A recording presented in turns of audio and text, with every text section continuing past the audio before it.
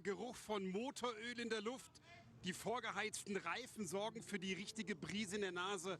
Und wir sind in der Eifel. Es ist ADAC 24 Stunden Qualifying-Zeit. Und wir freuen uns ganz besonders darauf, dass Sie dabei sind, dass wir gemeinsam an den nächsten 2 Tagen für richtig viel Rennaction in der Eifel sorgen werden. Ja, das 24 Stunden Qualifiers. Ich glaube, mich kennt man mittlerweile, wenn man den Kanal eingeschaltet hat. Weil die junge Lady neben mir, die ist neu bei uns im Team. Welcome. Herzlich willkommen in der Eifel. Hallo Leute, ich grüße euch hier neben dem Master of Moderation. Mein Name ist Anthem und ich unterstütze heute den lieben Patrick und greife ihm so ein bisschen unter die Arme. Weil ich habe gehört, da muss man mal frischen Wind reinbringen und das ist heute meine Aufgabe. Wir sind mal gespannt, wie schnell der kleine Tornado neben mir die Boxengasse hoch und runter unsicher machen kann. Aber wir haben, um einfach auch zu den nackten Fakten zu kommen, 128 Autos, die heute Morgen schon ins Qualifying hineingegangen sind. 124 haben sich qualifiziert, zweimal Audi in der ersten Startreihe. Das war nach den ersten Metern. Also es ist ein Vorgeschmack für das, was uns heute, was uns morgen erwartet. Und natürlich zum großen Highlight des 24-Stunden-Rennen. Dann hier in ein paar Wochen, wenn die Eifel, wenn die grüne Hölle richtig am Leben ist. Welchem, was erwartest du denn von dem größten Autorennen der Welt? Also ich muss echt sagen, ein Rennen mit so vielen Klassen auf einer Strecke gibt es nur hier. Und ich darf ein Teil davon sein, mit euch zusammen das Ganze begleiten. Also ich bin unfassbar gespannt. Das heißt ja jetzt noch nichts. Das heißt, morgen ist auch nochmal Qualifiers und dann geht es ja am 1. und 2. Juni richtig zur Sache. Also wir sind gespannt, würde ich sagen. Wir sind gespannt und nicht nur wir sind gespannt, sondern natürlich auch. Yeah, good afternoon, John, and everyone else. Yes, indeed, and for the first time ever, John, the N24 qualifiers now count towards that championship, which is, it's NLS it's called now, but it is still organised by VLN. I think with some of the older schools still call it to VLN, which is great for the first time. And I've always thought it a little bit of a misnomer, as you think of, John, calling it when they didn't actually count for anything. It's just sort of get your eye in, isn't it? Sort of staying match fit, ready for that big race in May.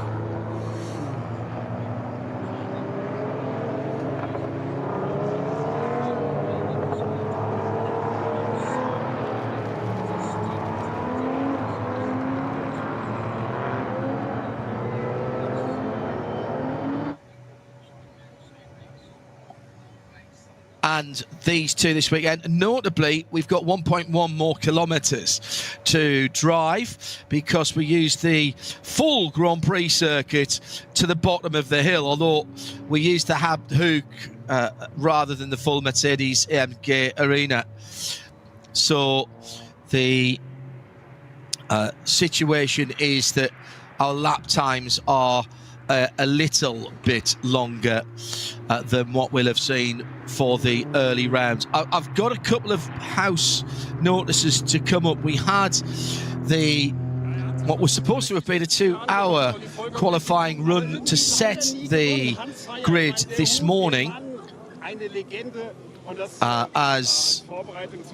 For this race. Tomorrow we will have the top qualifying, which means we'll have cars going off one at a time, separated by a few seconds, and we'll bring that to you live as well. But in the qualifying this morning, there was a couple of incidents which meant there was an awful lot of barrier repair, so we didn't get anywhere near lap record pace this morning, and as a result, I'm afraid we have lost one car, that being the Hyundai of the Wilhart Rike Kim Drale Hyundai i30N. They had a big off at Wipperman. You don't have small offs at Wipperman, necessitating a lot of barrier repair, and that car can't be repaired, so we will not see that car this weekend. So strike off the number 486 from the, 130 that we had on the original entry list, although I found a car this morning that I couldn't find on the entry list. We'll come to that later. Couple of slaps on the wrist. The BMW, the family Prince Kroll car, the 207, disregarding a code 60, and also the number 4 Mercedes AMG GT3, same offence. Now they've been put to the back of the starting grid for disregarding the code 60s. We've also had a code 60 disregard the Pro Sport BMW number 178. That will have to do a drive-through at the end of lap 1, so I presume that will be that must have been a more egregious braking.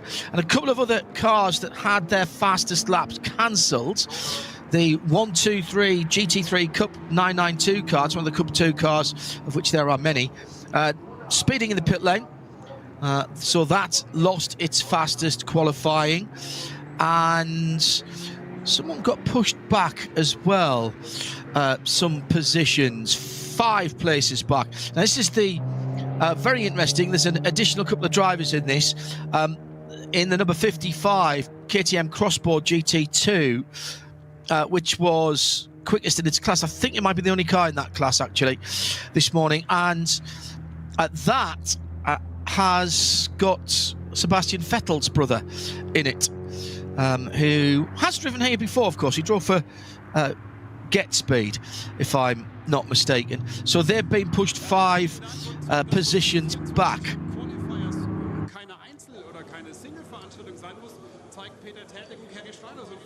Grid here. Ja, auf jeden Fall. Wir sind ja auch schon zusammen gefahren auf einem Auto und jetzt, das kommt nochmal nach. Ja, jetzt fahren wir quasi gegeneinander auf unterschiedlichen Autos, aber ja, also nicht gegeneinander. Er fährt natürlich vor mir mit dem Auto, aber ja, ihr wisst schon, was ich meine. Wir wissen, was du meinst, und wir wissen, dass du echt, glaube ich, auch viel Spaß hast. Wir sehen immer ein breites Grinsen. Peter, bei dir ist der Spaß manchmal auch ein bisschen ernst. So, Patrick down at the front of the grid, speaking in German at the moment to some of the drivers at the sharper end of the grid. Peter, this, as I said, is absolutely crucial for teams to get a little bit of testing in, as much as anything else, testing on the Nordschleife. Well, you can go and do some of the days, etc., but it's not like the it's not, there's nothing like having 130 cars out there, and some of these guys haven't driven for quite a while. I was listening this morning when I think it was Chris Mace was saying he hasn't driven here in a year. Since the main race last year, because not all of these drivers do the rest of the VLN. So, you know, this is absolutely crucial for them. Yeah, but of course, they'll spent the winter playing Forza Motorsport, won't they? Learning the circuit. I jest, but obviously simulator work. But no, you're absolutely right, John. There's nothing like actual competition, is there, to be out there with it all around. You say you can do as many test days, as many simulations, and all teams do all sorts of variations and permutations of these things these days. But there's nothing like physical, actual competition, the heat of the moment, the battle. Something going wrong in qualifying, as you say, just even something as simple as a puncture that you pick up and it costs you time, because it's such a long lap around here. You know, we're talking 8 minutes is always the ADAC's sort of magic time. They want that not to be beaten. Other people have other ideas, of course, because they're racing drivers. But you get a puncture at sort of, let's say Hatzenbach, the beginning of a lap. You've got an awful long way to go, keeping out of everybody else's way with a car that's disabled, as it were, and needs to get it back. So there's nothing like having that real-time experience. And I think Bruce and I have said it many times. I'm sure you have, John, on this program. Of it's data collection, it's data gathering, it's information all the time, it's experience. Did you, in your times racing here, and you raced here several times in the 24-hour race, was there a test stroke qualifying type weekend then, or did you just jump in to one of the VLN stroke NLS races earlier in the season? Well, I mean, obviously, if you look on the internet, you'll find all the photographs of that, and they're in black and white, of course. Some of the other ones are sepia. But no, there wasn't. I like the nice watercolours. Exactly. Yes. Hand tinted. Yes, I know the ones. But yes, I think lithographs and more of them. But no, there weren't test days in that way. And of course there wasn't also then the advent of, I jest about Forza Motorsport, but you can get an idea of a circuit, of a layout. It won't teach you lap times or bumps or bits and bobs and all the real greater depth, but it will get you to know what's coming up next. So you can have that mind map of knowing what's coming up next, but it's nothing like the real thing. So no, I mean, my first ever session here was a qualifying session for a 24-hour, straight in. It was, and bear in mind, in those days, John, it wasn't long ago, we had, I believe, I can't remember the exact figure, we need to look it up, but it was over 260 cars, I think. 240 or 260 cars. The first one I went to do commentary was 2007, and there was 230 cars by the time we got round to the start.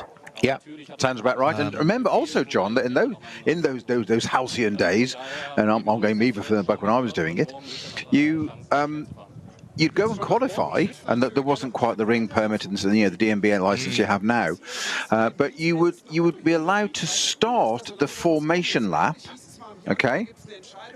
And cars that didn't make it around the full GP circuit for whatever reason, if you were on the cusp, you got to take part in the race. And basically, where it's now... So you were sitting in the pit lane just in case? No. You went out in the field as well, at the back. And we had this once. We had an issue in qualifying, but we'd done a sufficient time, but we hadn't done enough laps, as it were. So we'd done a set of time. That was fine. So we were told we could start the formation lap at the back. And basically, when you got to what is now Sabine-Smith's curve, where you go right and go back into the pits, or left, you go onto Hatzenbach, there would be a marshal there who would have a message from radio control, race control, and it was on a radio, and he would literally point left or right as to which way you went. And Never in the world. We got to it, and he happened to point left, which meant, right, that's it, go and join, you're in the race. Otherwise, you do the formation lap and go home, have an early bath. Can you imagine that? And that's only... Yeah, okay, it is 30 years ago. I'll shut up. I'll get my coat. Yeah. Hello to James CH, who has got in touch with us via at RSL_studio, which is the best way to do it. We're using the hashtag RSL_N24 this weekend. Hello to James. He said, I'm visiting the Nürburgring for the first time, loving every minute of it. I see what you mean about this region, and took your recommendation from the other year to come in the back way. Genuinely never had a better weekend. This is on a par with Le Mans Classic last weekend, and driving down there is great fun as well. Marvellous stuff. Hello to you all who are joining us via radio-show.co.uk and all the other official channels. This is World Feed, and TV and audio together on. Once again, we have our philosophical discussion at the start of these events. If I can't see the cars, are they actually there? Grid is just starting to be cleared. However, there's an awful lot of people on the grid in beautiful weather. We have started earlier, earlier I think than ever before in terms of the season here. And last weekend with those two races, we got through those pretty well unscathed in terms of weather. If you were watching last weekend, by the way, Robert Wickens had a very nasty incident at the end of the lap where his Hyundai Elantra ended over the barriers. 10-minute board being shown at the front of the grid, by the way. Robert was taken to hospital and given all the usual checks. Very important for those of you that don't know. Robert uses hand controls after his big IndyCar accident, and therefore, of course, it's very difficult for him to explain if he's hurting anywhere, because he doesn't always have the feelings in the parts of his body that might have been injured. So extreme care taken, and he was kept in over the weekend for observations, now back in the US and recovering. And Brian Hurt at Autosport keeping us all updated last weekend, and thank you to the team for that. The cars in the second group just starting to line up. There will be 3 minutes between each of the groups, so effectively a staggered start if you're new to all this. And I can see that it's already starting to clear the grid. All right, Peter, you're starting the race. What's going through you'll be in Group 1, of course. You would have always been in Group 1 at the sharp end of the field. What's happening with the driver and the team at the moment? Initially, it's the age-old thing we say about sports car racing, is it? Stay out of trouble and stay out of the pits. You do get your advantages. One of the advantages of this circuit and the nature in that starting group order you get, that the SP9 cars, so the GT3 cars, I think we've got 28 in this race, John. Yeah, only 27 went 27, out this okay, morning. all right. Yeah. What they do have is, though, they have the opportunity on that first. They get about a lap in before they start to catch traffic, a lap and a half. So that is the only time they're going to get to do that. So it's that age-old balance, isn't it, John, of the driver wants to get as far up as you can. You get the opportunity on the first corner, make a good start, etc. But you're amongst your peer group for the only bit of the race. So about 10, 12 minutes, roughly, of the 4 hours, you're amongst your peer group. Everybody else is in the same position. After that, you're in traffic, and then you've got huge speed differentials on a very narrow circuit. Just very quickly, John, let's have a bit of news in just for us. They're a bit late getting the update on this, but the onboard cameras, I've just got the list of who we've got. So we've got number 4, Mercedes AMG Bilstein. That'll be starting from the back of the lead group. Indeed. After that penalty. Always popular. We've got 16, the Shearer Sport PHX Audi with Frank Stippler, Christopher Mies. That's the pole-sitting car, isn't it? Ricardo Feller. Yep. That's got a camera. Falcon Motorsports, one of their Porsches, number 30. Both of them, actually. Yeah, number 33 and 44. Correct, you're absolutely right. 33 and 44 both got cameras on. Always worth watching. 72 is the BMW M team with Daniel Harper, Max Hesse and Charles Wirtz. Daniel Harper and Max Hesse, of course, being part of the now disbanded BMW Junior team. Junior team, yeah. Yeah, and then we jump a little bit to a few classes. Then we've got 227, which is the e-fuel team Greisman Toyota GR Supra. That's got it on board. And there were just a couple more, John, which just so we know what to look out for. They'll obviously spread it down the field. Did I say the Glickenhaus had one on? I didn't. 8 or what do they run normally? 8 or 7, don't they? No, I haven't got that. I've got it on 830, which is Mark Bassing, Manuel Luke and Michael Zaccona in the Hyundai Elantra TCR. And I think that's it for onboards. It is, as I've got notified so far. So our defending champions from last year making history, Frigatelli Racing Team. They have added Nico Varone and Luca Ludwig to their team, adding those two to Daniel Kalvitz and Felipe Fernandez-Lazer. Now, it's only the latter two that are showing up on the entry list at the moment, but we're told from the team that it will be Nico and Luca Ludwig who will be running in this race. 3 BMWs, 2 from Rover Racing, 1 from BMW Team RMG. That's the one that Peter's just mentioned. Rafa Marciello coming into the number 98 BMW with Max Martin, Marco Wittmann and Sheldon von der Linde, Dries van Tor and Augusto Farfus in the 99. The guys we've mentioned in the other one, AMG, 5 factory supported entries this weekend. Haupt and Get Speed split them. Maxi Good, Daniel Honkadea, Arjun Maini and Lucas Stoltz are aboard the number 3. Maini also listed on the number 4 car with Michele Beretta, Frank Bird and Yusuf Awega. Mick Grenier and Adam Christodoulou are double-entered in the Get Speed cars.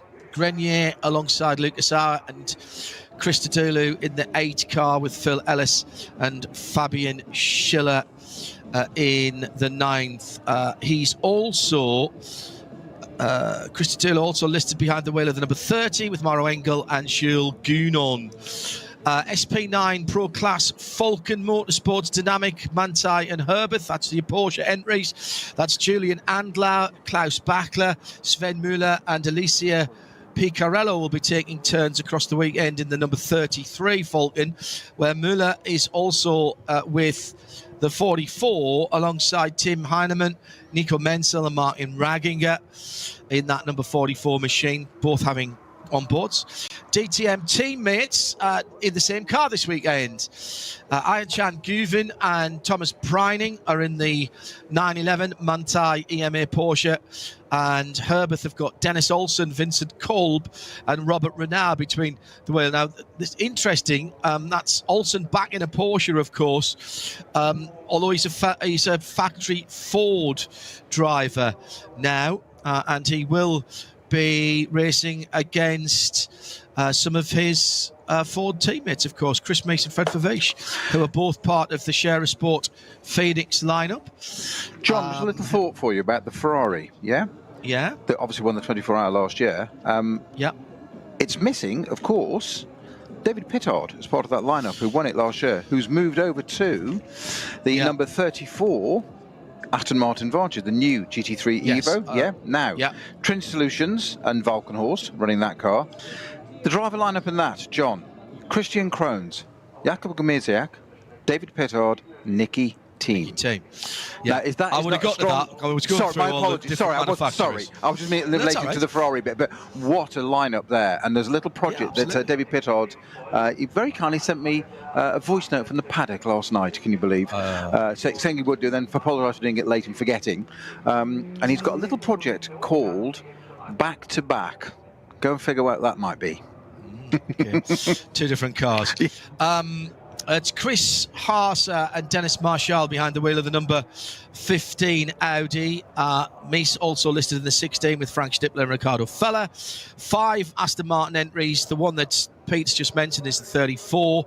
That is an Evo, so that is the new shape car. That, as I would think you would say, that was their lead car. Fanatec GT World Challenge America, powered by AWS race winner Chandler Hull, is aboard the number 35. That's in the Pro-Am class. Lamborghini's got a couple of cars. Conrad Motorsport have 1 car in, as does the Abt Sports line. Kelvin von der Linde, Mark Lomapelli and Jordan Pepper, who were on the wrong side of the 0.041 of a second finish last weekend. I suspect they won't be lifting off at any stage.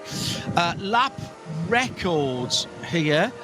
Now, this, although it's qualifying, I reckon this counts as a race.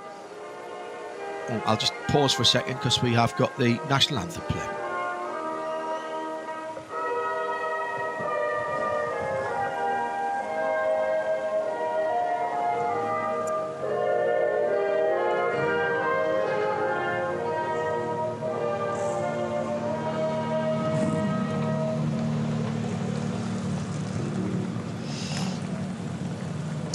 So the car's fired up and ready to go. As I say, I reckon this is a race. So the lap record has stood for quite some time.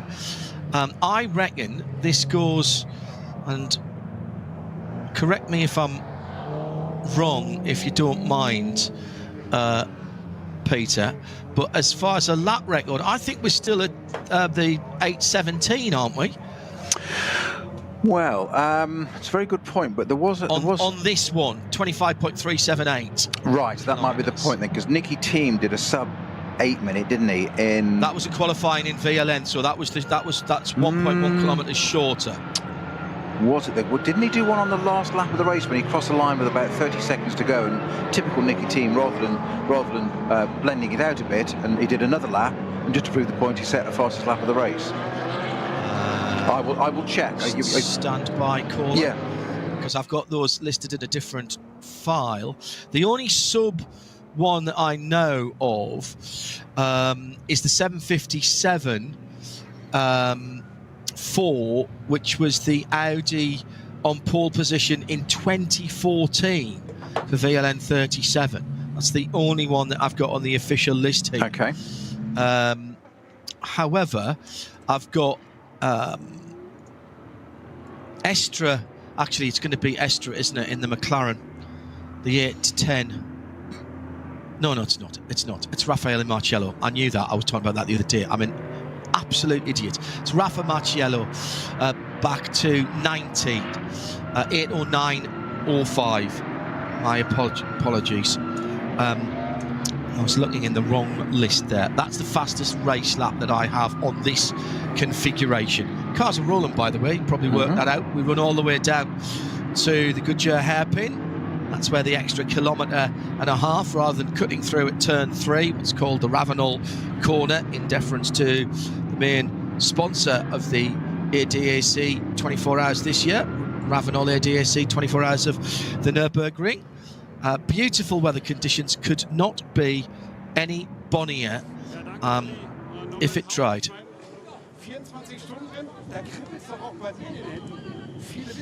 Norbert Howe down in the pit lane with Patrick Simon. I think that might be the first time that I've seen Norbert Howe without a black Boss leather jacket on.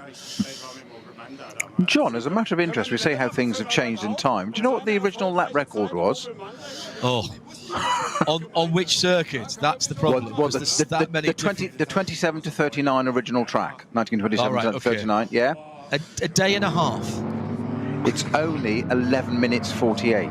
Yes, I know. Yeah, in a Bugatti Type 51, Achille Varzi, 1931 German Grand Prix. It's nuts. This place has changed a lot in terms of the layout of the circuit, and also more work and infrastructure done over the winter, with some more new tarmac, smoother tarmac being laid down through the Foxhole. And that was always quick anyway, but it was scary quick and bumpy. Now it's scarily quicker and less bumpy. Amazing. The sim racing Bar Stewart says, how easy is the N24 to do for those of us in the UK compared to Le Mans? Are there official campsites? Yes, there are. There's places to stay around. Sometimes you've got to go out a bit, but there's, in this day of renting places out, and it's a great drive down. It really is. Daniel Priest says, I was glad to hear Jimmy Broadbent on Midweek Motorsport this week. Hope his team's presence in the series brings more eyes to the NLS and to the 24 hours. If you go to radiolemans.com, Jimmy was on right at the end of a very, very busy, it was very good. He hung around for us because he stayed at the Nürburgring this week. And he had a chat with us down the line. He's in car 150, which is the pole sitter in GT4, and they won last weekend with his teammate Steve with a fantastic last lap overtake in a place where you normally don't overtake, and it was Bijtgevisse that he overtook as well. So very experienced driver, Steve Brown at the wheel for that. Mikhail Shorodin with Jimmy Broadbent and Manuel Metzger as well in that team for the Nürburgring Ravenol 24 hours. So the starting group 2 has already started moving, and here are your starting drivers then. In the number 1, it is Luca Ludwig. Frank Bird in the Mercedes number 3. Lucas Stoltz in the Mercedes number 4, coming from the back of the first group, remember. We'll see a lot of Lucas Stoltz is on board, I fancy, for this. Back in Porsche overalls for Dennis Olsen in the Herbert number 5, which also has owner-driver Robert Renard, isn't it, who's in that one. And Hubert Haupt will start the number 6 AMG, the Lamborghini Huracan number 7. It'll be Danny Sufi. Adam Christodoulou in the number 8 Mercedes. In the number 9, it will be Fabian Schiller in the Mercedes. Some odd numbers now from other groups. Number 10, it'll be Emir Asari. That's one of the Golfs. We get back to the GT3s. Marcel Markovic will start the number 11 Mercedes. The Audi R8, number 15, it'll be the Rabbit, Christopher Haase. Ricardo Feller will start the car he shares with Chris Meese and Frank Stippler, the Audi R8, number 16. Number 17, as that just jumps away from my eyes, it'll be Nico Bastian in the Aston Martin. Patrick Kolb will start the Lion Speed number 24, the very pretty red and white 911 that he shares with Patrick Niederhauser and Indy Donji.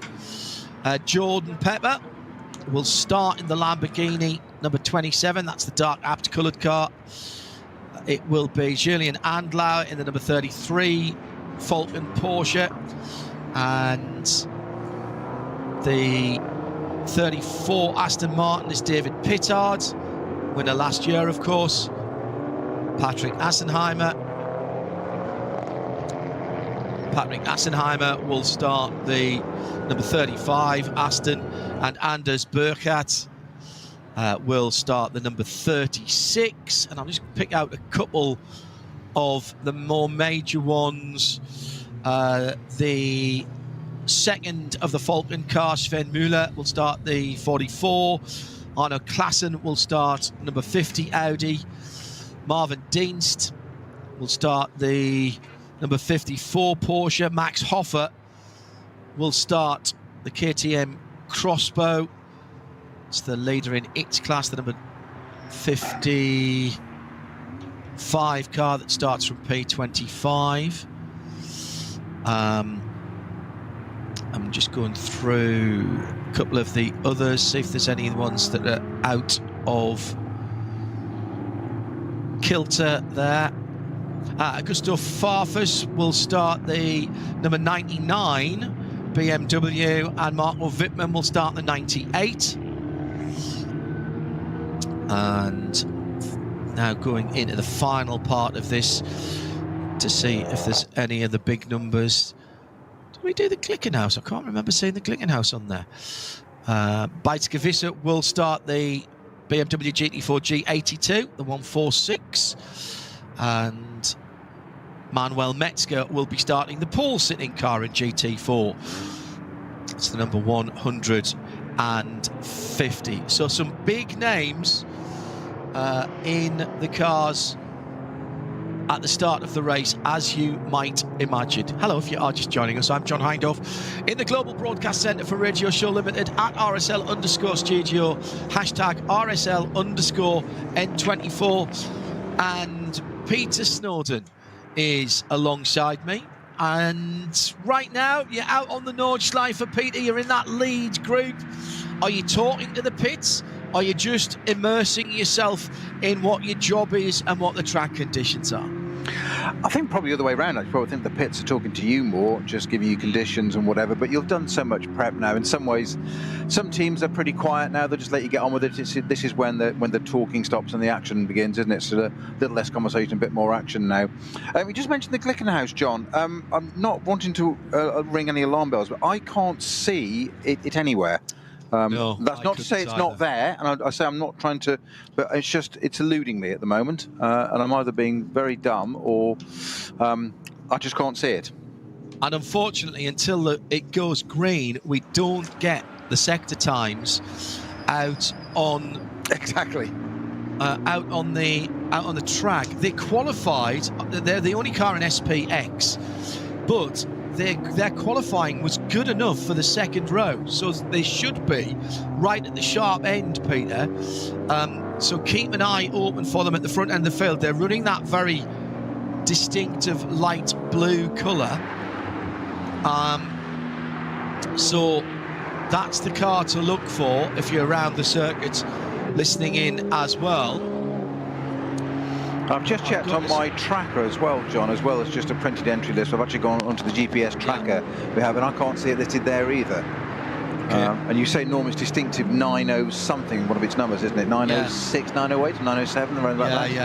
Yeah. They're normally right up the top end, aren't they? Of the numbers. It's 702, isn't it? That it? No, it's not 702. It is. It's there. No, it is. You're right. 706. So it is. It's listed 706. Right. It is listed, and I'm just going to have a look. It's on. It is there. It's in the group. Okay. So it's out on track. It's at Kastelchen now. So there you go. We can all stand down. Glickenhaus fans, you can relax. Phew. However, and this will hurt Peter with his Aston Martin connections. We have lost another car, and it is the Pro Sport Racing 176. So the Pro Sport BMW. Pro Sport's still running, I think, 3 different manufacturers with the Hyundais in the front-wheel drive class as well. So that's the GT4 entry, isn't it? That's right. Yeah. 176 has withdrawn after an accident in qualifying, too badly damaged to be repaired on site. That was the other car that was in trouble. 25.378 miles. And Monaco have got a green hell 25.378. There are a few of those left. Peter Kate, who I am sure will be driving in the Nürburgring Nordschleife, die längste Rennstrecke der Welt. Eins der Top-Rennen, was man in seinem Leben einmal gefahren haben muss. Das 24-Stunden-Rennen ist für mich persönlich das härteste und auch schwierigste Rennen der Welt.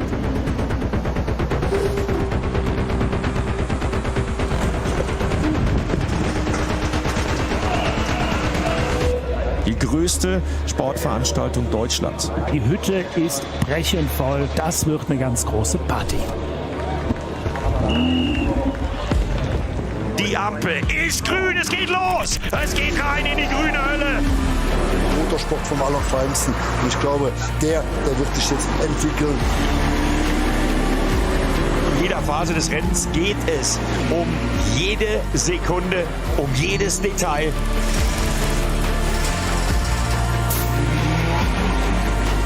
Und diese Bilder immer wieder faszinierend. Oh, da verliert das Auto.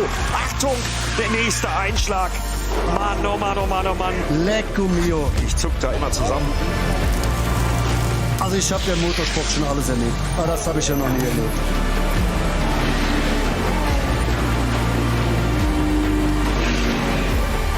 Und hier, das sind die Bilder, auf die wir gewartet haben. Das ist der absolute Hammer. Also ganz im Ernst, die Fans auf der Nürburgring Nordschleife sind ganz, ganz, ganz besonders.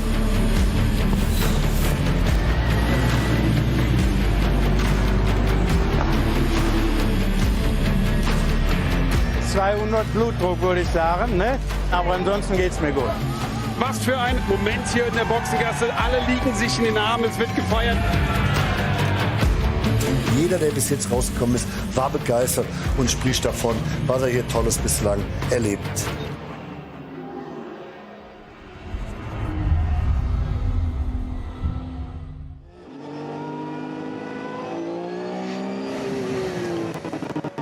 So the build-up to the 2024 RAVENOL ADAC Nürburgring 24 hours is officially underway. We've had qualifying this Saturday morning, and as we come on to 5:25 in the afternoon, a 4-hour race that will take us, if not into full darkness, certainly somewhere near it. There's no lights around this circuit, so it gives the opportunity. Hello to Dave in Cincinnati, Ohio, who's got everything running on his big screen. Hello to Phil Anson, who's in the UAE, in Dubai. One of our team tuned in. Good to have you listening, Phil. You'd love this, mate. You'd absolutely love it. This is right up your street, as it should be for any red-blooded motorsport fan.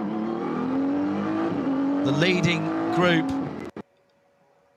beginning to make the turn for home from the furthest part away from the circuit.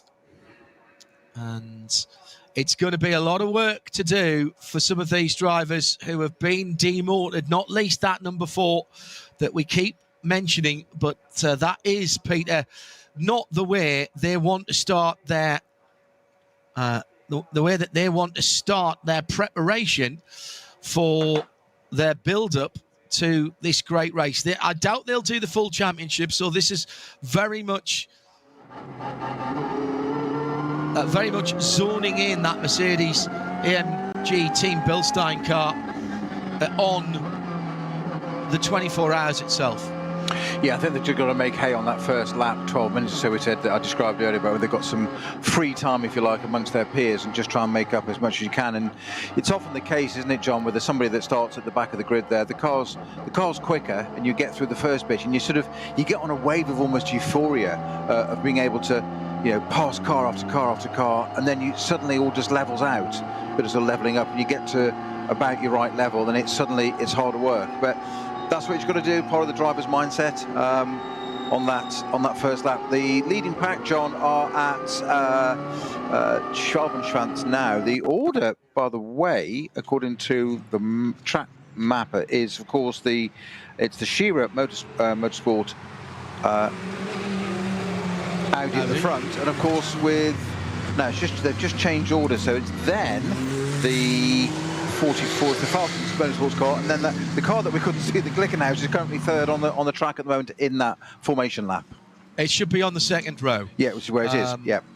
So that's, yes, indeed it is. Yeah. It sits in 4th position at the moment behind the first. Now we've already got a stoppage, Porsches, John, that are weaving from left to right down the Dottiger Höhe. Peter? We've got 491, the Mertens Motorsport Hyundai 130N. I'm not sure whether it's Daniel Mertens probably at the wheel or Joshua Hislop.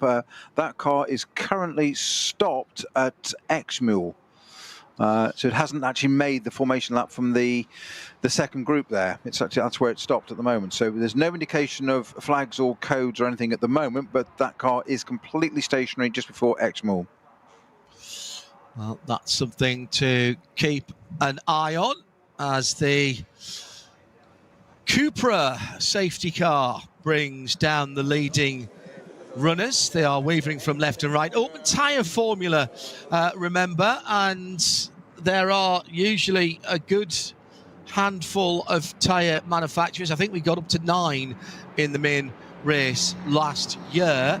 You should also mention as well that the race this year, for the first time, is a round of the SRO Intercontinental GT Championship, but only for the registered teams and manufacturers. It doesn't affect the race at all. Effectively, Stefan Rattel and the SRO cars are guests within it, and they will race to the same regulations and sporting code.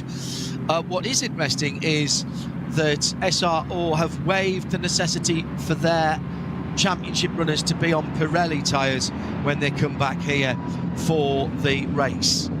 So that is just a little bit of interest.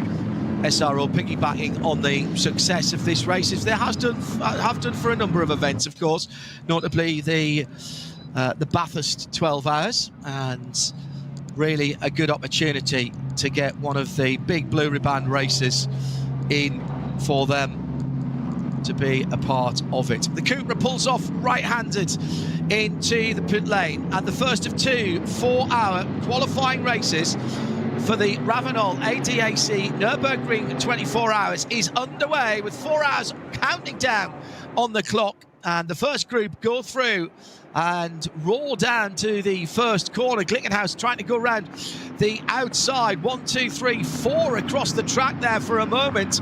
But it's Audi in the lead. In fact, Audi's first and second with the better placed number 44 Falcon Motorsports. That's got Müller behind the wheel of that car, trying to hold on, staying in third position. Then the Glickenhaus, Aston Martin coming through is the Valkenhorst car with David Pittard trying to make up a position and making up a position.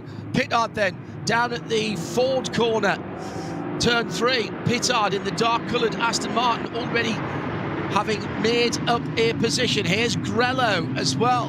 The 911 of Thomas Preining, the Manthey EMA car. Can't miss that one. Goes to the outside of the Glickenhaus as they're climbing the hill. Frank Meyer taking the start in that car and just bringing it up to temperature and pressures nicely. Behind the Grello car is the Herberth Racing Dennis Olsen red and white car. Now, John, we lost number 11 straight away to the pits. That's the Schnitzelhelm Racing Mercedes of Marko Markovic straight into the pits. That just didn't even take the start, so that came straight in. And it's in its box already, and it looks like they're working on the front left. So some kind of sort of braking or suspension issue for that car straight away. A lack of brakes on any motor circuit you don't want around the Nürburgring, definitely not advisable. So the two Scherer Sport Phoenix Audis at the head of the field. Ricardo Feller from Chris Haase, 16 from 15. Then the number 44 sitting in third place. It's been a fairly, so far, undramatic run for Sven Müller. All the action in the pit lane there. That looks to me as that there may have been some side-by-side contact as the mechanics are working on the front left. Yeah, bonnet off that car now. It wasn't uneventful for the second of the two Falcon Porsches there, going down the Hatzenbach on the sweep of that bit I would describe as a roller coaster, John, there, getting completely wide and totally onto the grass. And I've often said that bits of this, the first part of the Hatzenbach, there is not much more than the width of grass, width of car width either side, and it was very, very close to the barriers, but got away with it. And that's the car that I think's running in, I think it's 7th at the moment, the second of the two Falcon Porsches, having a little bit of a grassy moment on the opening lap during the Nordschleife. That will have got his attention. Here comes the next group coming through Tiergarten onto the start-finish line behind another Cupra. And they will be released in just a second. So 29 cars were released in the first group, and here come the second group to the line now, as the green flag is being started by two of the Cup 2 cars. We've had two fantastic Cup 2 races. In fact, the front of that grid dominated by the Porsche 992 Cup class.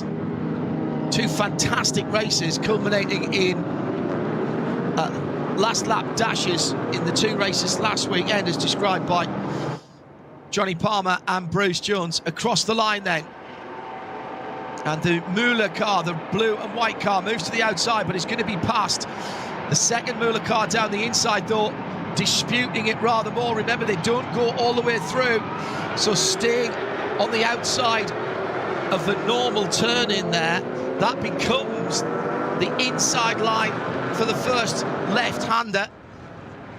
And the two black Falcon cars right in there as well. Peter Terting in the Müller 124 and Maury Krantz in the 122 for the two Müllers. And they've dropped into third and fourth position. But it's the two black Falcon cars that lead out, headed by, I think that's the 103, the gold and red from memory. Got a chance to look at those cars when they were out on track this morning.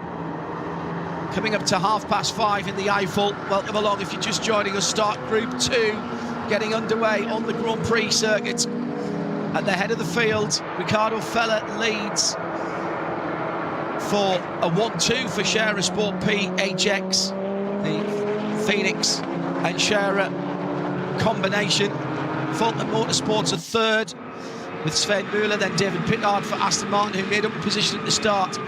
Frank Moyer has got back into 5th position, going ahead of Luca Ludwig in the Fricatelli Racing Team Ferrari.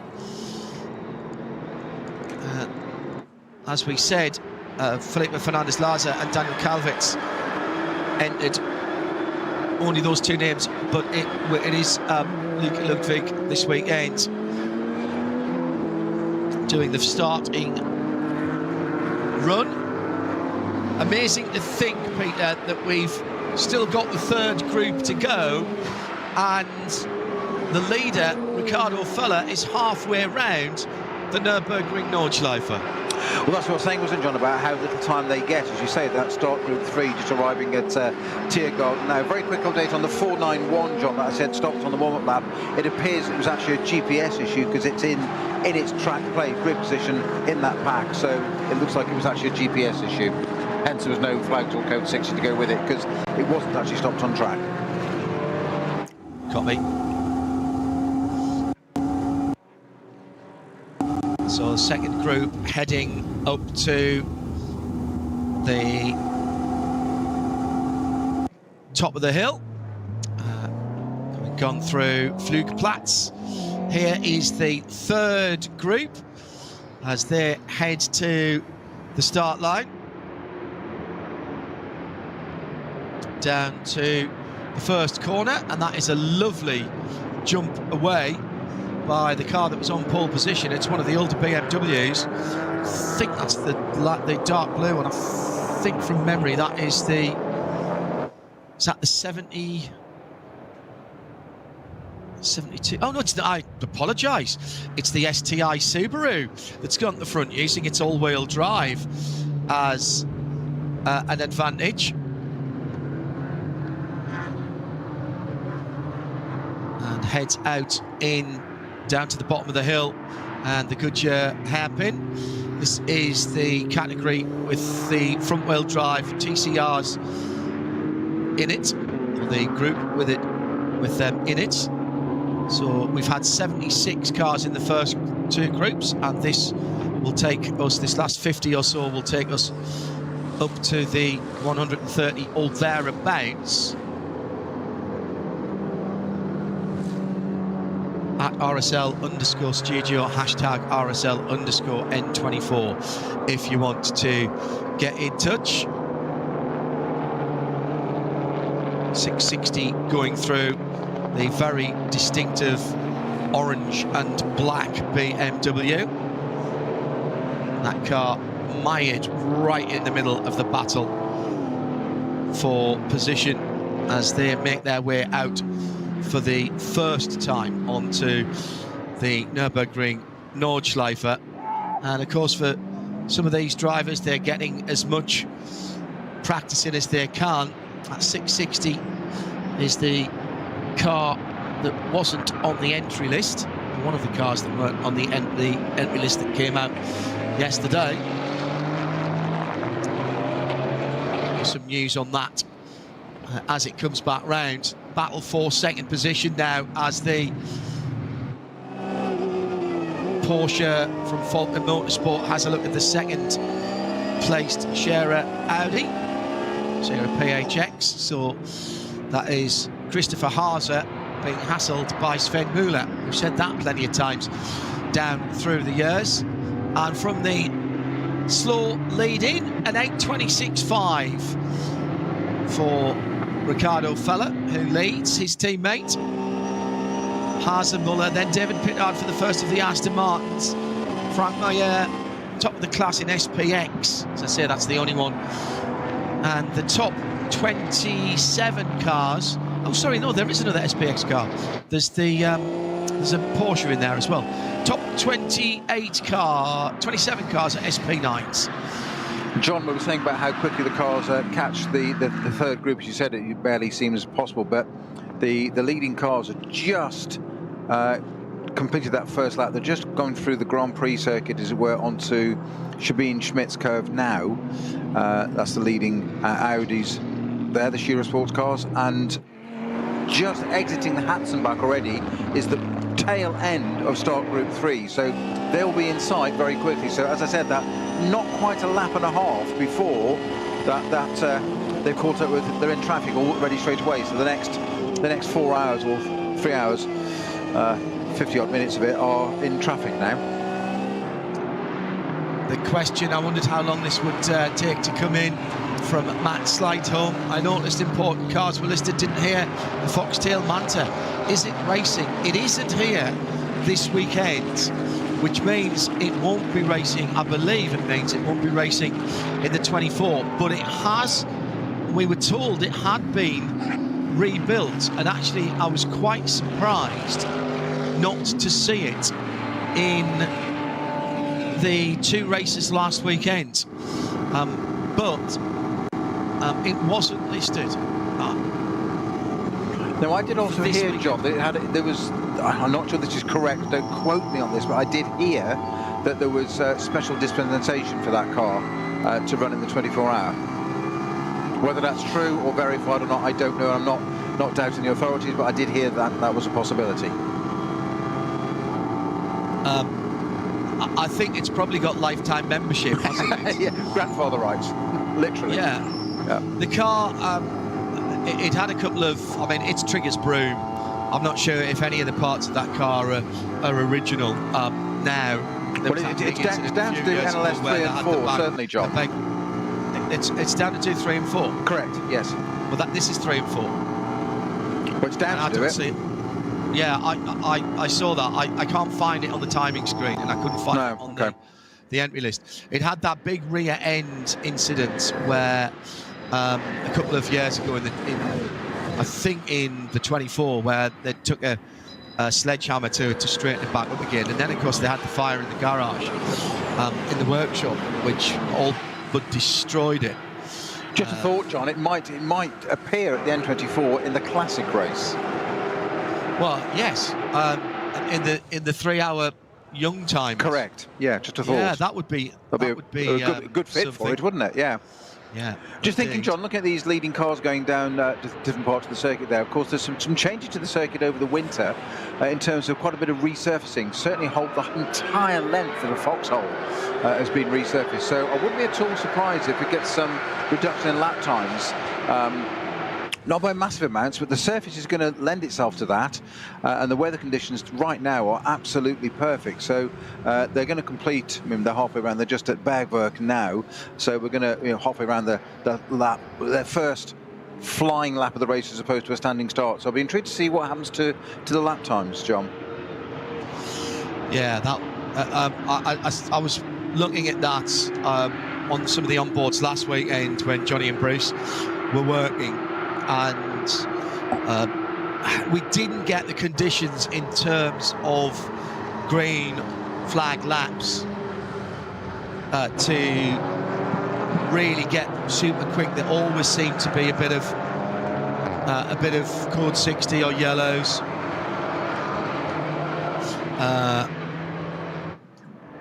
And therefore the lap times never really came down to the sort of areas we might have hoped, and that Rafa Marciello race lap time. So at the front of the field then, let's just remind you, and by the way, for those of you who keep notes, I reckon 122 cars started. We had 130 on the entry list, actually a bit less than that, but we had 130 on the timing screen expected to start. The Schnitzelarm Racing AMG was a leaky brake caliper, and that car is in the pit lane still. So Marko Markovic, this race hasn't got underway. I'll be having Schnitzel later. You just have to, don't you? When it's the quali weekend. It's the rules. It is the rules, absolutely. So I reckon, as I say, that in 20 different classes we had 122 starters, and the Dacia Logan is out on the Nordschleife. The rebuilt, reimagined Dacia Logan is out there at the moment. Our best lap was the first lap from Ricardo Feller from pole position, who put in an 8:26.5. Expect to see that come down by 8 or 10 seconds. This lap, this is the best lap for Ricardo Feller. Yes, he's full of race fuel, but he's got pretty decent tyres on the Scherer Sport Phoenix Audi, and he's setting absolute bests coming out onto the Nordschleife in sectors 2 and 3. That's on the Grand Prix circuit. But it's Sven Muller who has been quick in the early part of this second lap round the North Loop.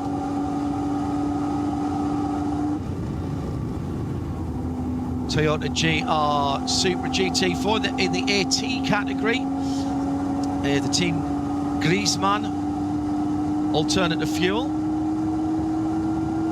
And last weekend we had a number of Toyota Lexus drivers getting their permits.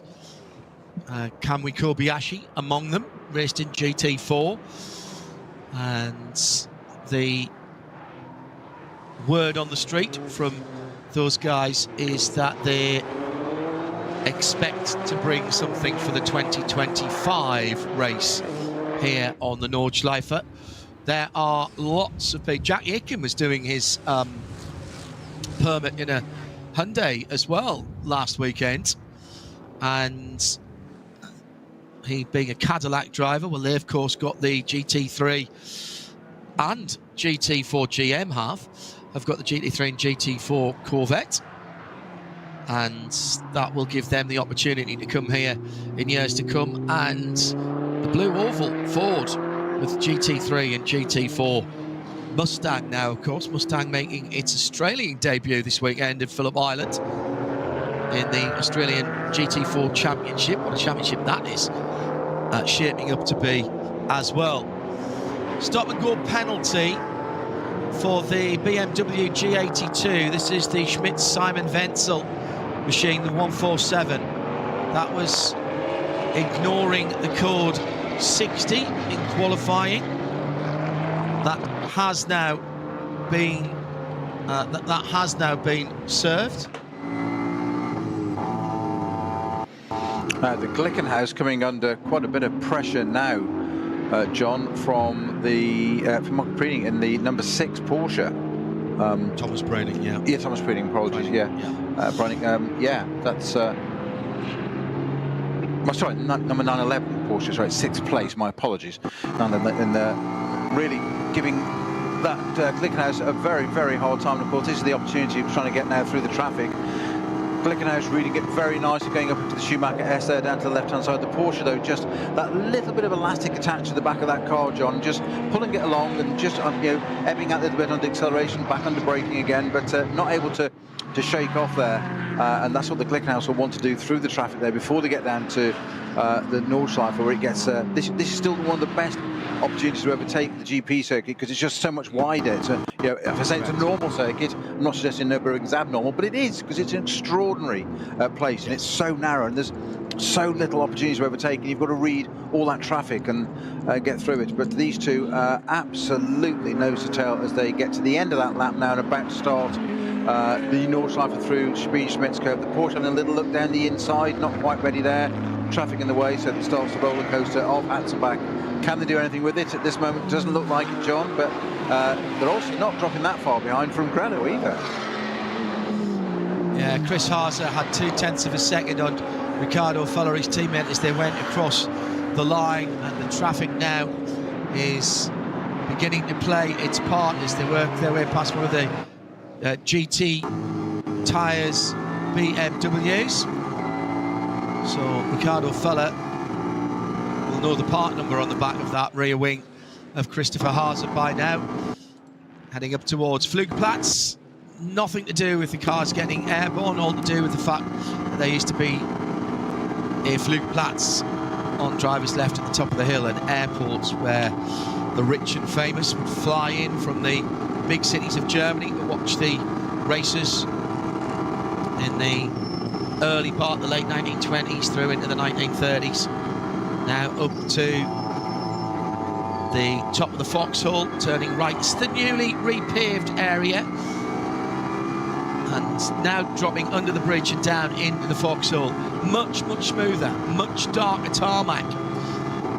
Every time they repave here as well, it potentially takes away some of your brake markers where you say, right, you brake just on that change of surface. Well, you can't And something's happened just behind the leaders as the yellow flags have come out at Schwedenkreuz.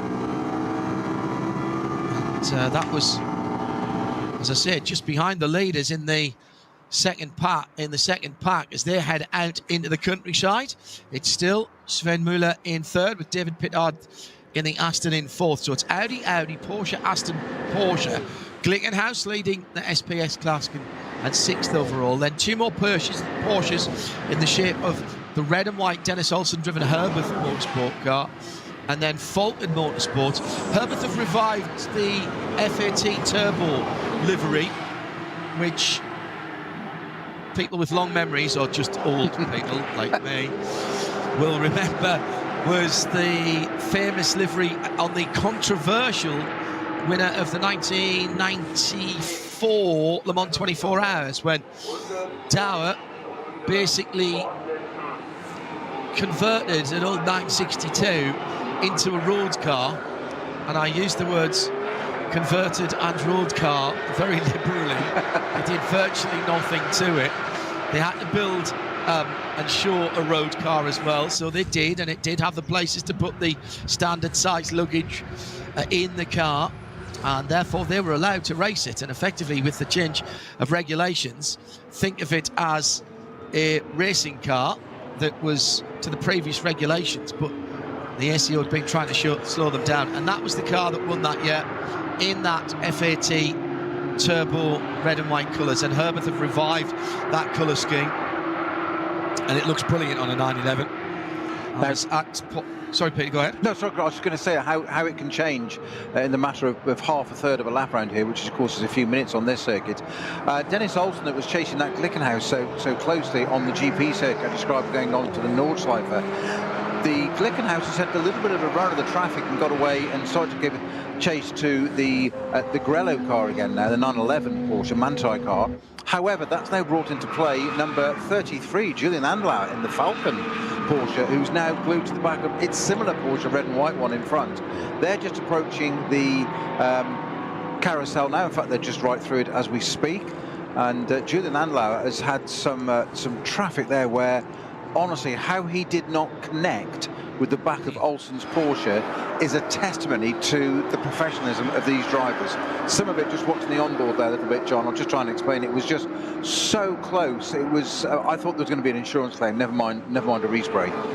But it was just so close, but just nothing happened. No avoiding action needed. So the point being, absolutely judged to perfection. And it never ceases to amaze me what a joy it is to watch these guys do this. So the Dacia is in the pit lane, the number 318 in its blue colour scheme. So let's see why that car's in. Patrick Simon is there talking to the starting driver. Starting number 318, by the way.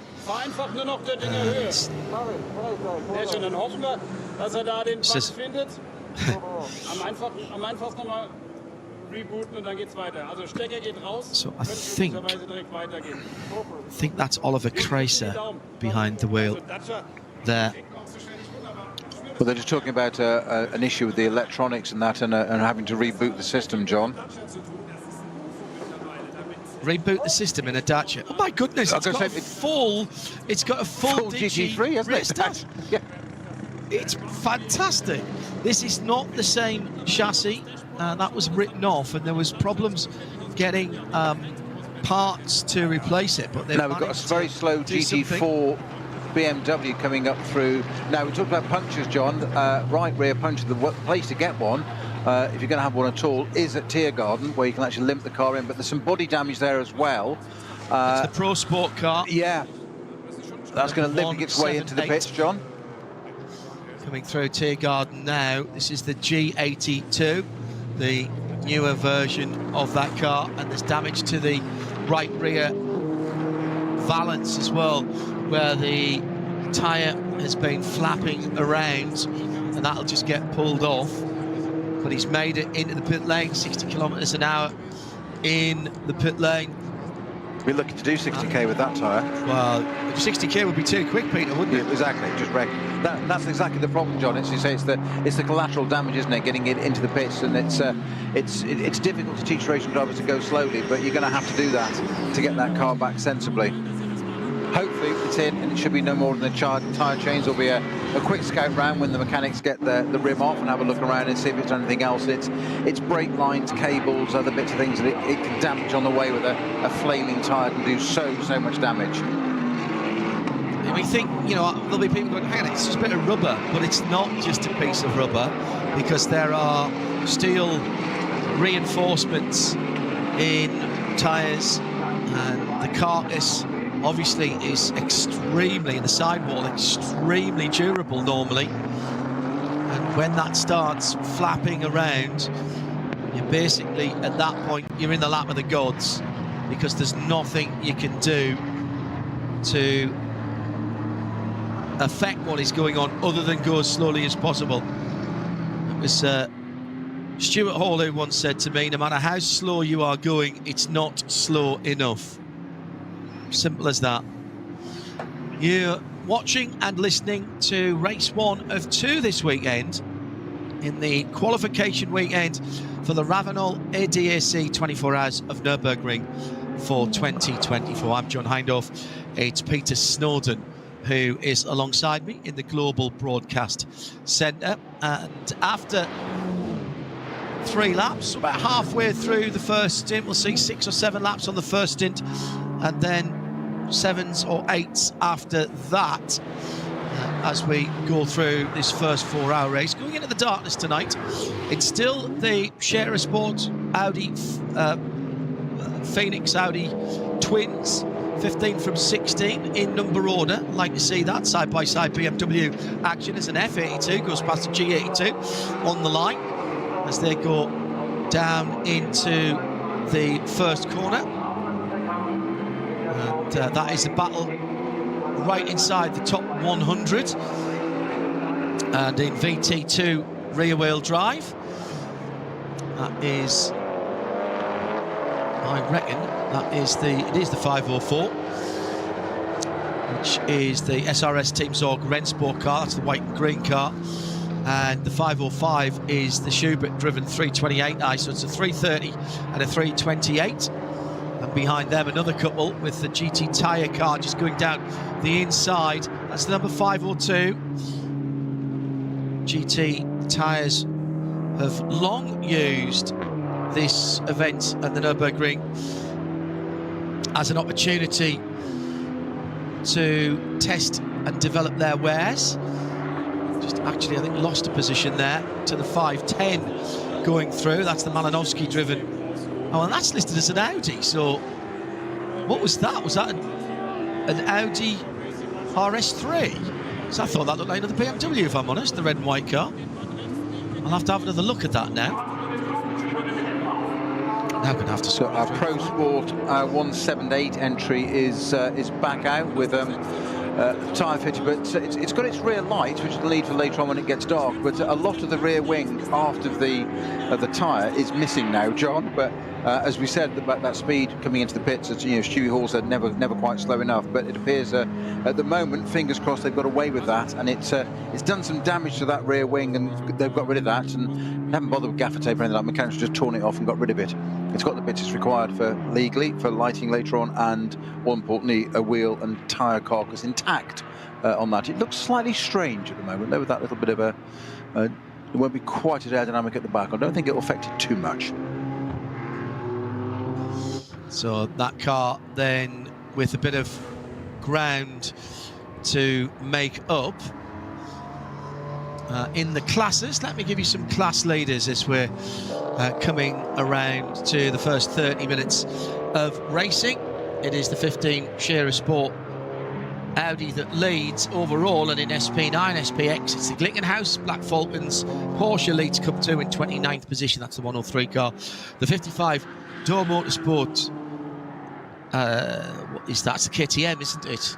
In SP11, that's in 36th place. In 43rd place, it's Team Bilstein by Black Falcon. Number 150, that's the Jimmy Broadbent GT4. effectively. 44th is the first of the TCRs, and that's the number 830 Hyundai N Motorsport entered machine. E-Fuel Team Griezmann, the AT leader, that's the 227 that we were talking about early on. In Cup 3, which is for the Cayman Club Sports, that is the Avia W and S Motorsport 962 in 46th position. SP10 Black Falcon again with their number 166. The SP14 is SP4T, excuse me, not 14, is a car with a number 13 on it, which is so what's that? Is that a Pro Am class? Which car number is that, John? 13. 13. Odd. Yeah, 1-3, the White Angel New Beetle. Oh, okay, that's the Beetle RS. That's correct. RSR. Yes, exactly. Yes, okay. Yeah. BMW leads, as you might expect, in the 240i class. That's the Adrenaline Team Motorsport with Manhattan Wales, the 650 car. Also Adrenaline team in the V6 category. That's number 396. The Plus Line Racing Team number 80 leads SP7. Adrenaline again, the VT2 rear-wheel drive class with their 500 car in 89th. Team Mertens Motorsport lead the VT2 front-wheel drive class with their number 492. In V5, it is the 443. There's not a team name next to that one, so give me a moment. That is a Porsche Cayman for Alexander Schmidt and Sebastian Schemann, both German drivers. Then we have Hoffer Racing's SP6207 leading in that class at position 102. 106 is the V4 leader, which is the aforementioned 702. That is the BMW 325i. Jürgen Huber, the lead driver there. And finally, BMW class is being led by the 885, that being the M2 Racing Cup offered by Bonk Motorsport car. And the Dacia Logan, despite its problems, in 121st position, is, I think, the sole car in SP3T, given its engine size. So there we are. That's all of your class leaders for you. Just joining us maybe this afternoon. Sorry, Peter. That's all right. Football is ending all over the UK this afternoon, so I suspect quite a few will be joining us now here on our live coverage through till local time 9:30 this evening. That's 8:30 in the UK, so settle yourselves down with a beverage and perhaps something warm if you've been out watching local football or following your team. And we are just over 34 minutes into this 4-hour contest. I'm John Hindhaugh. The other voice you'll hear in a moment is Peter Snowden, and it's still after the completion of another lap as we head into lap number 5. The two Share Sport Phoenix Audi R8 LMS GT3 Evo 2s. Chris Haase has got ahead of Ricardo Feller, and that's a change of the lead, despite the fact that Feller actually put in the fastest lap of the race last time around. And for all those football fans, and bringing in the conflating the two as you do with motorsport very well, John, is there's little, I've just noticed a little post on Twitter X from Tiffany Dell, obviously known to us all, of dramatic last-second win for Saints, his favourite team. One for all those, I can't say the next word, that walk out early, blocking my view. It's never over until it's over. Until it's over. Exactly. Well, listen, and how right he was, and wasn't that proven last weekend? Here. Well, exactly so. Exactly so. Battling in the middle of the SP category with the Aston Martin, the green Aston Martin, just coming down to the bottom of the hill. And I'll tell you what, talking at the bottom of the hill there, John, I think Julian Adenauer is in the market for a Glickenhaus, because he's certainly getting close enough to talk about a pre-buying inspection and buying signals. He couldn't get much closer to that Glickenhaus. Still, as I said, on this GP circuit, the best opportunity to try and get past somebody, and it's he might have a run into the chicane. He's got the last bit of the fastest part of the GP circuit. Again, a good run through there. Can he dive down the inside? He's looking for it. I don't think he's quite got to. He's gone for it. He's got down the inside of the Glickenhaus at the end of the chicane at the end of the GP circuit, which takes him up a place going into the Hatzenbach onto the Nordschleife. So that's the job done for Julian Adenauer. He's been setting that up about the last 10 minutes, I have to say. Superb manoeuvre there from Julian Adenauer in the number 33 Falcon Motorsports and 911 GT3. Meantime, the number 72 BMW Team RMG chasing down that green and white Aston Martin. So that's Dan Harper, and that Pro Sport Aston ahead of him is the number 17 car with Nico Bastian, the starting driver from Mannheim, which is where I was on Monday and Tuesday. Look at it. It's a very nice one. Porsches, in fact, one in that colourway of that BMW in the old shell colours. Very important car, actually. The first Porsche race prototype race car to be fitted with the PDK, the double clutch, Porsche double clutch. So it's number 17, Shell Dunlop 962. Hans Joachim Stuck among the drivers of that car. It seems a very long time ago when people were talking about it. It'll never catch on, I remember people saying. Never catch on for race cars. You have to have the control of being able to shift down yourself. And these flappy paddles, they'll never catch on. Oh, really? Well, do you remember the first Grand Prix winner for one of those with Mr. Mansell in the Ferrari? The 640, wasn't it, at Buenos Aires? Yeah. And famously, the car was so unreliable in testing, he famously joked that he booked a flight home for halfway through the race on the basis the car was never going to get to the end of the race. And what did it do? Got to the end of its race and won. And won. Yeah, unfortunately, it did flatter to deceive a bit, and it didn't do a lot for the rest of the season, did it, in terms of reliability, sadly. But what a great way to start your career with Ferrari, eh? I wonder if Mr. Hamilton can do the same. Anyway, back at the Nürburgring. Il Leone Part 2, do you think? Well, we'll see. They loved Nigel, didn't they? Just well, he was a racer, wasn't he? He got the car by the scruff of the neck. He was the same sort of mould as a Villeneuve. He was a racer, almost. Well, I don't think Villeneuve worried too much about points and championships. I think it was just I think it was Scheckter that said of him, his teammate, that if he wasn't going to get points and it wasn't going to finish particularly well, Villeneuve would go into the pits and have a new set of rubber put on to come out to set the fastest lap. Just so he went home that night knowing he was the fastest Grand Prix driver on the planet. Battle in the VT2 front-wheel drive category, two Team Mertens cars. The 491 is the blue and orange car, and that is one of the Mertens driving that car. The 492 is the leader, which is the black and multicoloured car, which is about 50 metres further up the road. Now, John, we've got our first code 60, John. At the moment by Ashke Gupta. Peter? We got our first code 60 of the race, which is at the Carousel of all places, and that's for car 476, which is the VT2 front-wheel drive class of the VW Scirocco of Tino Berth, Jürgen Nett and Achim Nett. That's parked on, according to my GPS tracker, actually I haven't got eyes on the outside of the sort of 2/3 of the way around the carousel, but it's caused a code 60. So that very fast run up through Kastelchen, Klostertal, and the big sweeping right, and then that run up the hill to the carousel itself. On the run up the hill there, it becomes a 120, goes into a 60, and then it just clears after the carousel. And to be honest, it won't make that much of a difference, to be honest, John, because it will. You don't do much overtaking around the carousel anyway. And I've just seen a bit of onboard there with Julian Adenauer going through. That's it, yeah.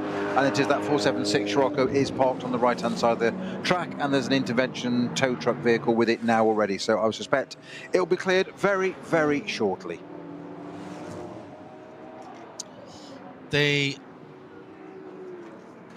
I was wondering why the GT3 Cup car that is in the SPX class isn't in isn't in Cup 2 and is in SPX. If you drive in Cup 2, you have to be on the standard Michelin tyres for Porsche GT3 Cup. It is a Hankook test vehicle, so it is a GT3 Cup car, exactly the same as Carrera Cup and Super Cup around the world, but Hankook are trying out some tyres, so it is starting in the and running in the SPX class. So that is why a number of you tweeting us here at RSL_studio using the hashtag RSL_N24. That's why that car, asking what the difference is, nothing with the car, all down to do the tyres. And that begs the question then, Hankook must be thinking about doing either Carrera Cup or Super Cup somewhere in the world, wasn't there? If they are doing tyres for that car. Very interesting. Gagler car's going down to the first corner, which includes the red and white number 969. A couple of Porsches in the Cup 3 category there. And that is a battle for position, I believe. 969 is the... Yes, it is. In fact, it's second, third and fourth in Cup 3. The Adrenaline Motorsport number 930 and two SRS Team Rennsport cars in fairly close proximity there as well. They've just gone past the Hyundai Elantra, the A31, which has got Mason Filippi at the wheel. And that's the car that Harold Gottsacker, Mark Wilkins and Robert Wickens should have been driving that car. But I don't believe he's made it back from the US, still recovering from that nasty accident. All of those drivers, Harold Gottsacker, Mason Filippi and Mark Wilkins, two Americans and a proud Canadian, they race for Brian Herter Autosport in IMSA competition in the Michelin Pilot Challenge in IMSA.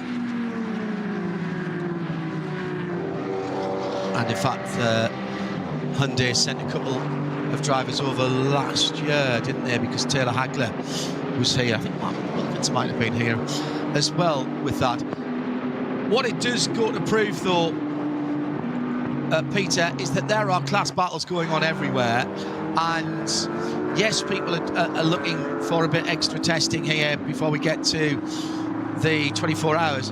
But really, just having the privilege of being able to drive a racing car on racing rubber around the Nordschleife, you just drink that in any time that anybody offers it. Well, you'd be mad not to, wouldn't you? I mean, I'm sure if you were given the opportunity, John, you'd love to. Have you ever driven the Nürburgring? Not in a race. Not in a race, no. I can't imagine you not doing it. I can see you out there on your bike, actually. No, never. That's the one thing. Correct answer. Correct answer, yes. It's why I don't want to drive on the road particularly, because I'm not sure about everybody else.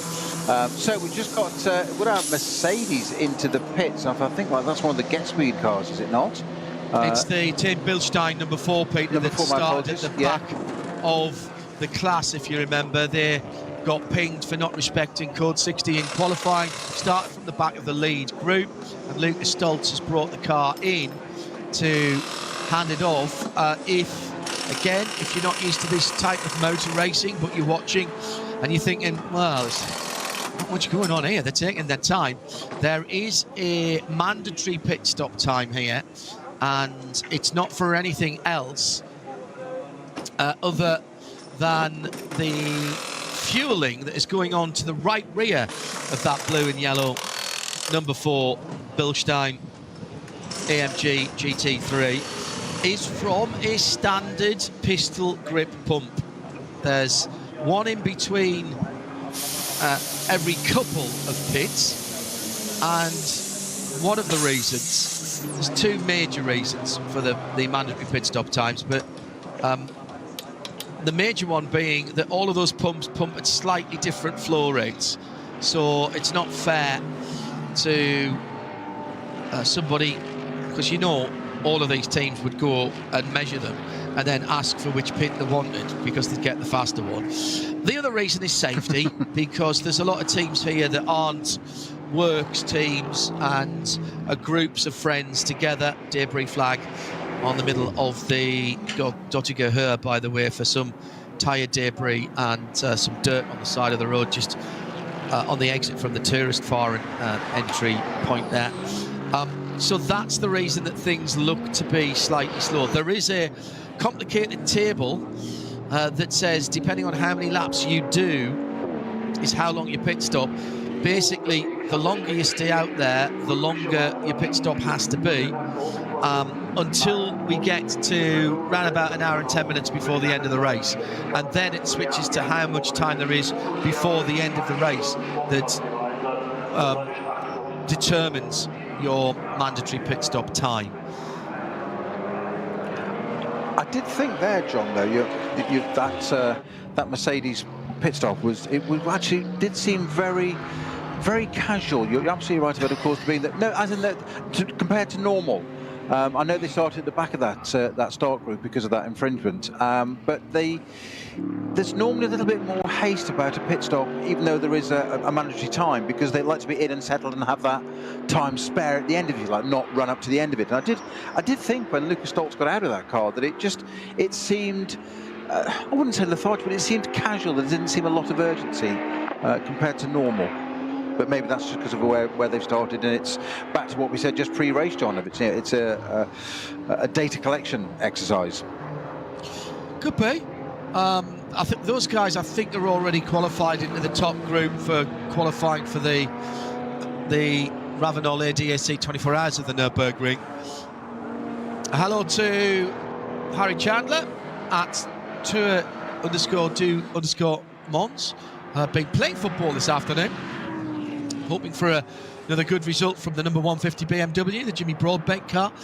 If you're not a regular listener to Midweek Motorsport, first of all, why not? 8 o'clock UK time every Wednesday for 2 hours of motorsport chat and interviews. Harry is one of our listeners who has decided,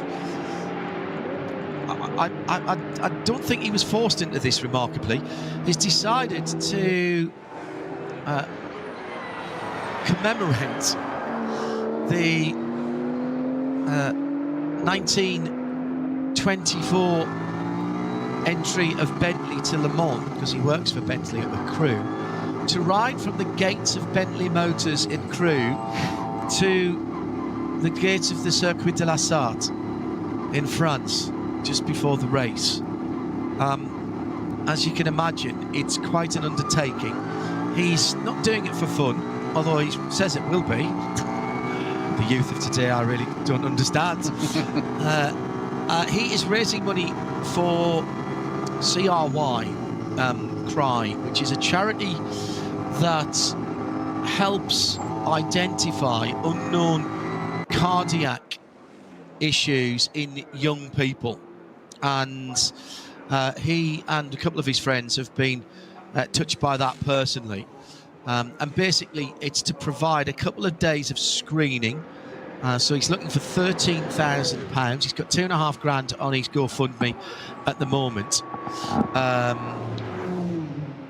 And all the details, if you search Tour de Mons 2024 or at Tour de Mons, Tour_DU_MANS 2024, have a look at it. The collective have been supporting him with a few quid here and there. We've had some really nice donations in from the industry, so please try and support him. Let's head down to the pit lane for I think this is going to be an English interview. No, it's not. My boyish enthusiasm. So yeah, check that out. Tour_DU_MANS. All the details of his GoFundMe, etc., on his X page. It's a great charity there that we want to support at RSL. As I say, the industry's getting behind him. He's going to call in at some pretty cool places, Progressive Motorsport, where they've got a couple of Le Mans Bentleys. Silverstone are going to let him ride a lap around the track at the home of the British Grand Prix. and the Tourist Trophy, of course. And he's also popping in to see the Mazda Heritage Collection at Mazda UK. Just those three ones I know about. A great thanks to everyone who've already helped out. I know Be a Mountain are featuring it rather heavily, so Steve and the rest of the team, thank you. And travel specialists, now travel partners here at RSL, First Tickets, have donated a crossing as well for Harry and his support vehicle.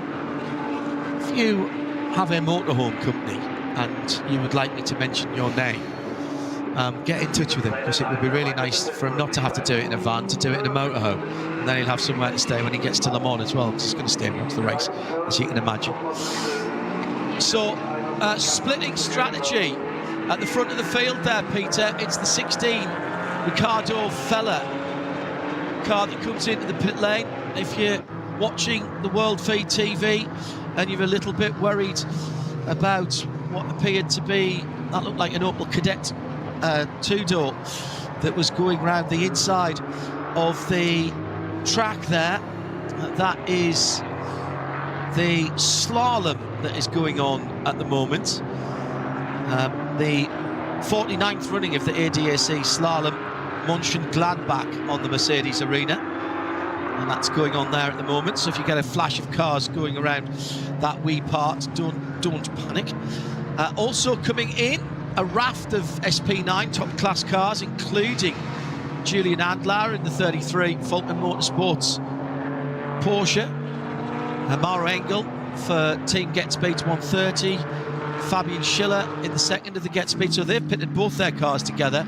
But the Phoenix Scherer guys, Peter, have split their strategy. Interesting.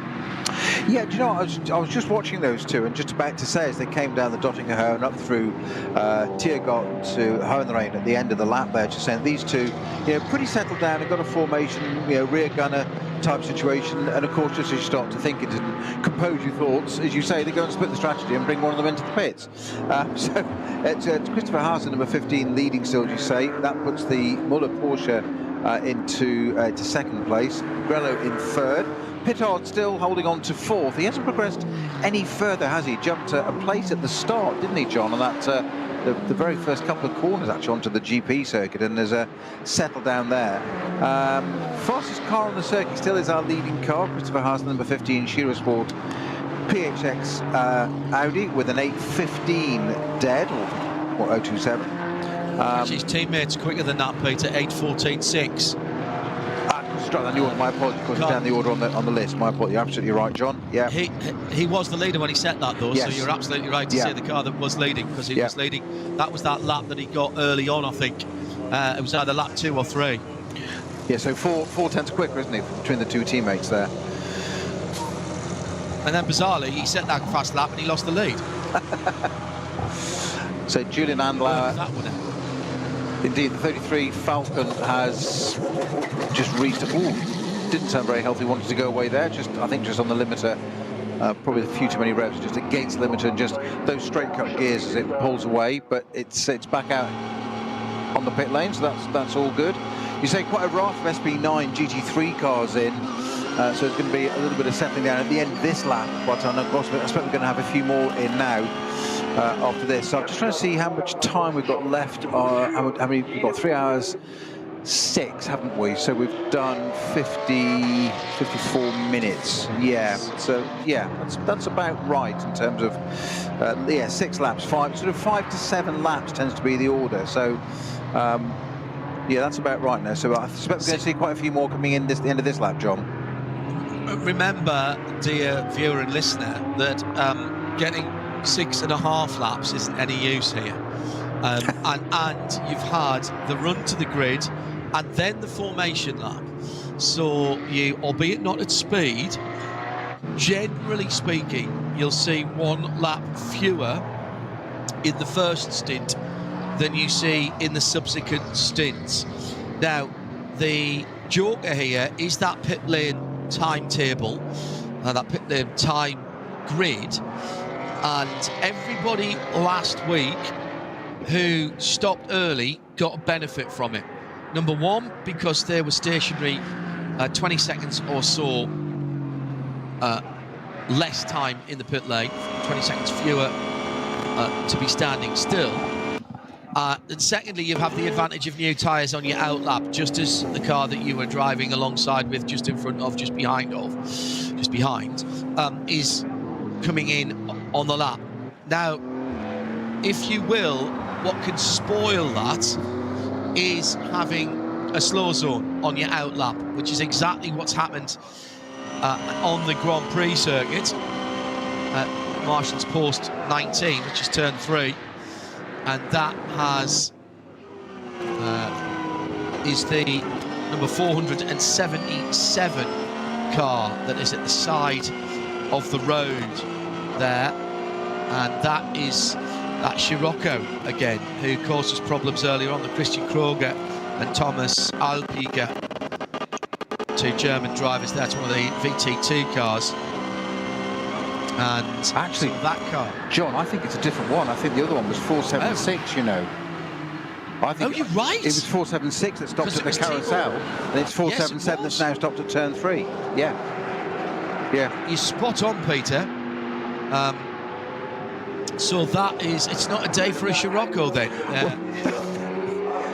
And just going back to your aggregator you mentioned there, John, about the times in the pits, etc., which will come into play much more at the end of the race. Of course, ordinarily that doesn't apply to the lower classes of the races, because they just have a time of over 8 minutes. But it does apply for this weekend to all classes. Correct. So that's another new feature for this weekend. 1-2-1 and 1-2-2 are second and third in the Cup class, Cup 2 class, heading on through the Grand Prix loop now, and that is the K. Kramer Racing Erget in the 1-2-1. That's the gold and sort of camo coloured car, gold and black car. The light blue and white with the yellow mirrors is the 1-2-2. That's one of the Müller cars. That is sitting in third. That's Maury Kratz driving that one at the moment. And as Patrick is interviewing, I'll give the driver of the car ahead his due deference. Second place, it is Michele Di Martino, who is driving with Chris Bruck. And the leader in that class is not that far up the road, actually, but another 10 seconds or so, is the Black Falkman number 103. And that car is being driven by Gabriele Piana, who lists himself as Swiss, lists themselves as Swiss. Moispath is where they are domiciled. Now we've got another slow car, John, into the pits, 831, which is one of that's the Hyundai, exactly, and that is the second in the class, of course, at one stage. Yeah, that's just very slowly come down the Dottinger-Hoa. I couldn't see anything evident like a puncture or any kind of damage. It's trundled its way into the pits at sort of 60k already on the track, as it were, long before it needed to. And the number 13 that you mentioned earlier, the Beetle RSR, that's also in its pit box. That's got further troubles. And you mentioned about 13, you couldn't see it on the others, an odd number. It's not normally issued as a number 13, superstition-wise, and it's actually, as my understanding, normally, if it is issued, it's by the team's request. It's actually normally goes 12, 14 on an entry list, if you see what I mean. And also it's right in amongst the numbers that are normally the SP9 cars. And Mason Filippi, by the way, which is why I was slightly put off by the class that I was looking at there rather than the number. Gaggle of cars coming in. Mason Filippi, by the way, was the TCR Hyundai driver in the 831. Everybody hard on the anchors. And that's the 44 Falcon Porsche being followed in by Grello, the 911, then the Aston Martin of Volkenhorst, and they were all in behind a lower class BMW, which I think might have been the 150 car. Indeed, but just ahead of that was the Shearer, the Shearer car as well, John. Oh, really? Yeah. Okay. It was indeed Manuel Metzger in the Team Bilstein by Black Falcon car. So that is the leader in SP18 GT4 that was coming into the pits, followed by that gaggle of cars. Frickadelli in the pit lane, the defending champion, the #1, being won proudly on that car. That is the Luca Ludwig and Nico Varone driving that car today. And their 2 teammates who were listed will be in the car tomorrow. So we've now had the top 13 into the pits. The first car not to have pitted is Hubert Haupt in the Advan Mercedes, Team Advan and HRT, the #6 car, and he's about to come round. Who's the best car that has pitted then? That's Chris Meese. Chris Meese about to come into the last 3 sectors. So the car we've got to look for here, Peter, with these cars making their longer stops because they went 1 lap further, got to look out for the number 16 in 16th position in class. That is the Chris Meese driven Share Sport PHX Audi. He'll be coming onto the Dottinger Höhe any second now, and there's a yellow flag on the start of the Dottinger Höhe. Oh dear me. So that's exactly what he didn't need, as he's trying to do what F1 commentators would be calling the undercut. Basically, he's done the shorter pit stop and he's got the advantage of the new tyres, and he's heading back towards us now. Yeah, I'm just trying to see, because there's repair vehicles, instant vehicles on the Dottinger Höhe, but we've just seen on board with the Battler-driven 33 Porsche now, having stayed left there, those intervention vehicles. Well, that car stopped as well. Yeah. So that's the second car that has stopped. So let's see how well they get on. They were first and third when they came in. Let's see how they get out. We're waiting for the sign to be given to all those cars who have just come in. Haas, Müller, Preining, Pittard, Olsen, Ludwig. They've all jumped out of their cars now. But that's the cars that we are waiting to see. Engines are firing. And the 44 car is rolling. And Sven Müller brought that in. That looks like, is that Martin Ragginger behind the wheel now? Oh, no it isn't, because he's not in that car. He wasn't listed in that car, so that is Tim Heinemann. My apologies. He's going out. So there goes Meese, there goes Backler, and there goes Verveesh rejoining. I reckon those front cars have kept their positions, and in effect, Klaus Backler has jumped up a position in that 33. He jumped to split the 2 Audis, hasn't he? Yeah, exactly that. So. Yeah. So that's worked out very well for them. There's a 7.4 second gap between them as well, so it's worked out very nicely. Well, that's exactly what didn't happen last weekend, if you see what I mean. Klaus Abelin down in the pit lane with Patrick.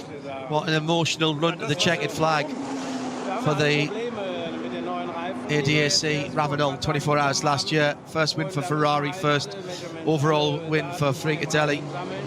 There was a very, very big party.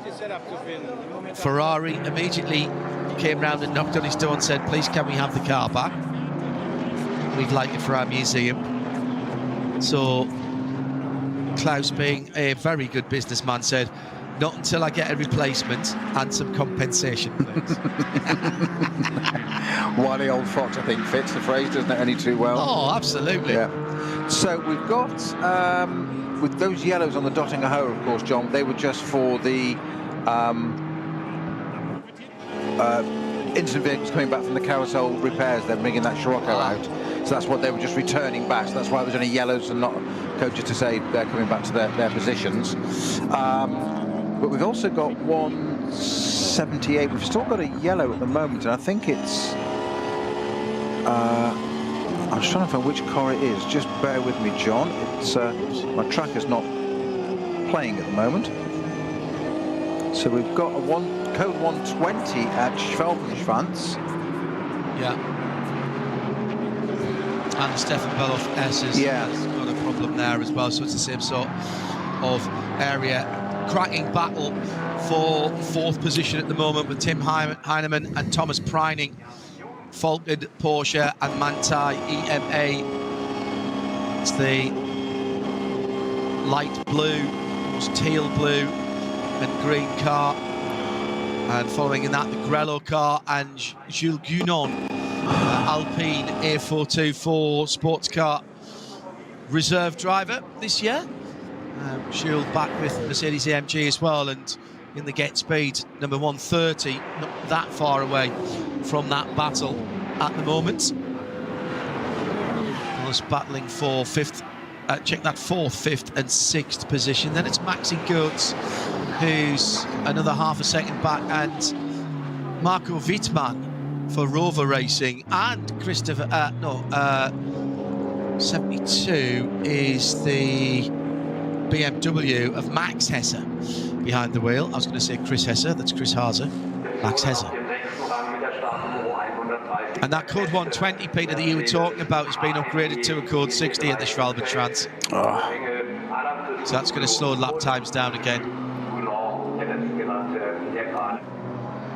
So by my calculations, and correct me if I'm wrong, dear listener, I reckon the top 25, make that actually the top 26 now.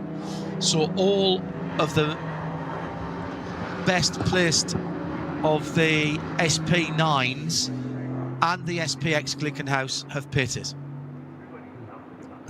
The Cup 2 cars just, they go a little bit longer, and they don't quite burn as much fuel. As Lance David Arnold has just gone past Antares out, Glickenhaus on Lions Bleed Porsche. Position on the track, but not in class, of course, there. And we've gone through the first hour, of course. We've slipped through that almost without noticing, Peter. That's doesn't time fly when you're enjoying yourself? Just to prove the point. If you're in these cars. You'd hope so, wouldn't you? You definitely would hope so. I'm super impressed by Falcon, and they're never far out of it, are they, John? They're always there or thereabouts in some form or other, and they're just one of those teams that they don't seem to have bad luck, and that's purely down to, I think, just superb preparation and experience. And they're just always up there in the mix, and you can never discount them, no matter who drives for them, to be honest. They've got a very good and strong driver lineup, but it's just such a great team, and why wouldn't you want to go and drive for them? Let's take a few quotes from drivers after their first stints. Ricardo Fuller said, "I wasn't able to pull away quite as I'd hoped in that number 16 Phoenix Audi. Share a Sport Phoenix Audi." He said, so it didn't quite work as well as we'd hoped at the beginning. Then it was Christoph's turn and was able to slip past in the slipstream, but it's good, consistent pace. The car's working well. The guys doing a good job. Traffic's exciting, really. A few times I felt I had to smoothly slow down, but you can tell everyone is still a bit cautious, and that's pretty much a good thing. He said. Danny Sufi out of the Lamborghini Huracan, number 7. Start was wild, but I stayed out of trouble in the first lap, but I did get stuck behind a car and lost a lot of time. It's a learning experience for everybody. She gained information at every lap. The start was stupid, said Luca Ludwig in the Ferrari, the Frickadelli car. Got held up, had the worst start in years. After that was okay, was somewhere in the top 10, so that's all right. Sven Muller thought the start was fun. First 2 laps was able to match the pace of the 2 Audis. After that, we caved a little bit. Grip is still there at the moment. Not easy to read traffic, but with more driving time, you get back into the swing. The start was fun, said Chris Haase. At the beginning, the tyres were too cold, but things got better and better. The traffic was pleasant, and the car worked very well. We've still got to do a bit of fine-tuning, but we're close to top performance. It appears our car is bulletproof. You see, that could come back and haunt you, Chris, and that really could. The rest of the team have literally got their head in their hands at the moment as they are hearing me read that out. We're on lap 8 at the moment. We are down to 70 minutes completed, so 2 hours and 10 minutes, just on 2 hours 10 minutes still to go. I'm just on the grump. I'm just fascinated, John, by the drive was pleasant quote. It's brilliant. The traffic was pleasant. Thank you. The traffic was pleasant. I know. That's even more. Does he mean they were waving at him as he went by? He meant, I don't know. I'm not sure that. Maybe that hasn't translated quite as it should have from the German. Chris Haser is pretty cool, in fairness. So let me give you, then after another half an hour of running, the top positions, but I'll run them down very quickly. The 7.5 seconds after those first pit stops between Scherer Sports Audi, number 16, and the number 33 Falcon Porsche in second. That's Chris Mays and Klaus Bachsler. Fred Vervisch is with the second Scherer Sport Phoenix car in third place. That's the number 15. He's actually that timing has come down, and we've got a spin on the Grand Prix circuit, so I'll come back to that rundown in just a second. I think that car's just left the pits. I have a suspicion that might be the 444 car, but bear with me, and we'll wait for that to be identified by race control. Was that a Cayman? Is that the Corn car, or was it a 911? Just caught the look of it as it was spinning. Come back to that in a moment. I think it's getting going again, as we've now got a green track at Schwalbenschwanz, or whatever the problem was there. That has been sorted. So where did I get down to? I got down to Fred Vervisch, then Tim Heinemann, then Thomas Preining. So 3 seconds between first and second, 4 between second and third, 10 between third and fourth. That's the second of the Falcon cars, the 44. Then Manthey just half a second further back. That's still a cracking battle. And as I suggested, the Mercedes team Bilstein, so Get Speed and Bilstein, Mercedes, Hassel and Thomas Preining, the 5th, 6th and 7th, 9, 11, 130 and 4. It's Max and Goetz. That's been a really good first run then from the Bilstein guys. They have made up by positions by stopping earlier, because they, remember, were right at the back of that start group after their infraction. Top 10 made up by Rover Racing's BMW number 98, Marco Wittmann, now behind the wheel, and he's in 8th. It's Max Hesse, the team RMG BMW, the 72, in 9th, and they're having a cracking battle with just 6 seconds further back. Nico Varone behind the wheel of the Fricatelli Racing team. Ferrari, that is your top 10. In the classes, Glickenhaus leads in 24th position in SPX Club 2, Black Falcons Porsche. It is Gabriella Piana in the number 27 in Cup 2. In Cup 3, Avia W and S Motorsport in their 962 numbered Porsche. They're in 40th. In 46, Dürr Motorsport has the Bossman behind the wheel, and that number 55 leading SP11 in 46th position. It is Hyundai Motorsport in the 830. Mark Bessing leading TCR in 50th position. Schmickler Performance powered by Ravenol in SP10 leads. That's the 165 car, and that's 51st. 52nd, Dürr Motorsport in SP8T.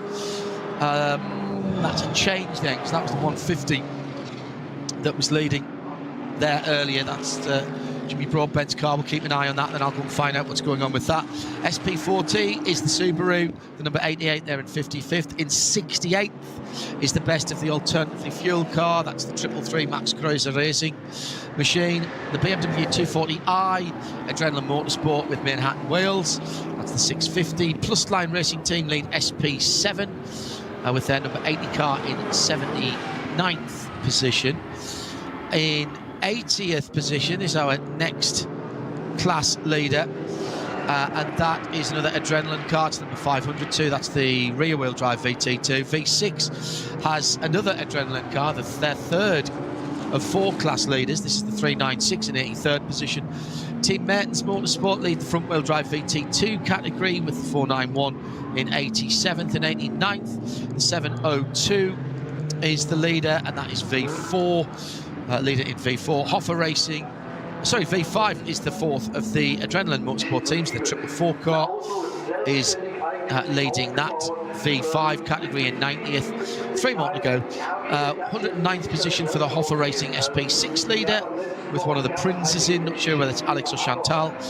And it is Hoffa Racing by Bonk Motorsport in the BMW class, the 8 885 in 115th, and in 119th it is the Dacia, which is running again the blue and orange 318. It is currently sitting at the bottom of the timing screen in 123rd position. Actually, I think it's higher than that now, because I think that car's past some machines. I think that is up in, it's in 118th position, that car. So it is it has moved up. It still doesn't look particularly speedy though, if I'm honest, as all the Cup 2 cars have come. Top 7 Cup 2 cars have all hit the pits at the same time from the bottom end of the top 20. But there will be people who will be delighted to see that Dacia Logan back again. And it looks like they've got some sponsorship on that car this year as well. They struggled a little bit in the previous years. But now, Peter, is that a right rear puncture on the Dottinger here? Left rear puncture, sorry. Yes, and that's the Aston, isn't it? Is that... it's certainly one of the Astons, and it's smoking a lot. You're absolutely right, John. That's definitely a puncture. Just coming up to Tiergarten now. It'll come into our view that we get to see of that very shortly, but it's you've got to get that all the way back. That's the Valkenhorst car, of course. That's the Holden, Assenheimer and Altman car, number 35 car. Yeah, left rear puncture. That tyre. The carcass is still on the rim, which means it's not going to do too much damage. And as you mentioned earlier, John, about Stuart Hall saying, you know, no matter how slow you drive it as a driver, it's never slow enough, and the team will never thank you for that. And it's that collateral damage you can do with that car, that tyre all the way around. But it looks like it's cost a lot of time, but it's getting it in slowly, and hopefully no other damage to it. Was that the 36, do we think, or the 35? The 35, John. Oh, really? The better placed of the two cars, Kuba and Giermaziak at the wheel of that car. Then that car was 13th in class after the pit stop. Kuba listed in... Sorry, that's... No, that's the 34 car, the pit start started, yeah, yes. 35, then it's Ben Matasitz in that car. Matasitz in that car. Apologies, that's the one that he shares with Chandler Hull and Patrick Assenheimer. Chandler, the Texan. Very bad luck for them. And that happened at just before the Schwalbenschwanz, Peter. So coming down the hill through one of the very fastest parts of the circuit. If that went there as he was heading down the hill, and he's kept it out of the wall, he's done a really good job. If he's come through Flansgarden and it's coming down to the Schwalbenschwanz. That is another part of the circuit, as Peter was talking about earlier. There are parts of this track that are like a straight track. I know it's a road circuit, in inverted commas, and it isn't a public road, but it's a toll road. Absolutely no runoff in some of these places.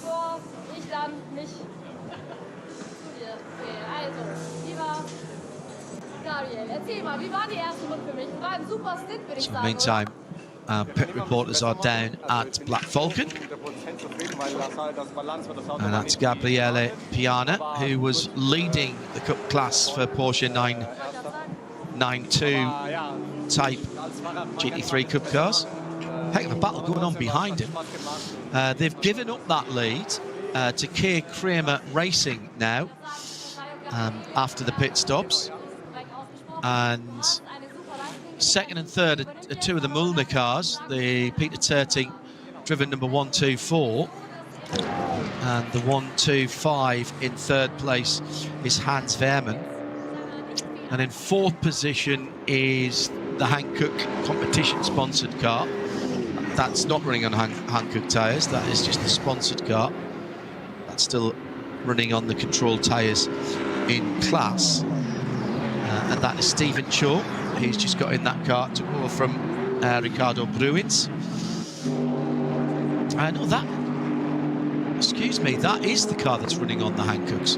My apologies. That's the SPX car.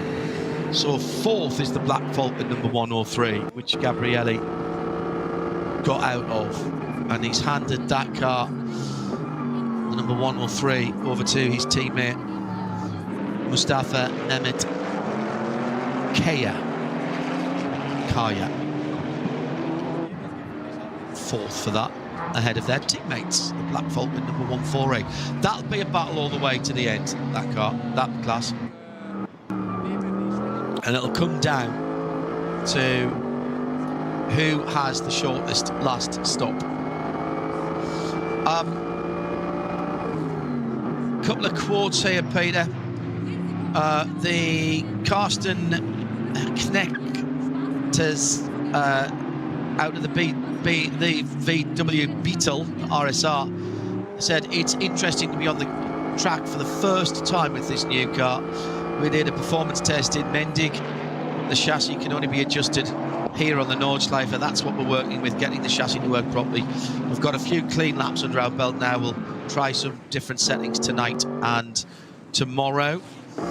And if you've been wondering what's going on with the number 711 BMW 325i, the Eifelkind BMW hasn't been able to do any meaningful laps. They are having their transmission changed in that car.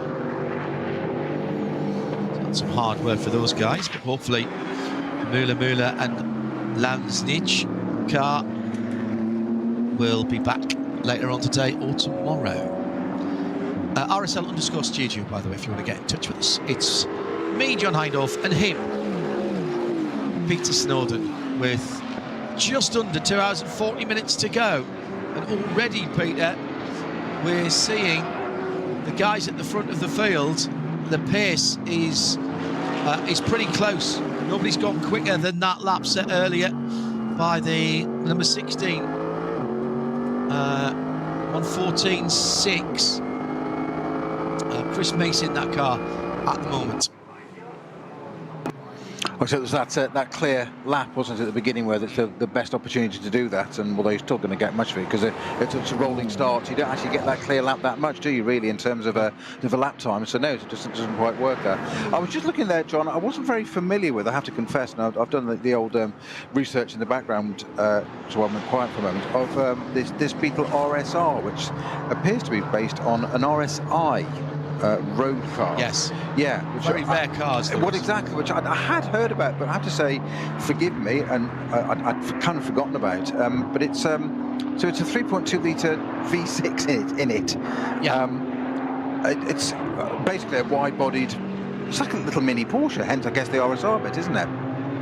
Well, yeah, except the engine's in the front, remember. So basically, remember, it's running on a Golf chassis. So it's basically like a Golf G60. So it's all-wheel drive. As I remember, they've been around 2020, at least a couple of years. Yeah, 2022. You're right, John. Yeah, that's when it came out. They've got a sort of ducktail spoiler, and basically they built these. They were a standard. They had just over 200 horsepower, but they were brilliant piece of engineering. 250 was sold because now that's a number that you might recognise because it is a homologation number, but as yet they hadn't really done anything with it. So this, I think, is the first time we've seen a full racing version of it. It was, as far as I'm aware, there was an RSI Cup Series, if I remember rightly, but I can't remember what happened to that. Wow. I was not as familiar with that as perhaps I should have been, but yeah, it's quite a little thing, isn't it? I went to look at trying to find one, and they command pretty high premiums nowadays. I think there was 65 grand new. I was saying, certainly it was built in Mexico. Yeah. The things you learn, eh? There you go. Well, there's always one car at the end of a weekend that you go, I haven't seen that all weekend. So that'll probably be, half an hour to go tomorrow. We'll see something that we haven't realised. The Beamers I was going to say having a battle, but I don't think they are. There was a flash of the indicator from the GT Tyres Racing BMW to the cars behind. Now, let's get back to Cup 2, where K. Kramer Racing is leading. They're just coming to complete a lap in 27th on down. So the number 121 leading that, with Christopher Bruck behind the wheel, a man from Cologne, and in behind the familiar blue and white and the H&R colours of Mühlner, and there's a couple of Mühlner cars right up the sharp end of the field. It's 1, 2, 4 in second from 1, 2, 3 in third, so that'll be Peter Terting who's taken over from Moritz Krantz, and in the 1, 2, 3 in third it is, now who is it in that car for Mühlner? It's Herr Hofmeister, who wasn't listed to be in that car.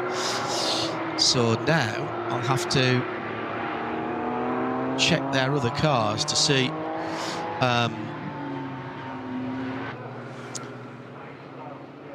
if he's transferred across. So let's have a look at the 1, 2, 3. And that should have been Tobias Vasquez and Marcel Hopper, and it's Marcel behind the wheel. Okay. Well, we happen to know Marcel Duc, who is engineering those cars. Now, he'll be busy at the moment, but we'll see if we can find out how and who is in that third car. But the battle for the lead coming to the end of the Grand Prix circuit through the Vidol chicane, and turning from the middle of the road left through what was effectively an uphill hairpin onto the North Loop, down through Sabine Schmidt's curve, named after the First Lady of the Nürburgring Nordschleife, Anton Ruf, down in the pit lane being interviewed at the moment. That's the German you can hear in the background, and that is because their Cayman MR, or RS should I say, it's in the pit lane. They're looking under the right rear. That looks either exhausty. There's an engine under there somewhere. I've yet to see an engine in a Cayman or a Boxster. It sits a very, very long way down. Flat 6 or flat 4 in the 718 models. This from Dave Alcock, Peter. I'm going to ask you this because you've been talking to some of the drivers.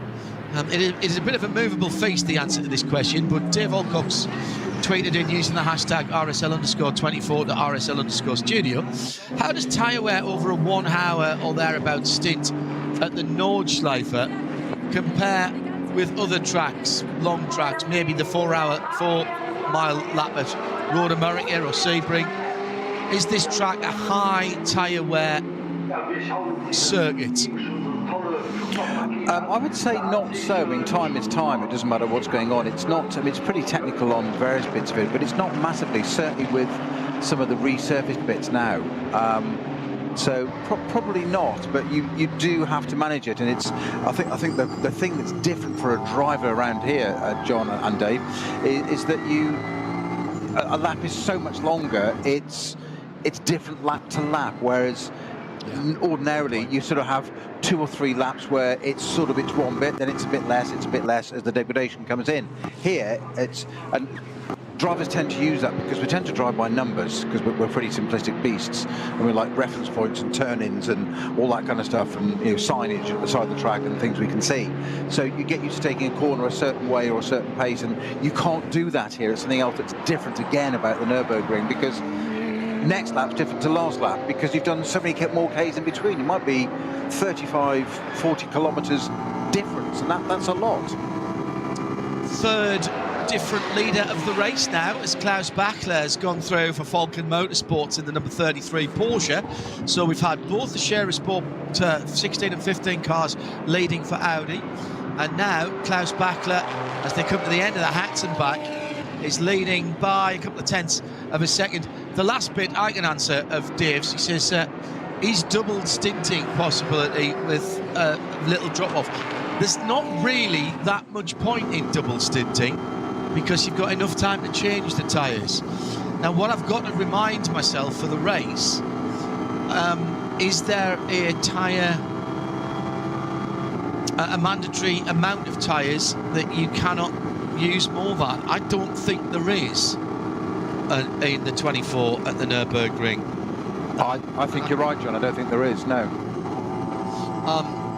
And I'll recheck when we get into race week into the technical specs, Dave, but I don't think there's much point in double stinting if you're coming in at the end of a race and you've only got 2 or 3 laps to do.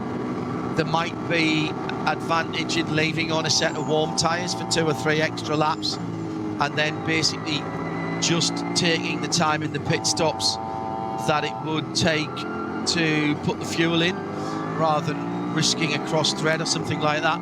Battle for the lead, by the way, going past one of the Seats and heading through Adenauer Forest and now climbing up towards one of the higher parts of the circuit on the western side of the track. Great part of the circuit now, starting to plunge downhill and go all the way down to Breitscheid, which is where the road crosses the high street of Adenauer, and that I think is probably one of my favourite parts of the circuit as they go down the hill through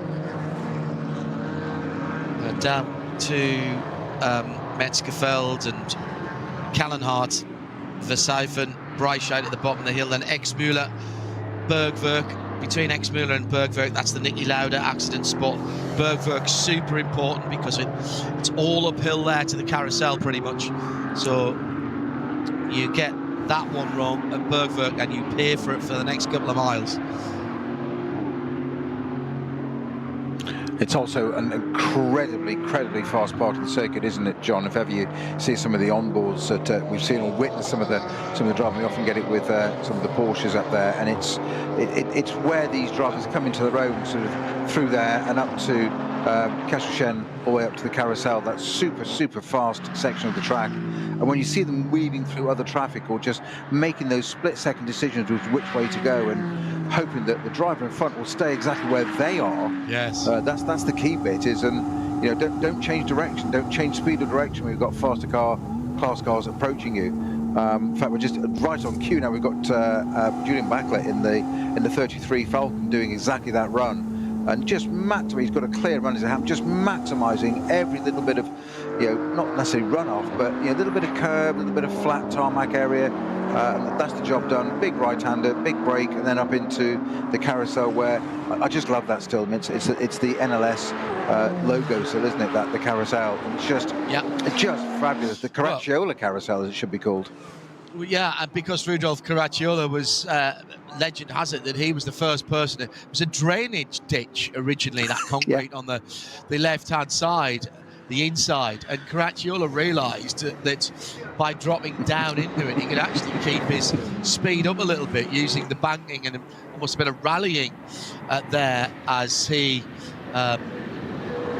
ditch hooked it in some respects. Drivers will be drivers. That's right, and Klaus Backlet doing.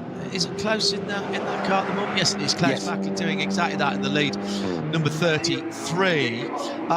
Quick note, and this again is not good news for Peter.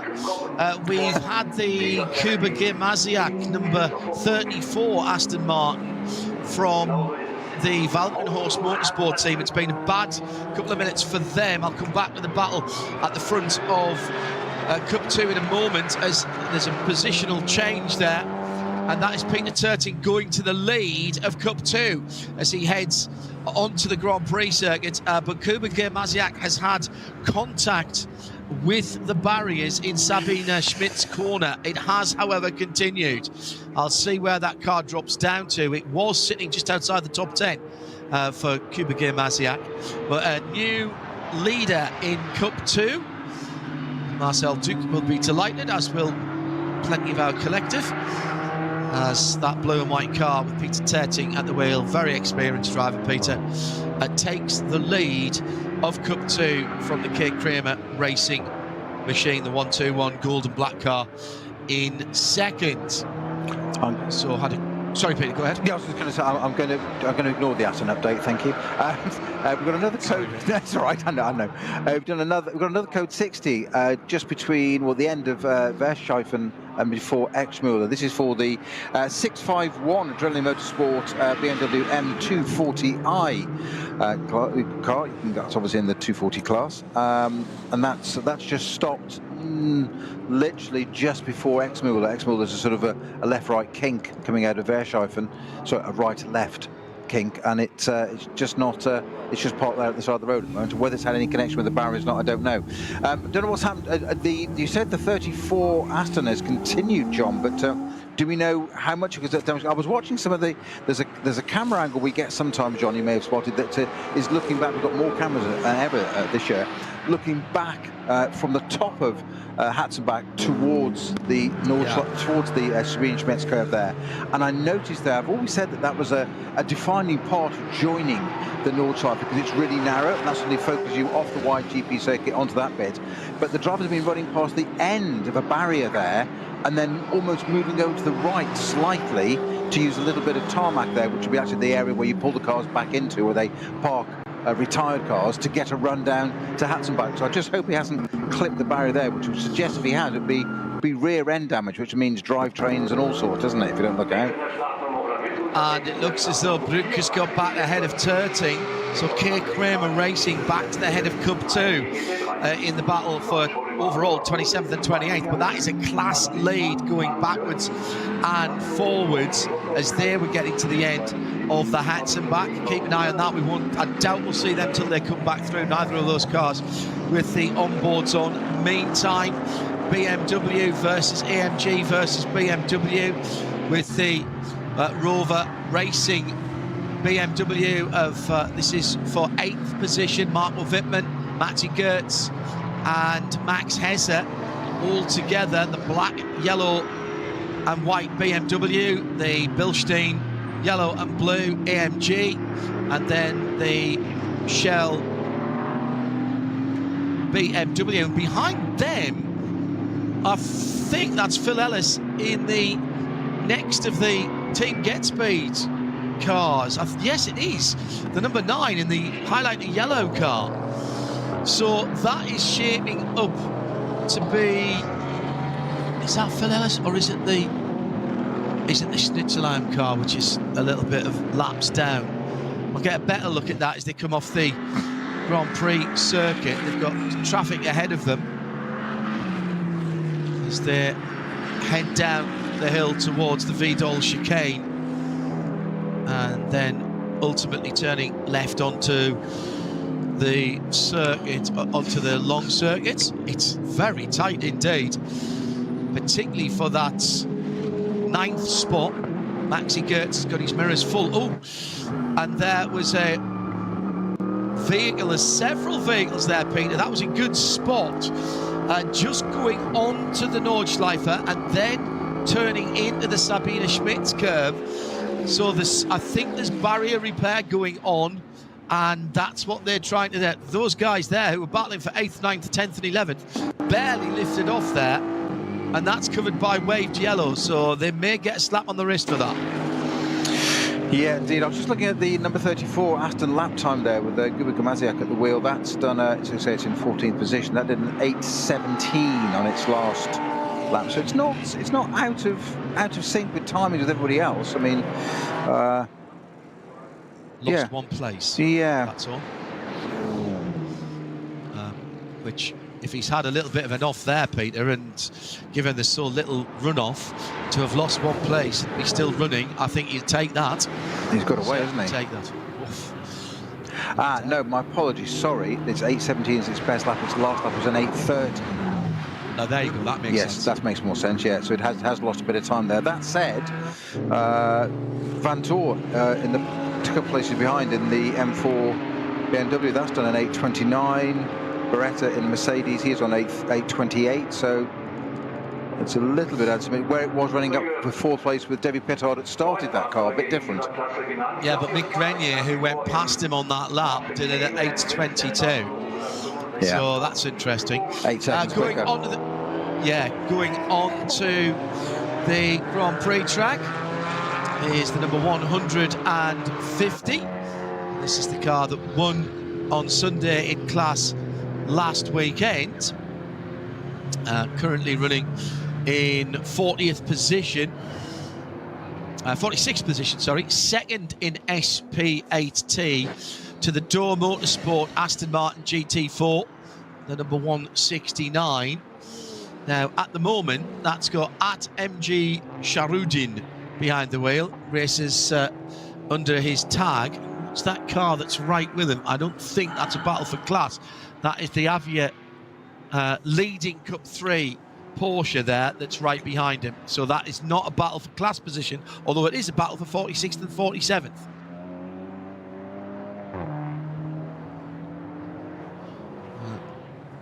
The 150 then, it's Mikhail Sharudin, along with Steve Brown and Jimmy Broadbent, who drove the car last weekend. Manuel Metzger is drafted into that. Anglo-German and now Swiss team lineup for the Ravenol ADAC 24 Hours of the Nürburgring. Now, let's get back to the sharper end of the field and the faster cars. Audi Sharer Sport PHX at the moment going through the Caracciola carousel. Second place for Chris Meeks. Can see just ahead of him the distinctive Falkman tie-in coloured Klaus Bachler driven Falkman Motorsports Porsche. Porsche, Audi, Audi, Porsche, Porsche, Mercedes for your top 6, separated by 43 seconds. And if you go down to a minute, you're going to take in the top dozen. All SP9 cars. Klingenhaus's pace has dropped away just a little bit. Let's bring you up to date with what's going on then. Falcon leads with the 33 car from the 2 Sharer Sport Audi 16 and 15. And then it's Tim Heinemann in the Falcon Motorsports number 44. Mansai with Grello in 5th. 6th, the 130 Get Speed. Shilkuno behind the wheel. Nico Varone getting his first taste of the Fricatelli Ferrari, although he has driven a 296 before. The number 1 runs in 7th. Rover Racing in 8th with their BMW number 98. Then it is, where are we? 72 BMW for Team RMG. Mercedes Bilstein in 4th position, having started from the back. Team Get Speed in 11th with the number 9. The 27 Ab Sportsline Lamborghini in 12th. Mick Grenier for Team Get Speed, number 8 Mercedes. Then Falcon Horses, number 34 Aston. Then Herbeth in the red and white, the Fat Turbo, number 15. Position 15, sorry, for the number 5. And the top 20 made up with the 99 BMW for Rover Racing. The number 3 Mercedes for Team Bilstein. The Dynamic GT Porsche, number 54. The Team Advan and HRT AMG number 6, and Conrad's Lamborghini Huracan make up your top 20. In the classes, Glickenhaus leads for SPX in 22nd. Cup 2 is the KKM Racing car, but it might have changed 3 times since they come across the line, probably has. Door Motorsports 55 leads SP11 with their KTM.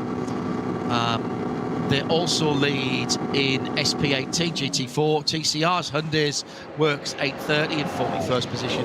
Schmickler, powered by Ravenol, lead SP10 in 43rd with their 165. Avia WS Motorsport, that's yellow and gold, or gold and yellow, Cup 3, number 962. That's the Porsche Cayman, 46th position. The blue STI Subaru leads SP14 in 60th. Max Cruiser Racing has the alternative fuel lead with their number 10 car in 63rd. Adrenaline lead 240i class with their 662. Plus Line Racing lead the SP7 class. Adrenaline in V6 with the 396 in the 80th. Adrenaline in VT2 with the number 500. Mertens Motorsport VT2 front-wheel drive for the 491 is in 85th. Back to Adrenaline for their 4th class leader. Their team sponsored by Manhattan Wheels this year. The 444 leads V5 in 89th. Hoffer Racing have just gone to the lead of SP6 with either Chantal or Alex Prince driving that 207 car in 102nd, ahead of Kevin Sports and Racing 750, who are now leading V4. That's a change in 103rd position. Hoffer Racing by Bunk Motorsport lead the small BMW class with their 85. And the Dacia is still running in 119th and leads SP3T. That's how it stands with 2 hours 15 minutes to go. I am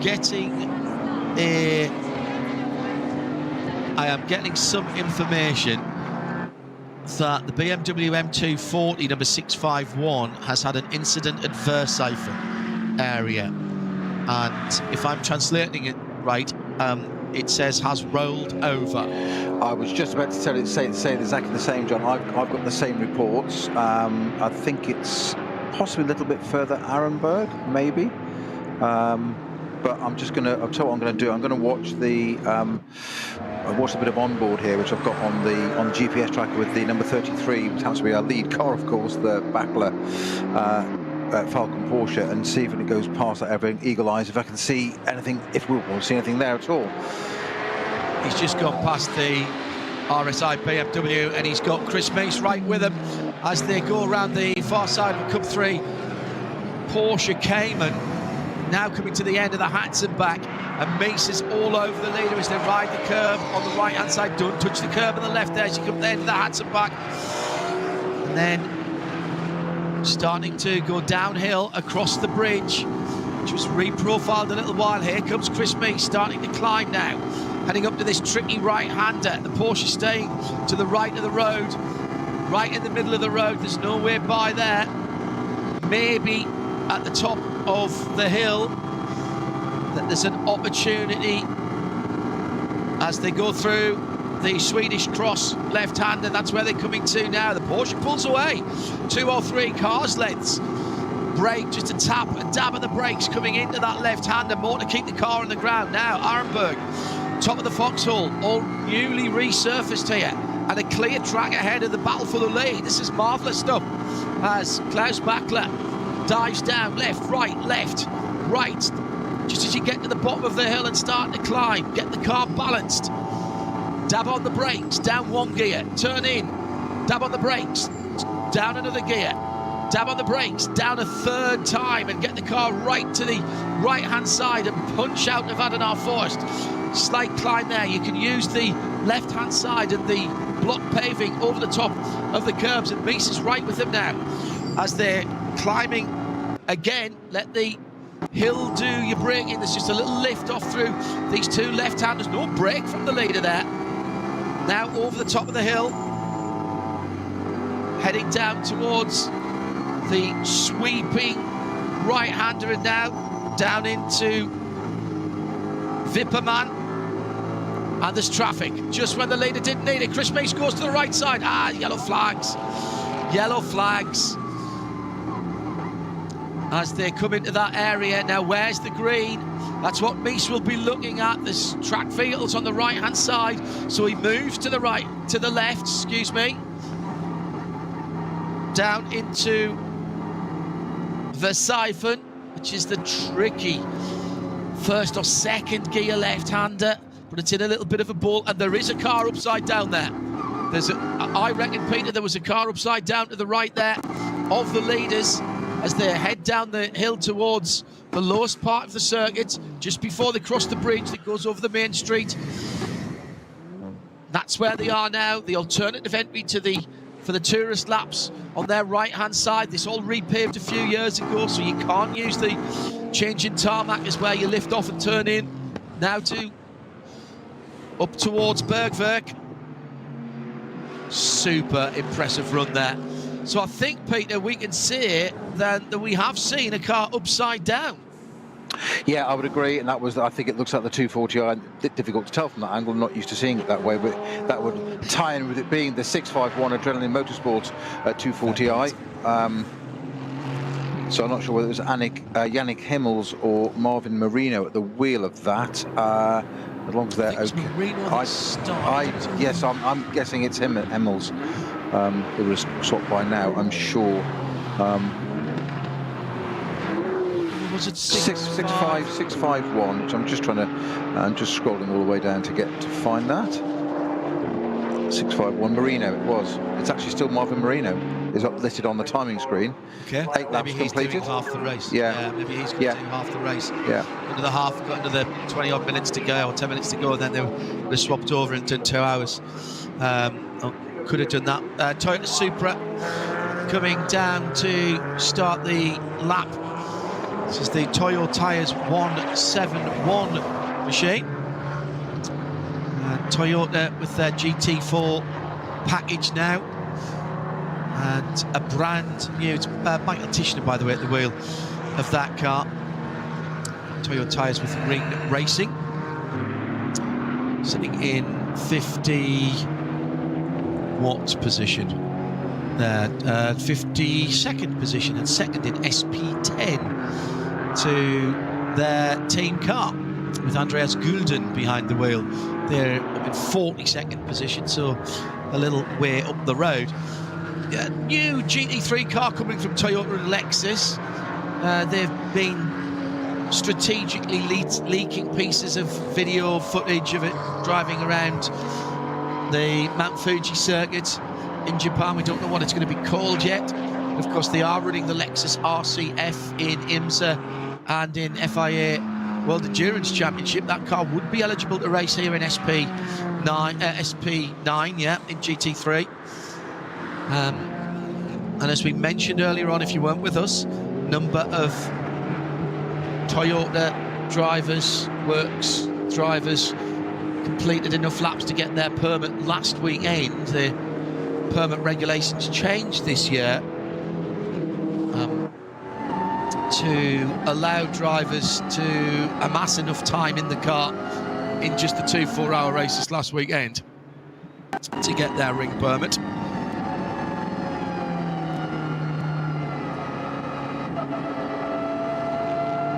More double waved yellows, get a chance to have another look maybe from the onboard of the I-30, which is going a little bit slower as they come down to Verseiven. Into the pits from 4th in SP10, the Schmickler Performance blue and white came in GT4. Was that car back on its wheels there, Peter? It did look that way, didn't it? Well done. We've got a flatbed there as well, but obviously you can't put a car on a flatbed if it's upside down. Be back in the race shortly. Well, before the questions start coming in at RSL_studio, #RSL_N24, you are allowed outside assistance if the car comes back to the pits either on the end of a tow rope or on the surface roads. Obviously, if it comes back, you lose on the surface roads, you won't get the lap that you started. But fix it, get it back out again. The outside assistance rule that you have in other forms of motorsport, World Championships, FIA, WEC, Le Mans, etc., does not apply here. Formula One as well. It's basically have at it, boys. Oh, are we already into our next set of pit stops? We are. We are. As Chris Meese has come in from 2nd place. And that means he releases Frederick Vervisch to try and chase down Klaus Bachler. The gap between them as they went across the line was 9.5 seconds. The distinctive green and black helmet of Chris Meese getting out of that car. No rush because of the mandated pit stop time. So I think that should be getting in, isn't it? I think you're right, yes, I think it is, John. I think that's Ricardo's helmet. Ricardo started the car. Number of drivers are listed in multiple cars this weekend. I think that's just in case things go wrong with one or the other, or they wanted to get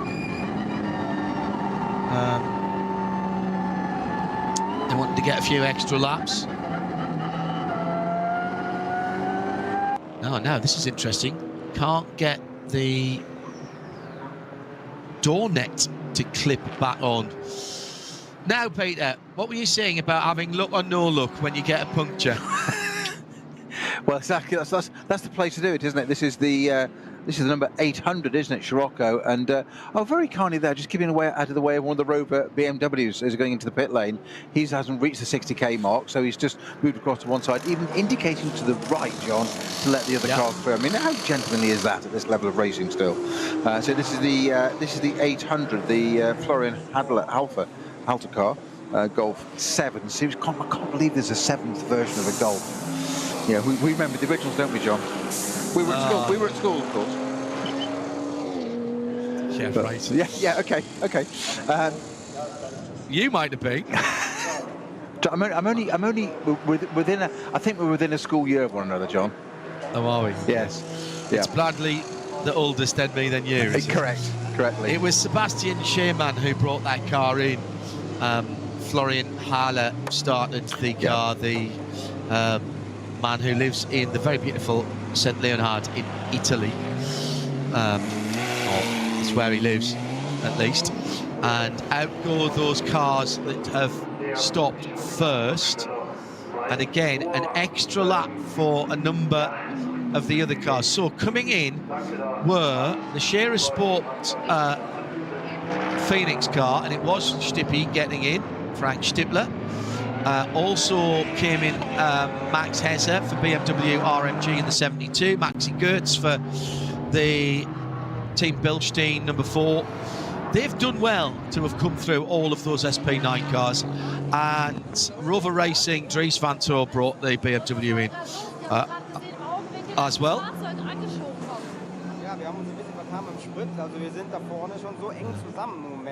Ian McCarthy says, it doesn't matter how many times you do this on the sim or with a gamepad, seeing people do it in real life with the same abandon is just breathtaking.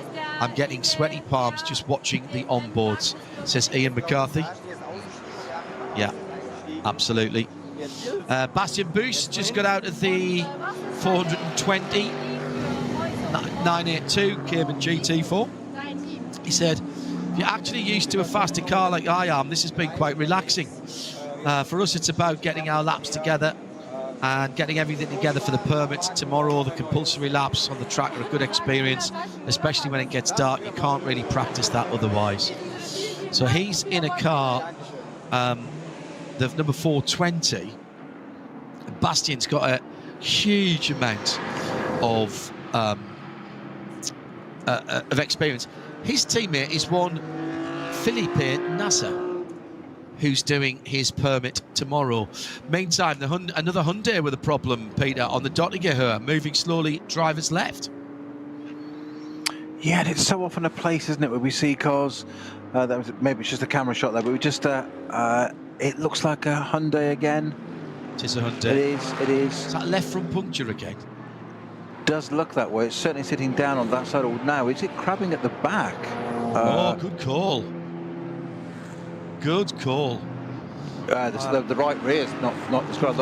Yes, so you can see the right rear on the camera shot we've got at the moment, John, just looking back down the Dottinger, a slightly long shot, as it were, slightly foreshortened, but it's seeing that when he sort of lifted off or a little bit there, the wheel towed in or out, so almost like a toe link issue or something. I think that's the 492,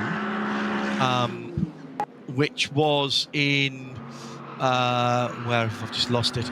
It was in 4th. That's the Team Mertens car. I think that was leading its class not so very long ago. And if that is the case, that is a disaster for that car. Let me just check that, 492. But certainly we had the Team Mertens car leading at one stage. So Alex Georg Schneider at the wheel. Akshay Gupta, I believe, started that car. So, unless they have a team car that's still further up the timing, which I'm now scrolling up to have a look. There's the Kievan car. No, No, it's the Hislop car that still leads. So that is the teammate car to the leading VT2. But he's getting that car back. Nicely done. Best of the TCRs, by the way, just going out onto the Nordschleife at the moment, is the very well-placed 39th Mark Bessing driven Hyundai N Motorsport Elantra. He shares, well, I mean, he's got more, he'll probably drive around here in the dark with his eyes closed, Mark Bessing. Also very, very good if the rain should fall. And that number 830 with a clear track at Schwedenkreuz and heading up to the top of the hill at Adenauer, Arenberg. And now he'll be dropping down. He's with Manuel Lauk and Michael Azcona. I think it was the Spanish driver Michael Azcona who started that car. I'll stand to be corrected on that. Can't believe, Peter, how much smoother it is through the Foxhall, and actually it allows people to move offline a little easier, which is exactly what happened as the black Abt GT3 car went through there on that last lap. It is just so much smoother through the Foxhall. It's a brilliant point, John, that I hadn't thought of actually, and I've been watching it during the race and thinking how fast they look down there. That sounds silly at one of those parts of the circuit, but it just looks that bit more. But that point you've just made there about being able to change direction and go offline, it then presents so many more opportunities to do things with different speed differentials and different multi-class racing, and that's fantastic. That can only be good for the racing in general. I just would have thought lap times would have come down a bit. As you said, quite rightly, last weekend it didn't happen then either, the 2 rounds we had here then, and it hasn't happened. I just thought it would be, I thought it would have some effect, not massive, I just thought it'd be over a lap, 1.5, 2 seconds, and I thought it'd be worth, but the resurfacing of the different parts of the circuit, not just the Foxhole, but it hasn't transpired yet. Peter Snowden and John Hindhaugh on duty today and tomorrow.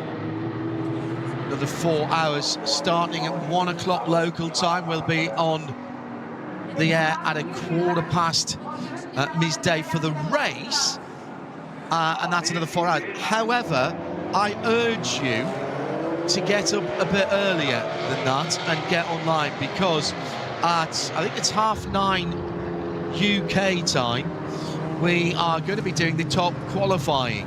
And this is what happens in the top positions in a few weeks' time for the Ravenol AC 24 hours of the Nürburgring. Cars being set off at 20-second or so intervals to have 2 flying laps, should they require them, of the Nürburgring Nordschleife. So bolt on a nice set of tyres, get yourself warmed up and go for it. Absolutely incredible.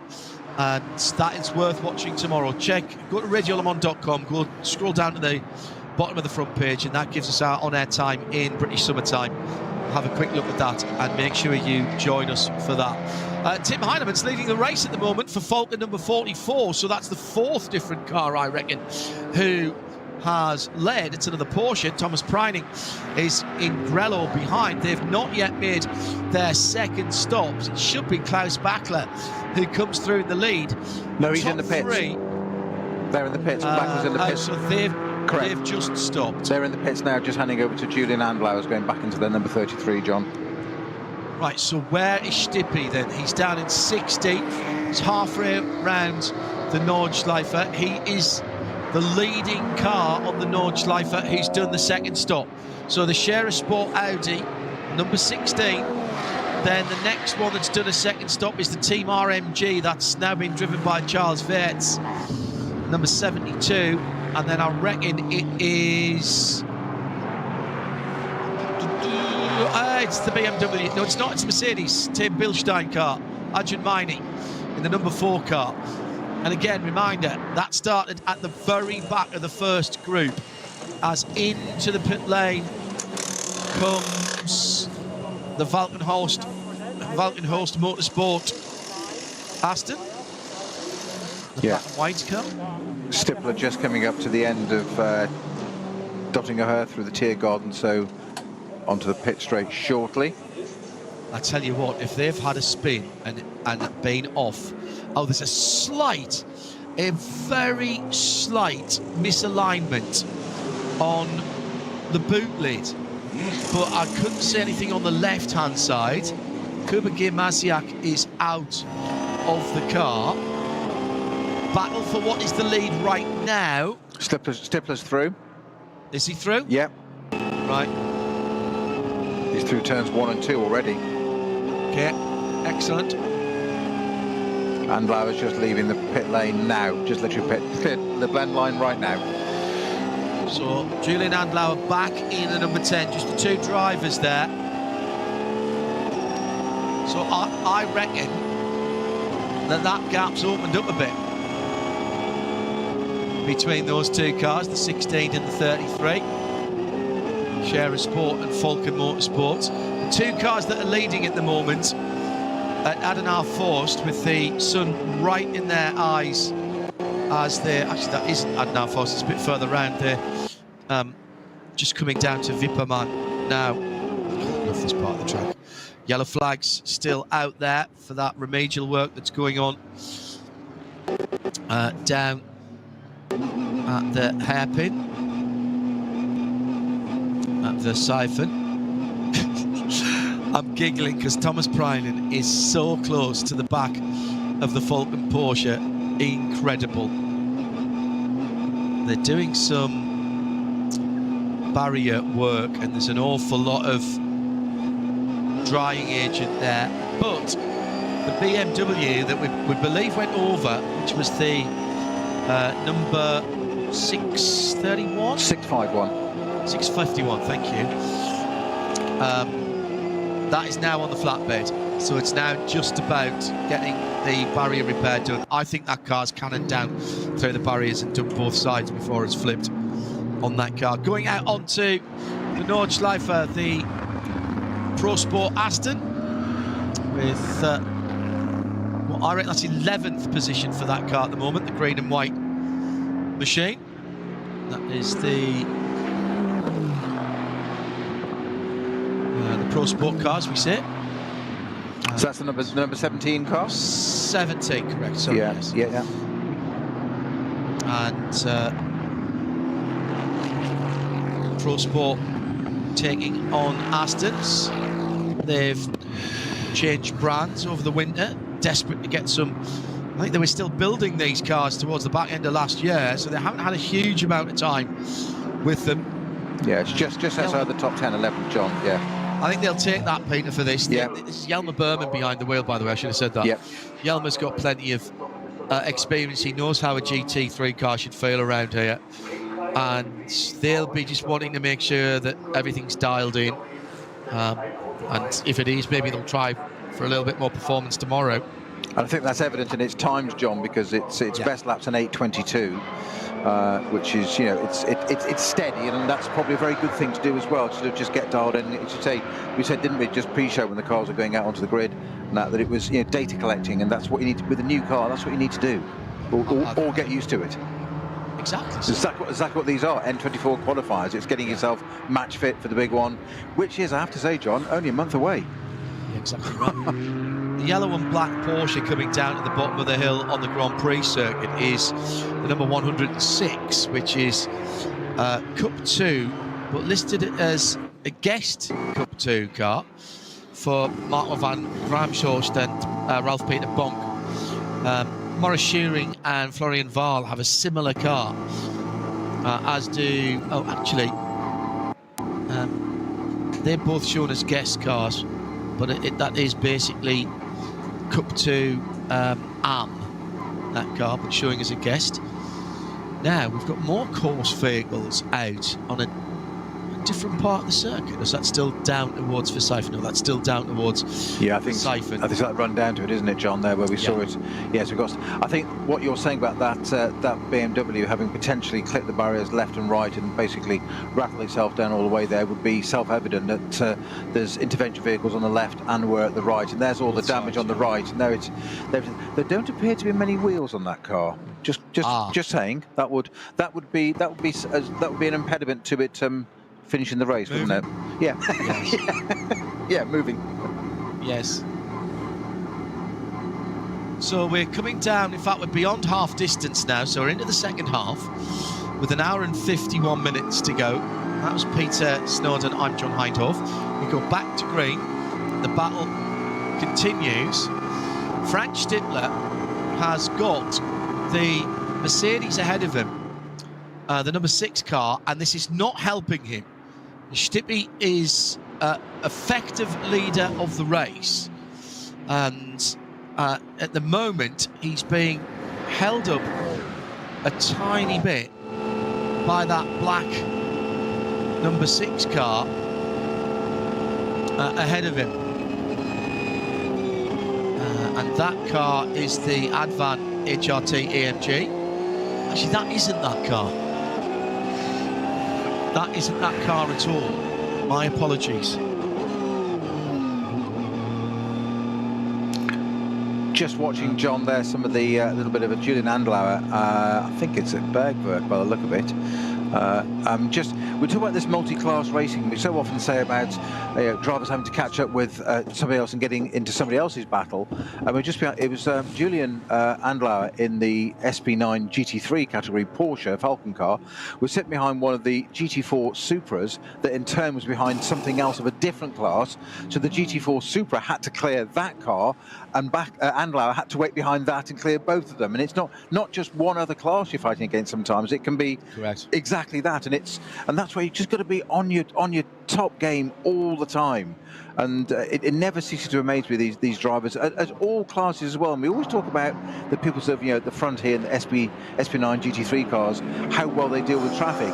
They can only deal well with traffic if they help as well. And it's the other classes. That's just why we have this great permit system, and they help enormously. I really like this quote from Chris Meese. Chris now, of course, Ford Multimatic Works driver. He's just got out of the number 16 leading car, the Audi, and he says the Audi R8 GT3 is in some ways my ex-wife. I'm driving in the 24-hour in a few weeks' time for Shara Phoenix, and then the Audi chapter is officially over for me, which he's been there a very, very long time. Chris Meese at Audi, but obviously Audi still running customer cars and very successfully, but inexplicably, and I'm just going to say that neither Audi or AMG been given invitations to race in the World Championship, in the World Endurance Championship, which means their cars can't race in the ELMS or at Le Mans, of course, although they make up about half of the entries in GT3 in the ACO's Asian Le Mans series. Although did I read this week, John, that AMG are in discussions to change that, to have their cars considered? That's for in fairness, that is for this year. Yeah. And I've spoken to a number of people at the ACO and the FIA who've said it will be on constant review. There's a numbers problem with the WEC in particular. I don't think that exists quite as much in the ELMS, and I honestly don't think, really think that there's any reason that they couldn't be there.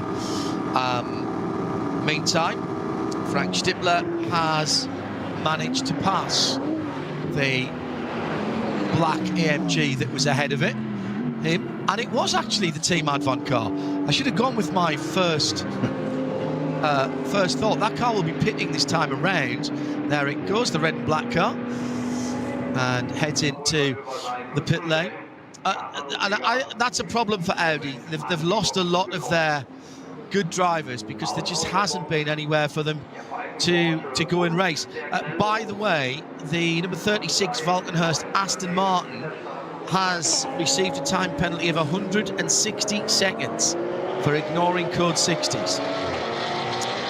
That one came in a couple of 3 minutes ago. This from Marco Holzer out of the Porsche number 54. He said there was a heavy impact in the Versifant, long code 60, driving in the evening, otherwise always cool. Car's good for testing that we have consistent conditions. And Klaus Bachler, just out of the 33 car, was leading when he brought that car in. He says it's fun to race again here. It's my first one this year. Nordschleife is always something special. It's quite busy. There's a lot of cars. I think the format of the qualifying race is cool, and I look forward to being able to get back in the car to bring it to the end later on. So just some little bits and pieces there, as obviously we don't get the German interviews, but giving you some of the comments from drivers getting out of the cars. Now, let's get back to the top of the times. Stippler has gone back through into the lead and been scored in the lead, Peter. So that's the 5th change of lead, I reckon. I think you're right on that. Yep. So Stippler, Muller, and Guven, though, isn't it? So it's the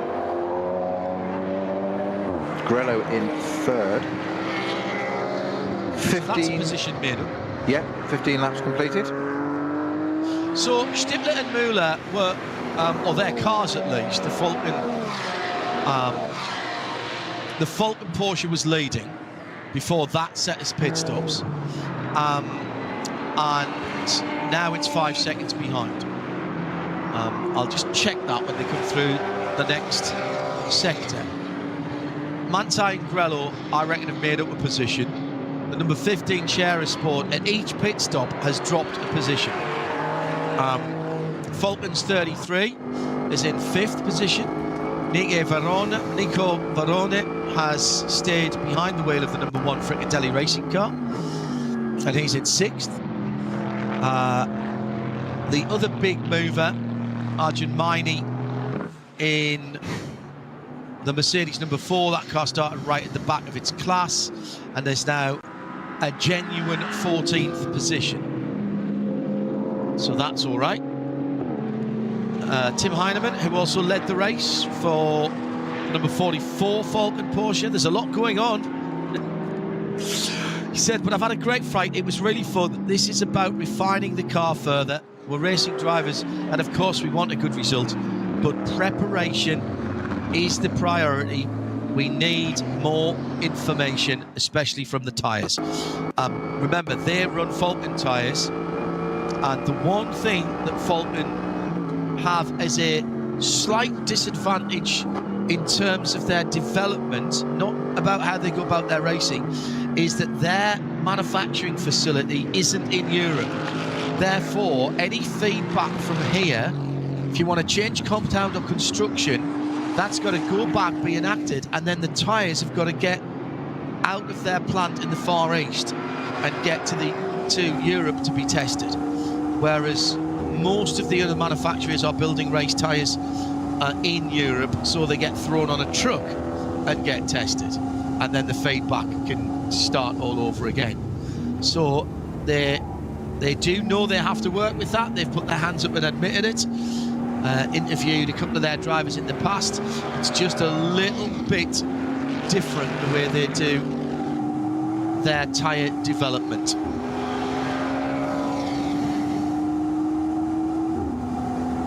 Let's go through the tyre list actually and find out how many we've got this year. It's normally 7, 8 or 9 or something like that, Peter, isn't it? Yeah, it is. And again, it's one of the things that appeals to me so much about this series is that it's not just multi-class and the most amazing ribbon of tarmac in the world, probably, in terms of a long-distance event. But it's multi-tyres. Manufacturers, you can choose different suppliers, and there's so many permutations, and yet it's all so close still. And different teams have different ways of running the same car. They go and buy a product, whether it be a Porsche or a Mercedes or an Audi or an Aston, whatever it may be, and they've all got different ways of running it. And we've seen teams, as you say, quite dramatically switch from a brand they've been associated with years and start again. And all that years of intel have gone, but they still get to the front again quite quickly because it's down to that preparation, and it never ceases to amaze me. There's so much more to this that the drivers relatively have a relatively easy bit of it. I'm going to get shot for that one, aren't I? Yeah. Relatively, I think you get away with that. Yeah. Just some more news about that car that was turned over. This from, where were we? just lost. Which driver was it? In the 651, John? No, it was one of the drivers who was saying he thought the car might have been on fire. There we are. It was Maxi Goetz. Okay. He said, but I did see the driver out of the car. He said, you can tell a lot of people have just got their race permit. You're losing a lot of time on overtaking, but that's all right. We're going through the programme. And Chan Guven jumped in after Thomas Preining. He got out with a big smile on his face, said it's great to be racing here again. My pulse has been constantly at 108 beats a minute. It's just a lot of fun. Adjusted for pit stops with second. Things are going better than we'd hoped. We're happy. There's a great atmosphere outside and a surprisingly large number of spectators. And he's enjoying the run through the Eiffel Mountains, or he was. He'll get in later as well. And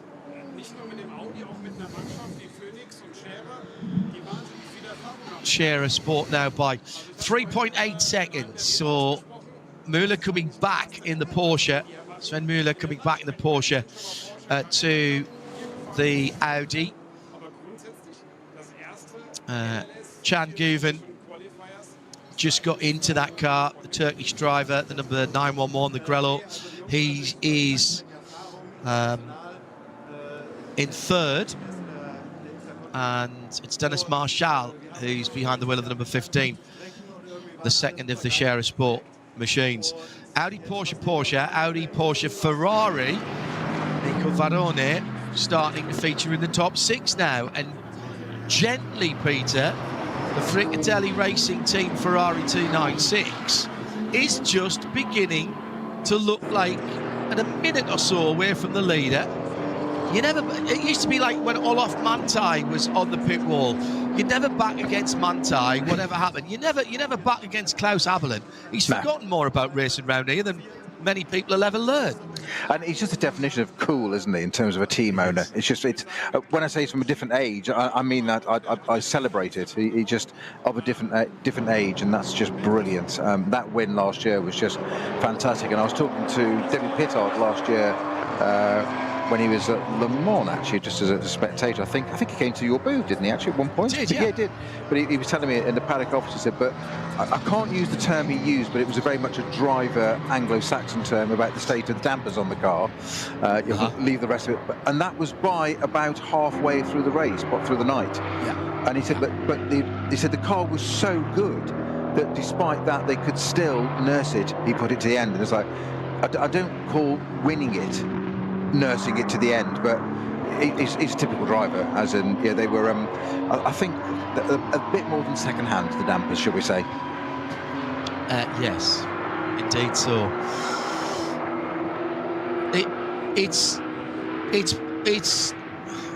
It's new century, old school endurance. The cars are so GT3 cars, you know, let's not forget GT3 and GT4 are based on road-going cars. GT3 is getting further and further away from the road cars. They are pretty much, in fact, no, they are purpose-built race cars. GT4 still bear a little more of a resemblance.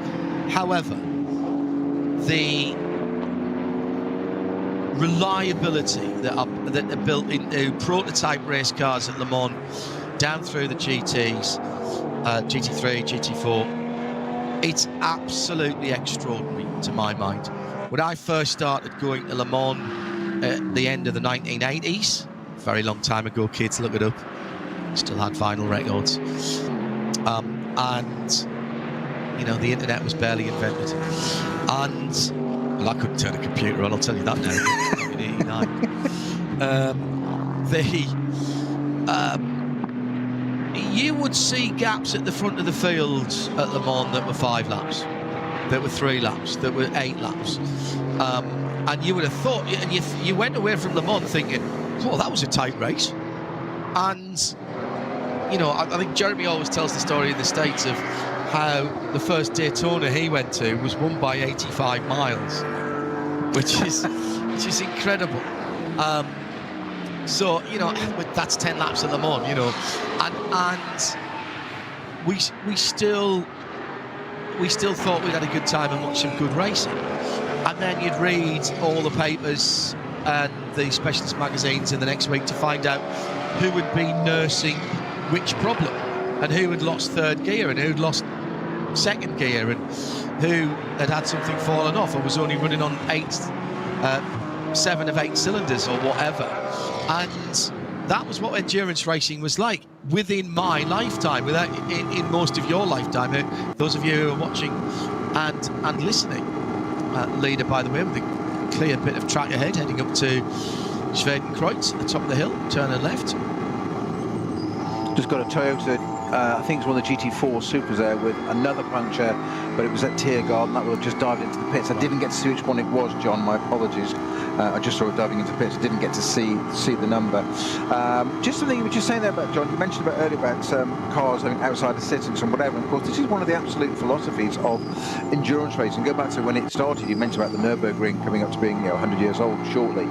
And the days of, at Le Mans, as you will know, for the rules years ago, I think in the 20s, well, maybe into 30 still, I think it was about, was it 2 to 4 hours of the race, they had to run with the hood of the car erected, because it was a touring car. Oh, Le Mans, yeah. And you weren't allowed to put any fluids in for a certain amount of time. And this was about proving the car.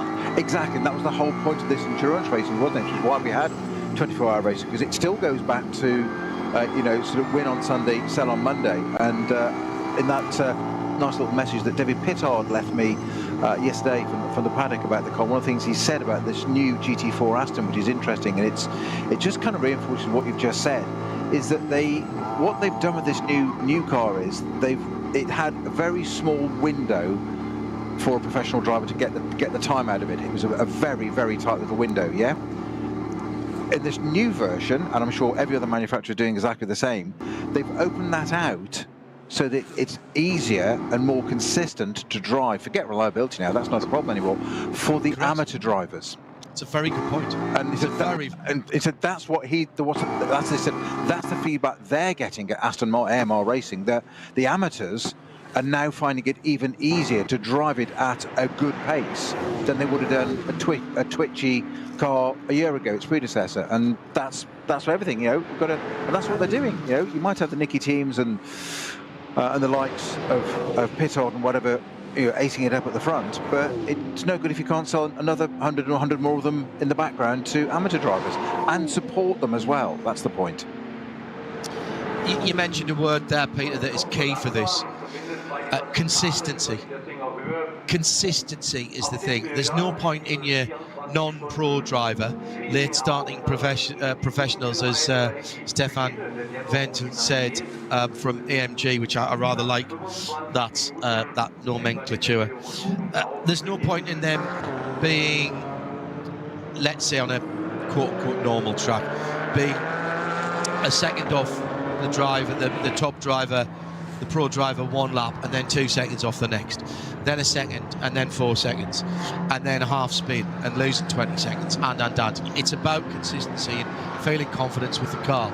Now, when I spoke to Adam Carter, who's the head of development for Aston Martin Racing in the endurance and works very closely with the Formula 1 team, as well as based at Silverstone with the Formula 1 team, and he said exactly the same, that their new evolution for the new Vantage was all down to making it more consistent and giving it a larger window. I was absolutely stunned, because the Aston was never thought of as one of the harder cars to drive. I think it was always considered that the AMG was probably the car that it was at least difficult to get a lap time out of if you were a non-pro driver. However, I was fortunate enough to do some testing laps at Monte Blanco in the previous version of the GT3, previous iteration of the GT3, and I found it an intensely satisfying experience, and even on worn tyres got down to a decent time. Johnny Adams had set the benchmark time. I got down to under a second away from Johnny's time relatively quickly, and I would like to think that that's because that I'm the biggest loss to motor racing ever, but it wasn't. It was just the sheer confidence-inspiring nature of the car that allowed me to use the ABS right up to the apex. In fact, if you're not, you're losing time, because that's how you rotate the car. To work with the traction control to find a setting that I like, that I could get enough drift coming out the corner without me spearing off into the undergrowth. And for them to still be working on that sort of thing, with all the manufacturers are doing that now, I think is extraordinary. And what it says to me now, that the reliability comes as a given. You are expected to have a GT3 car that'll drive flat out or near to flat out for 24 hours. After that, it's about, we want it to work in as many different conditions and at many different types of track as possible. So we're opening out the performance window, and we're making it just easier for people to get in and out, more comfortable for guys who aren't whippet-thin racing drivers, and, you know, who, like me, weigh 100 kilos and have got to get yourself in through the door bars. And it's not as easy as it looks. It really isn't as easy as it looks. I think it's great.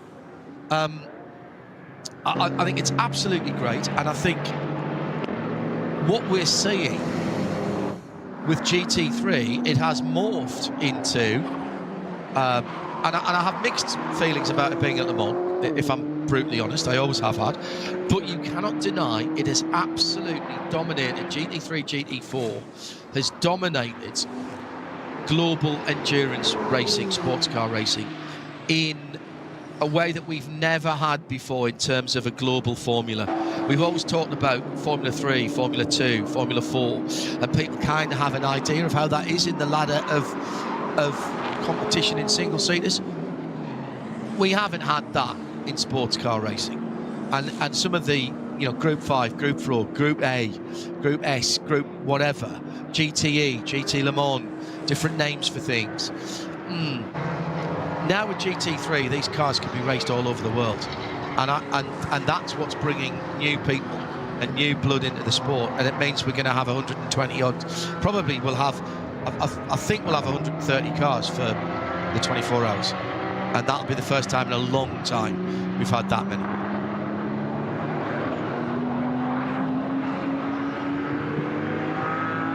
More power to that elbow, I see.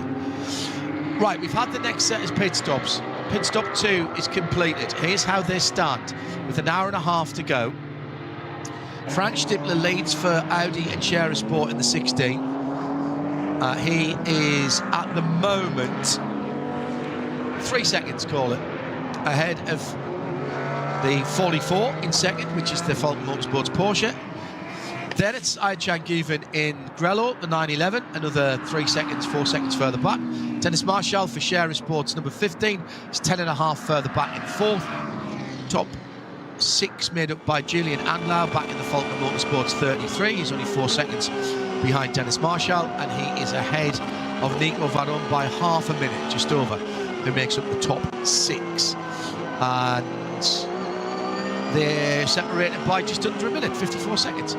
And we've still got one more pit stop to go. I think just one thing you mentioned there, John, going back to the bit you talked about, these GT cars for owner drivers, amateur drivers.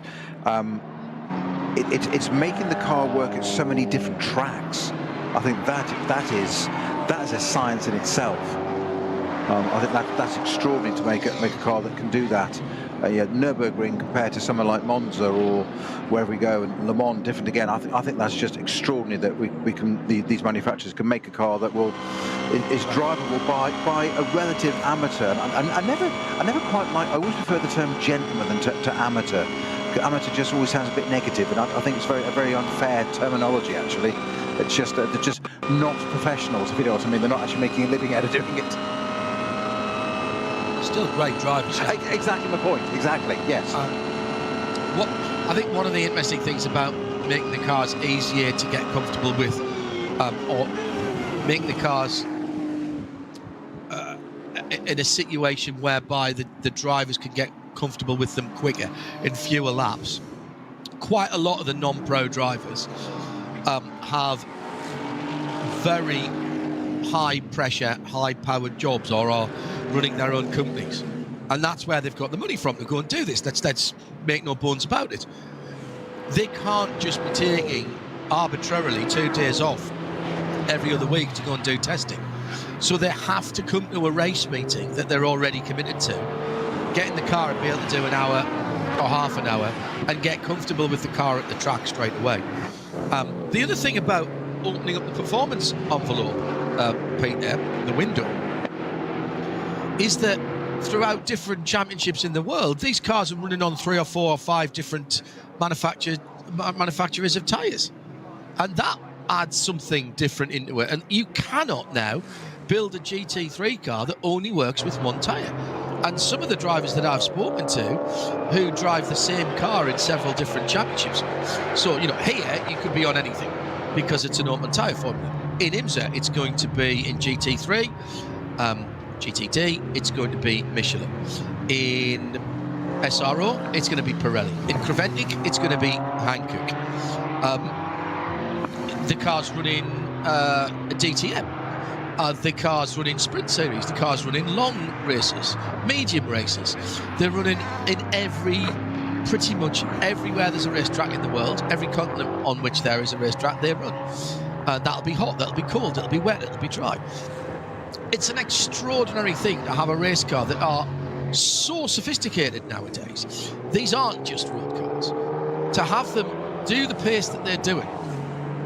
8:14 is, you know, what did we say? 8:08. So, you know, 8 seconds off the lap record here on this circuit. But let's take off the Grand Prix circuit. You're still spending, let me see, a minute. So that basically is you spending just around about 6 and a bit minutes on the Nordschleife in a GT3 car that's based on a street car. Just let that sink in for a second. That's extraordinary, isn't it?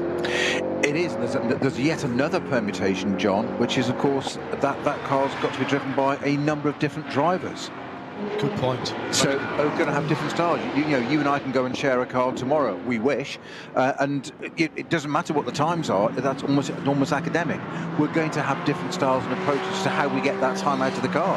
And your 4 drivers in a car are going to do different things. You know, Pittard and team in an Aston are going to do something different to Adenauer and Bachler in a Porsche. They're all going to do something slightly different, and the car's got to be not one size fits all. But it's almost you know, magical how they do it. And I always try and explain to people this is why this is so much more interesting form of racing than just single make necessarily. Notes here from the racing bar steward. Why are Falcon running with just 2 drivers? Surely it's a risk if one of them can't drive. They're only running with the 2 drivers here for the short race, the 4 hours. They will run with more drivers when they get to the 24 hours. This is all about getting time for the drivers under the wheels of the car. Time penalty, by the way, coming in for ignoring flag signals. It's the number 945, which is a Porsche 718 Cayman Club Sport. I love this quote, by the way, from Salman Owega, who was in that number 6 Mercedes that the leader was catching up to. That was breathtaking. That was his first stint in a GT3 car, he says. It's an honour to ride here. I'm looking forward to the next time. The weekend is just about collecting data and further developing the tyre, he said. And this from the... And this is another good one as well. It's from Michael Meyer in the 885 BMW M2 Racing Cup. There's a lot going on the track. The cleanup took some time after the accident. Conditions fantastic, driving's a lot of fun. Mutual consideration is very good and respectful. It's very, very positive. In a small cars like ours, you obviously look behind you a lot, but it's still great fun. The 24 hours at the ring are great for me. I've done Dubai 24 and Q8 12, but it's not like the green hell. He's right there. He is right there. Marvellous stuff. Sun beginning to sink down below the mountains to the west. and we've still got just on an hour and 20 minutes to go. Glickenhaus still lead SPX, Cup 2, Black Falkman number 148 are back at the front of that fantastically close battle. And it's Black Falkman number 148 from Avia 120. Those two have just pitted, starting the next set of pit stops. Kay Kramer in third with the 121. The best of the Mullners, Maury Krantz, in the 120.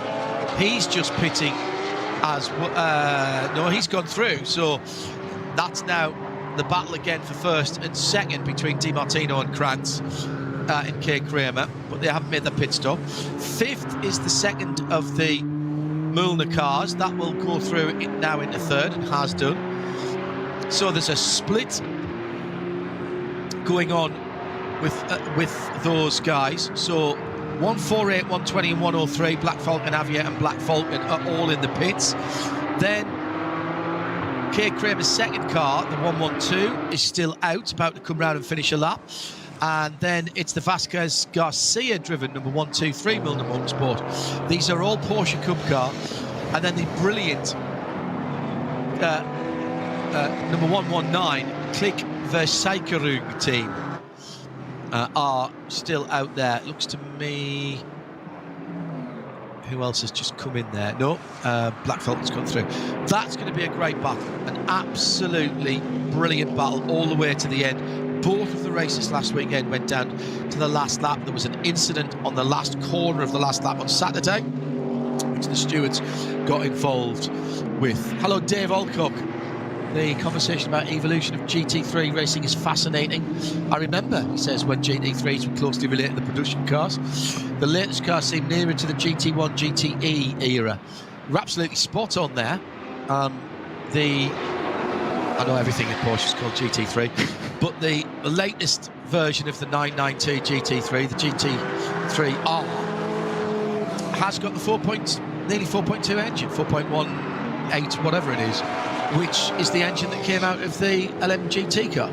The GTE car, as ACO called them, or as they ran in IMSA, the GT Le Mans cars.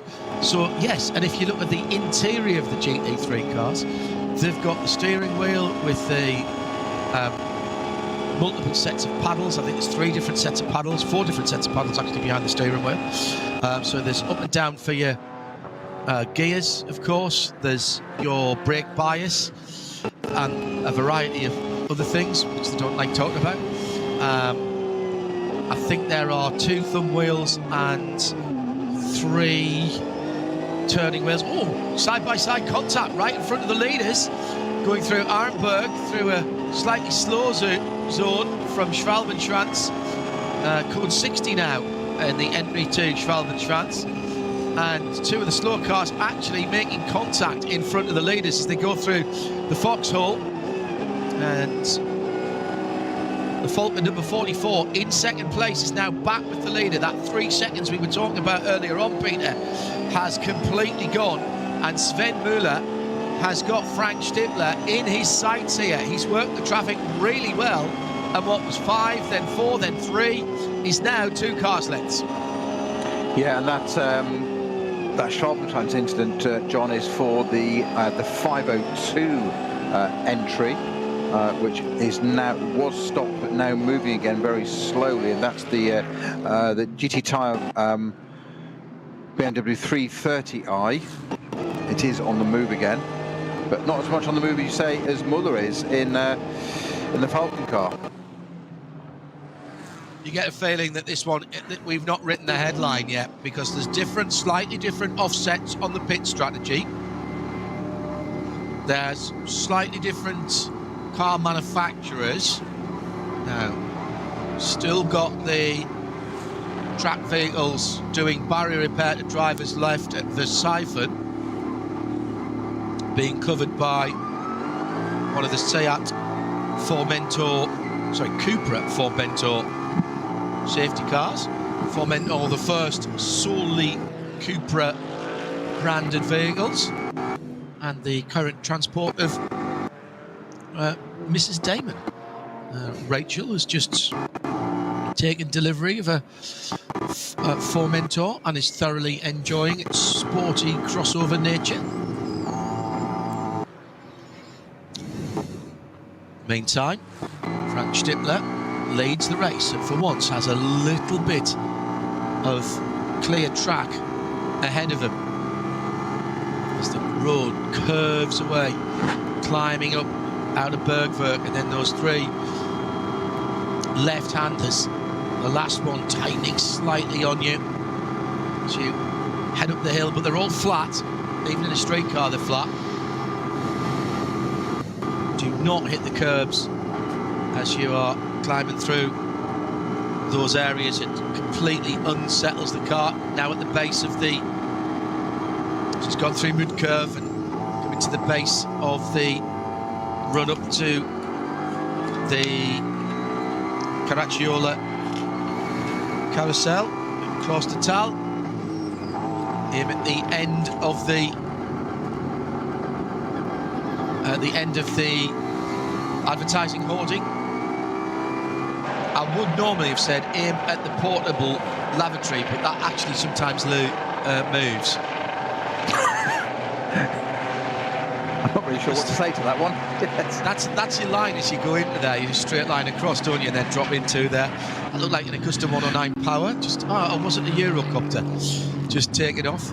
And the other battle for fourth place at the moment is Julian Andlau in the 33 Falcon Porsche, chasing the Shearer Sport Audi of Dennis Marchal in number 15 car, and again it's another one all over the back of it. And these Falcon Porsches, they're like a rash, aren't they, over these cars? Unfortunately, they get close and they just seem to be able to stick with them. And just watching it again through traffic, John, just absolutely extraordinary. And this is for fourth place, not even for the lead.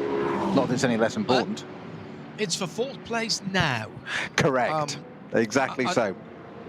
I've been keeping an eye on one of my 50 bazillion screens here on the stint lengths, and nobody's done anything bonkers. We haven't. We've seen the odd 8-lap stint. Rover Racing in the number 98 have done an 8-lap stint. So it is possible. The Falcon Motorsports number 33, Klaus Bachler, last time he was in the car, before he handed over to Julian Andlau 4 laps ago, he did an 8-lap stint as well. We've had the Falcon 44 doing an 8-lap stint as well. Now, undoubtedly helped by those Code 60s. So this is interesting. Herbeth Motorsport have done an 8-lap stint. But not everybody, when that Code 60 out, was doing 8 laps. Their Kerber Gimasiak only did a 7 in the Valkenhorst Aston Martin. And so this is all still to play out at the end of the race, and who is where when it comes into the last hour of the race. Now, in terms of where people are in their stints at the moment, the leader, Team B, he's a battle for the lead, coming up to the end of the lap, and Sven Müller weaving left and right into Tiergarten. Aim at the red part of the barrier on the left-hand side, starting to get dark now. The headlights actually playing their part, and you can see them on the road surface.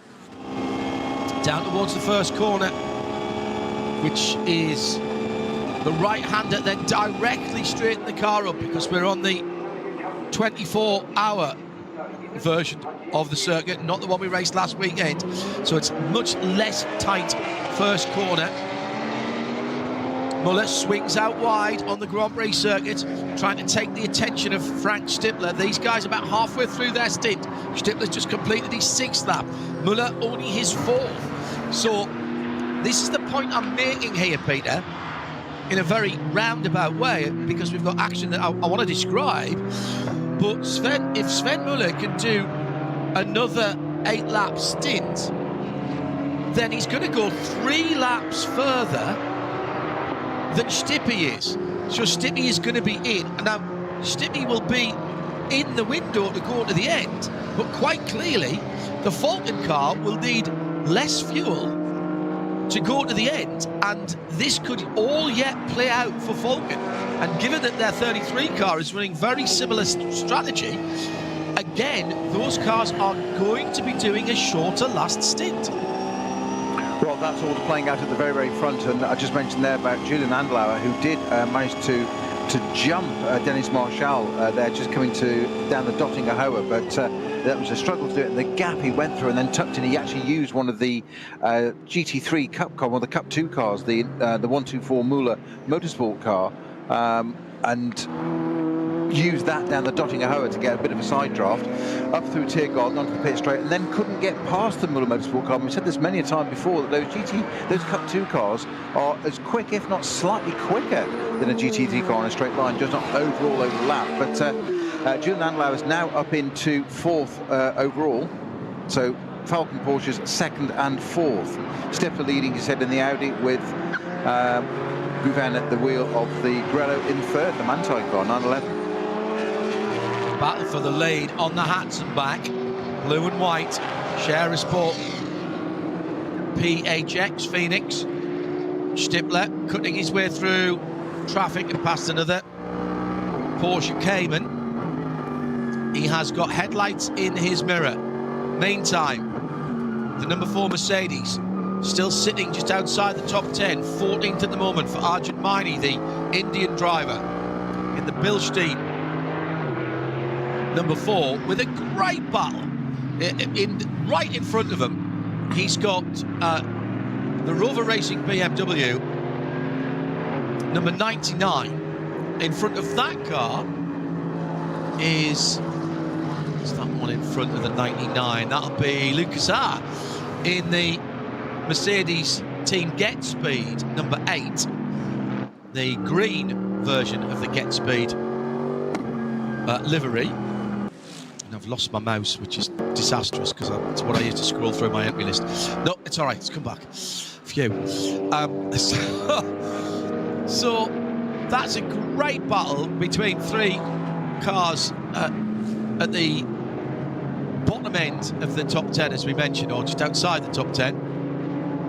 It's fantastic stuff that's going on. Gilles Gounon is about 30 seconds ahead of the battle as that 3 head out onto the Hatzenbach.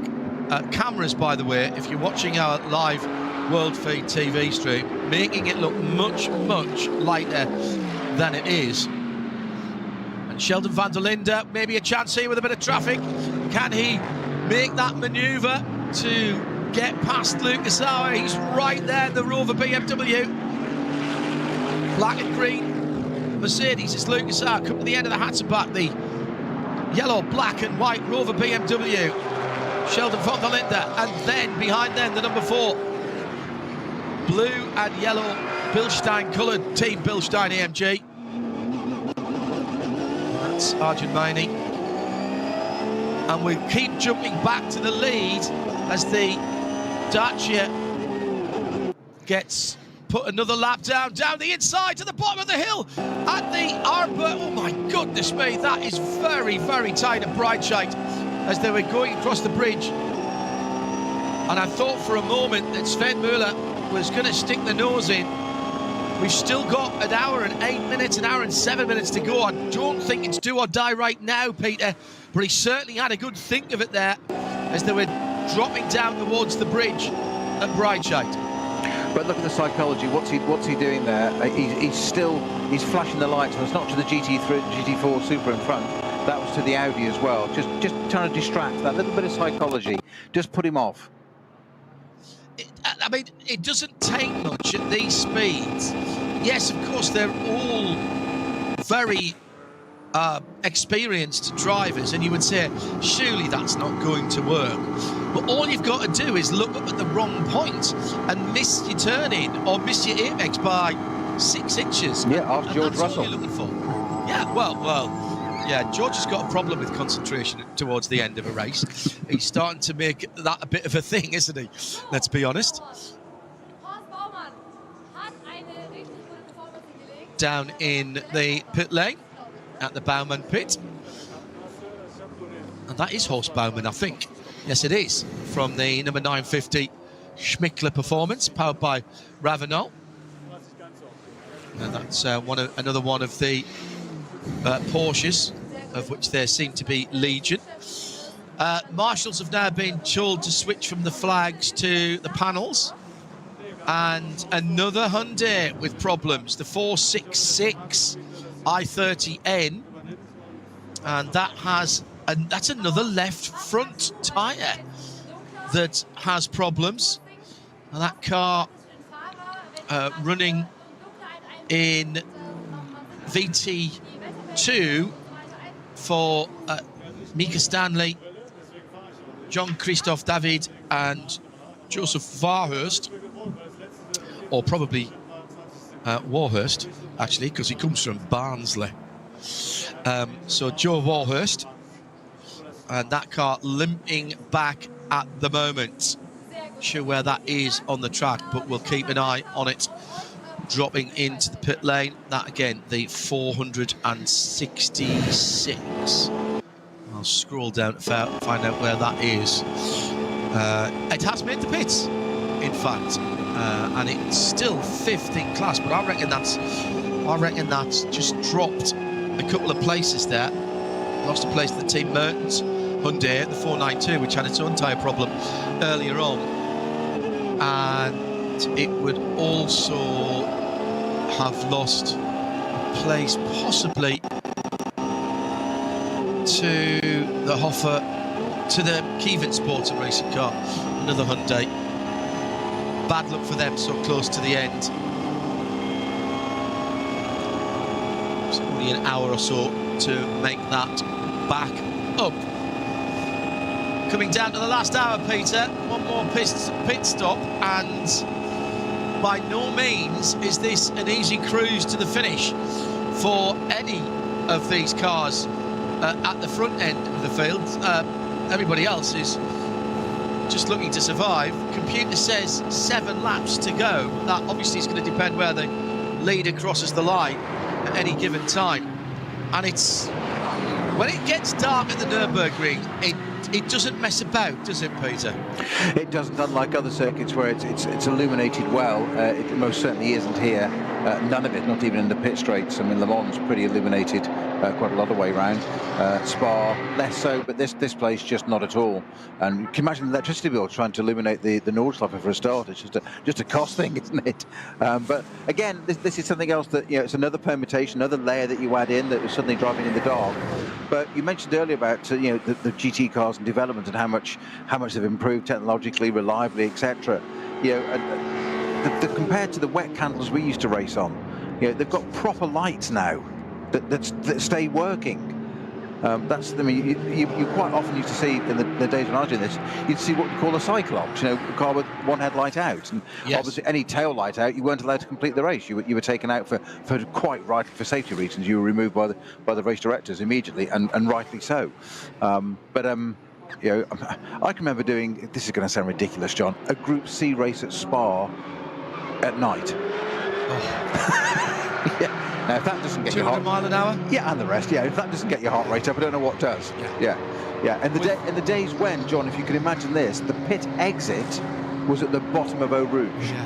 So that didn't come in until about 03. You blended straight in. So you'd come down hugging the pit wall, and all of a sudden there was a 962 coming out of the pits, and you're committed. Yeah. And it was still gravel on the other side as well.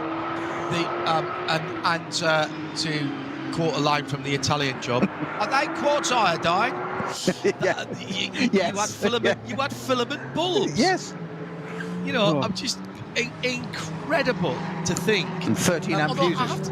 Well, exactly. I say that my old 968 Porsche still has filament bulbs in it, and on full beam with the driving lights and the fog lights on, it's pretty good for an old car. And I don't have uprated bulbs in them. I have the normal bulbs in, but it's pretty good.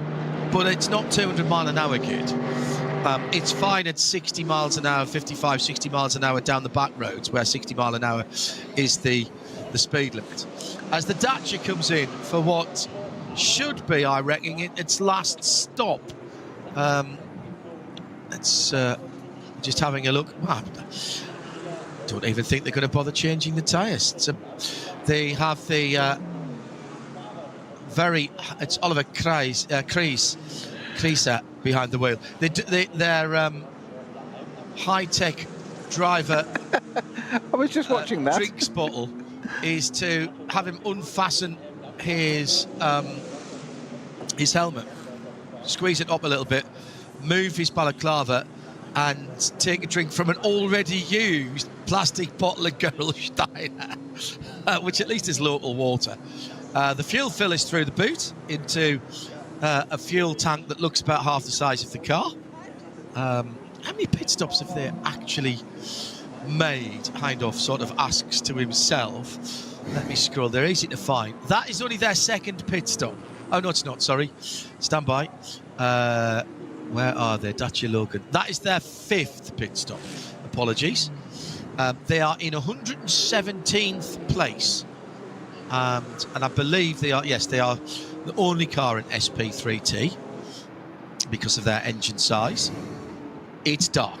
It is now properly dark, and we have 1 hour remaining. 1 hour remaining. So, end of the lap that all of the cars are on at the front of the field now. Bear in mind that the leaders are just on to the Nordschleife. The car that's the furthest way around the Nordschleife is in 17th position. It's the Team Advan Mercedes GT3. So that car probably can't pit. It would be dangerous for it to pit now. And in fact, it doesn't, it goes through. But at the end of that car's next lap, this is the number 6 I'm talking about, that car could go to the end. So I reckon all now of the top 20, as they come across the line now, they would have the opportunity to come in and do their last pit stop. Now, whether they do or not, I've got another penalty, and it's a big one, and it's for the AMG GT, the Miney Bird Omega Beretta car, causing an avoidable accident, 2 minutes 30 seconds, and that's for another Hyundai with a problem at Hohe Acht for the number 499 I30N. So 2 minutes 30 for the number 3 AMG GT3. And here's an update on what happened to the Aston Martin of Cuba. Nicky Team saying Cuba's made contact with the track barrier and the front was damaged. However, for us, the race is a test. That's why it makes no sense to continue. We'll repair it now and do a few laps again later. Okay, that's why that number 34 car dropped down the field. Still in the pits now in 35th position, 25th in SP9. So that's you up to date with 57, call it 58 minutes still to run till time elapses. Not a bad day for the Glickenhaus, qualified 4th, Comme Ledugar in the SCG 004C right now, sitting in 18th position. 1 lap pace, Peter, obviously there, and they have had pole position in the shootout before, and so we've known that, and this is a welcome return to motor racing for Jim Campbell and Glickenhaus. Yeah, I just would have. Its pace is enough to be it come to be inside the top 10, isn't it? And it's just a shame that it's just not been able to do that yet. The Ferrari's still up there, isn't it? Bear with me, my screen just wanted to refresh itself.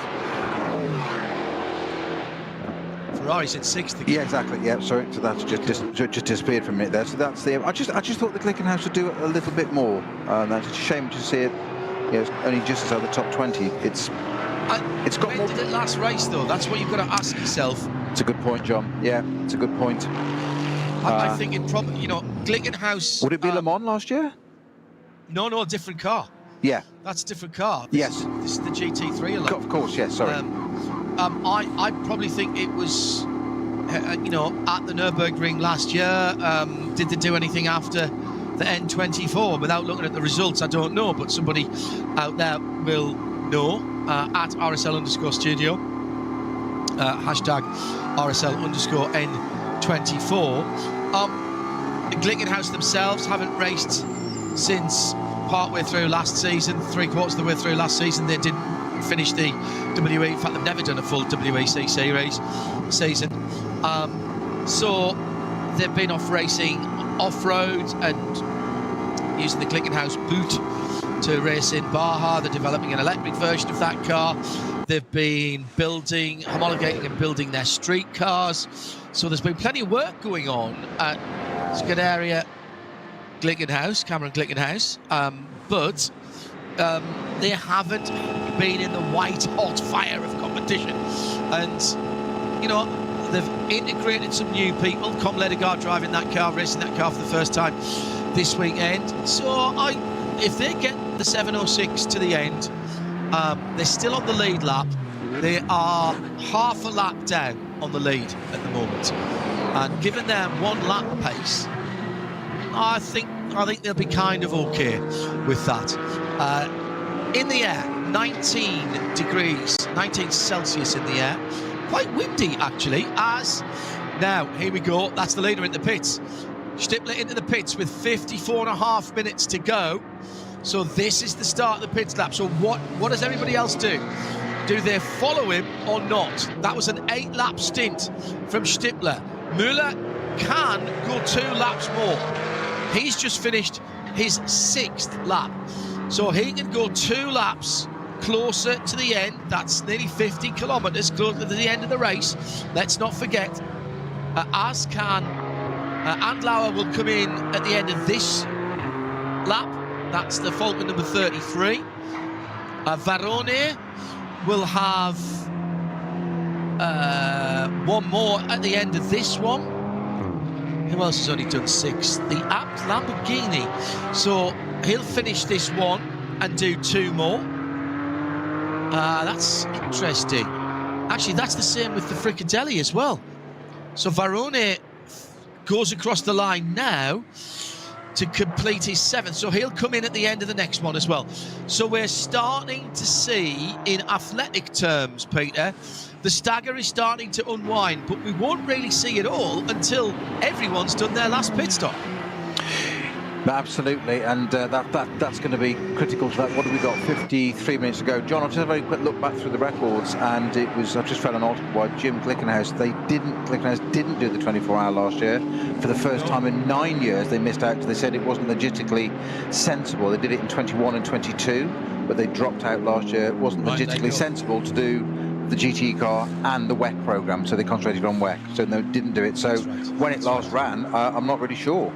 So it would have been 22, probably here in either a VLN race or in 22. All right, Mulder into the pit lane, and there's a problem with the front of that car being the number 122. This is one of the cars that's been riding high in Cup 2 all day.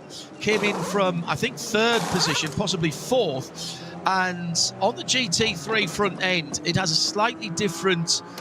and the Cup cars are identical. They use the same carbon fibre reinforced plastic as the street cars for the luggage cover.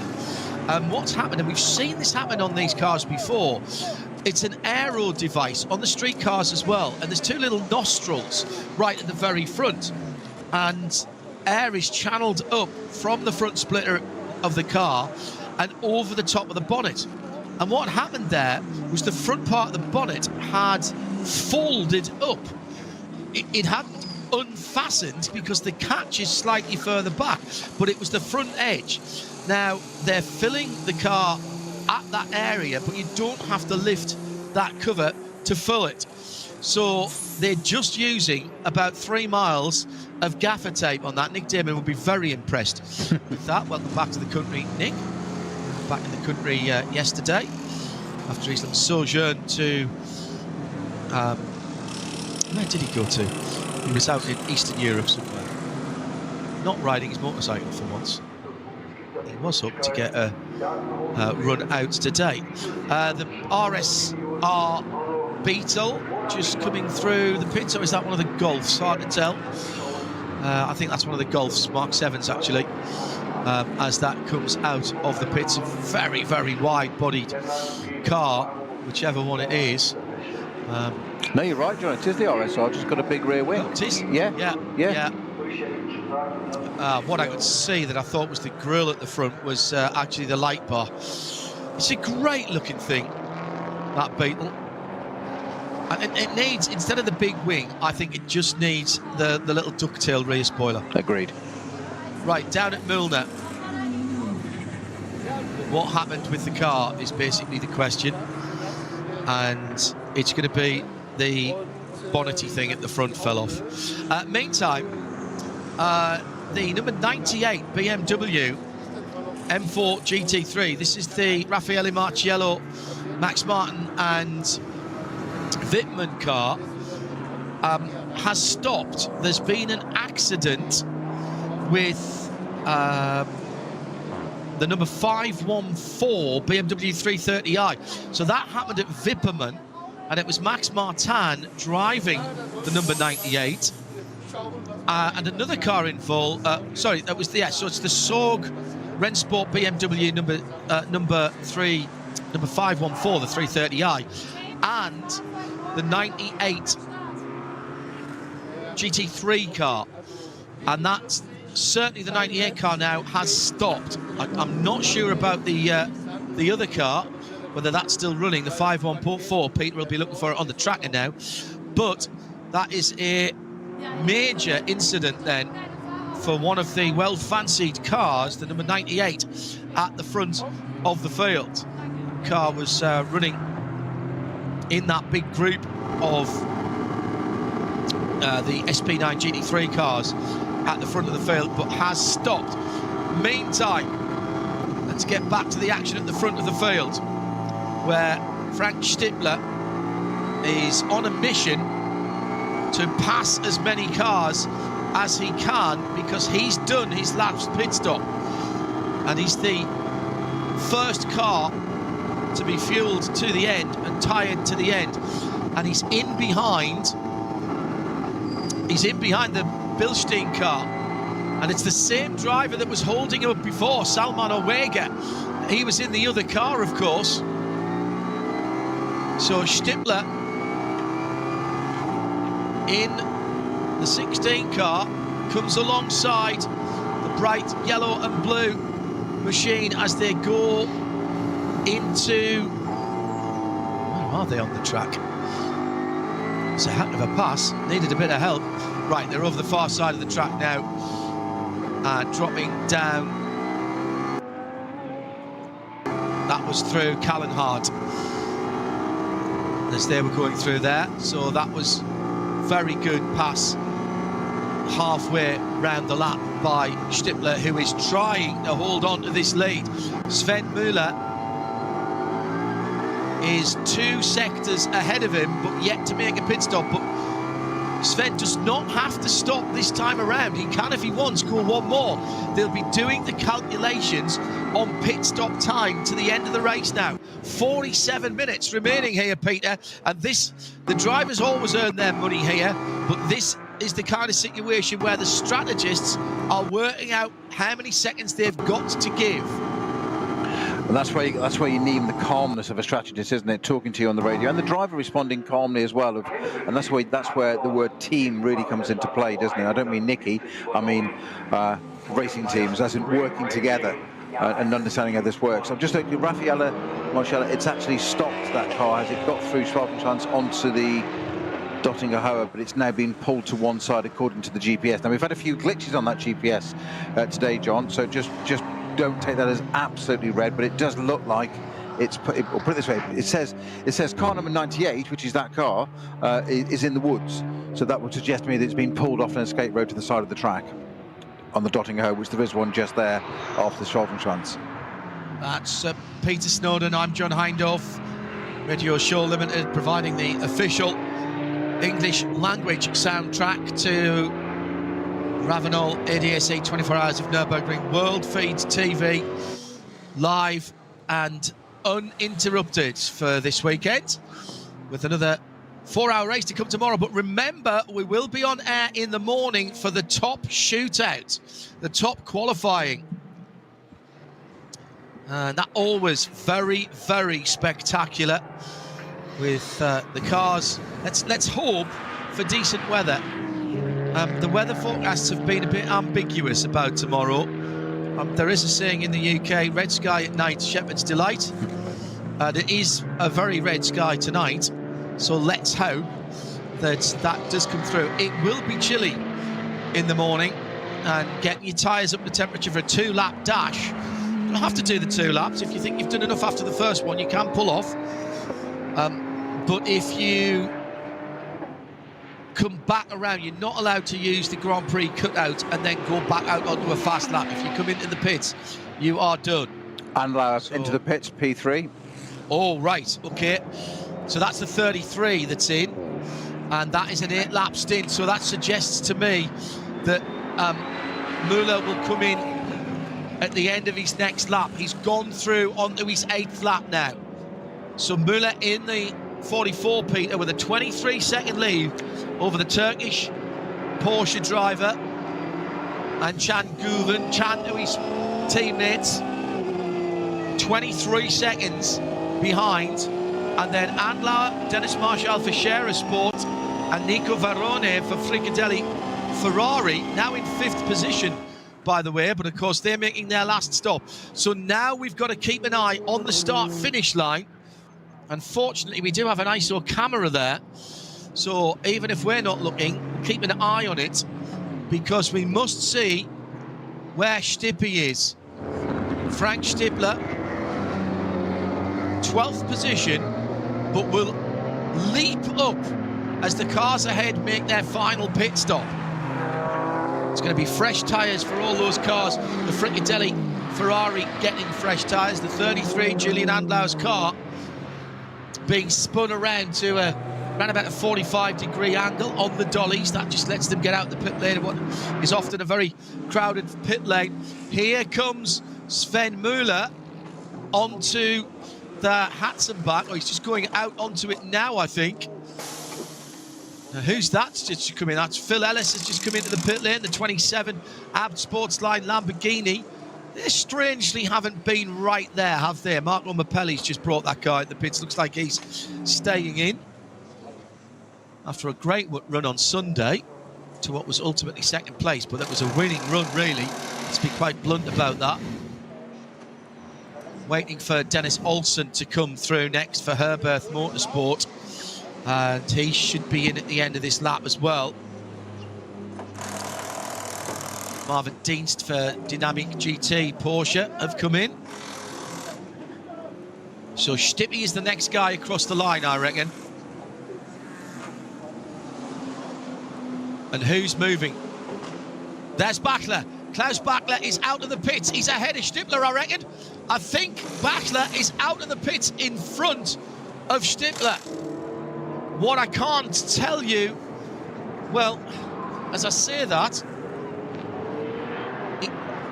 the Falcon 33 is on the Grand Prix circuit, and let's see who trips the first of the timing loops first. He's had to deal with the KTM, which is in an unfamiliar colourway of green and white. Oh, it must be tight. There's Bachler, there's Stippler. I can't see Stippler ahead of Bachler. I think we've just had a lead change at that last pit stop, Peter. And Müller has yet to make his last pit. So that's effectively the lead there.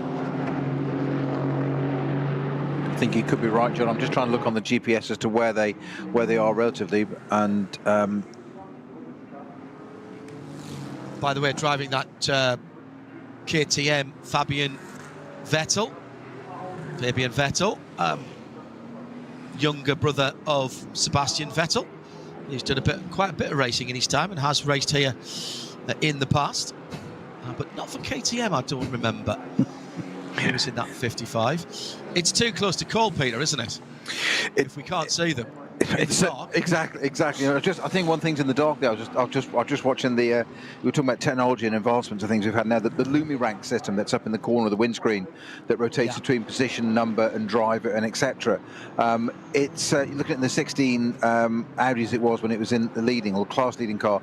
It'll flash blue behind cars approaching, like a blue flag, which is obviously to warn you that a blue flag is a faster car is approaching and you're not allowed to ignore it any more than 3 marshals posts.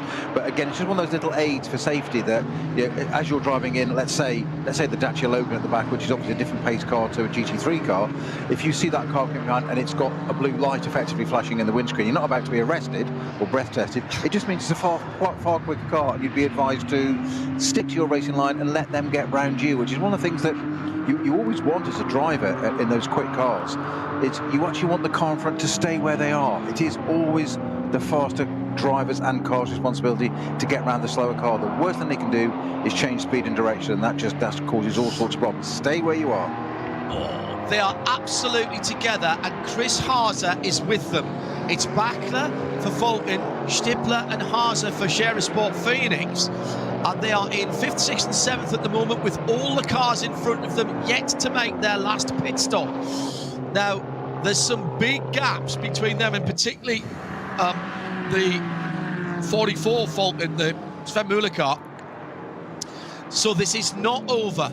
This is not over yet by any stretch of the imagination, as we've got a beautiful sunset over on the mountains and hillsides to the west of the Nürburgring.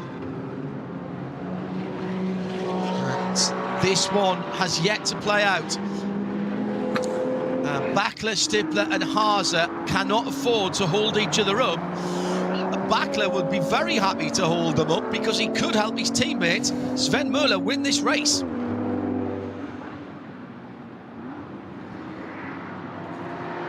Just 38 minutes to go. As you say, John, though, just absolutely not over yet, and we saw it, didn't we, only last week, that Van Tour win by, was it the closest finish in NLS history, 0.42 of a second, was it? 0.041. 41, okay, my apologies. Yeah, exactly, no, yes. 0.041. Yes, yeah. Sorry, yes. 41 hundredths of a second. Whilst we're waiting for these guys to come round and Müller to pit at the end of this lap, Müller, Guven, I think Olsen will pit as well, the top 3. Lucas R should pit as well, as we've got the number 7 in the pit lane at the moment, which is the Conrad Motorsport Lamborghini Huracan in the famous Conrad colours. It's the Sophie Vermeulen and Paul driven car, and that looks like it's ready to go.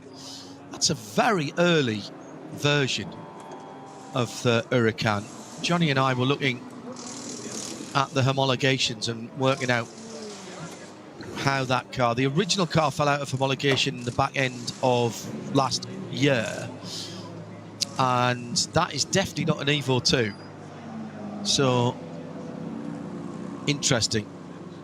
So ready to go there. Code 60 on the Donninger Hoa. This is very interesting. Now, who does this help? Well, it'll depend how quickly it is taken away.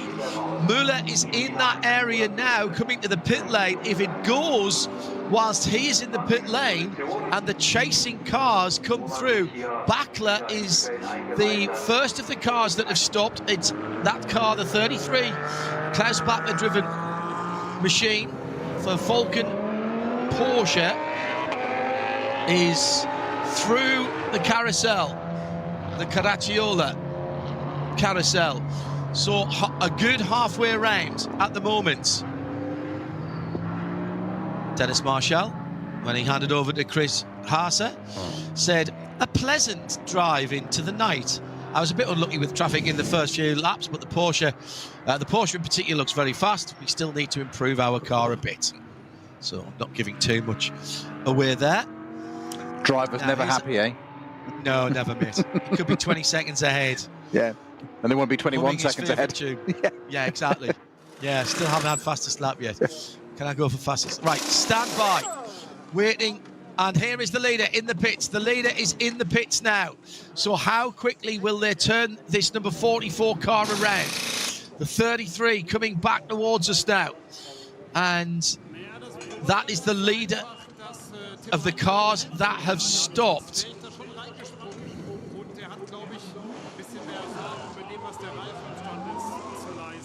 So, who's got in? That Sven Muller got out. Is it Raginger that's got in? Can't see the helmet. If it's a red and white helmet, I think that's Raginger. Because that would be the Austrian colours, wouldn't it? Yeah. Austrian colours, yes, correct. Extraordinary. This is going to be tight. Sven Muller out. I think that is Raginger getting in. I think those are the only two. Oh no, Heinemann's driven that car as well. So is that Heinemann's helmet? I don't think there was any need for all four drivers to drive it. I can't remember seeing Nico for that. Here we go, here we go. The 33 Falcon is stuck in the code 60. There's a lot of traffic and a lot of carnage up there. There's a Porsche off to driver's right. So this is going to even itself out.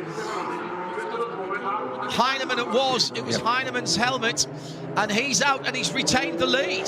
The 44 car then for Fulton, by dint of going 2 laps further than Frank Stippler, has got the lead, and I think by dint of going 1 lap further, the Klaus Bachler 33 car is going to have seconds. Yes, he is. They're not even up to the Touristfahren entrance and the Bilstein Bridge. This is huge. This is going to be a huge lead for Tim Heinemann. This is over a minute, and this all comes down to them getting that longer run, Peter, and going 2 laps further into the race.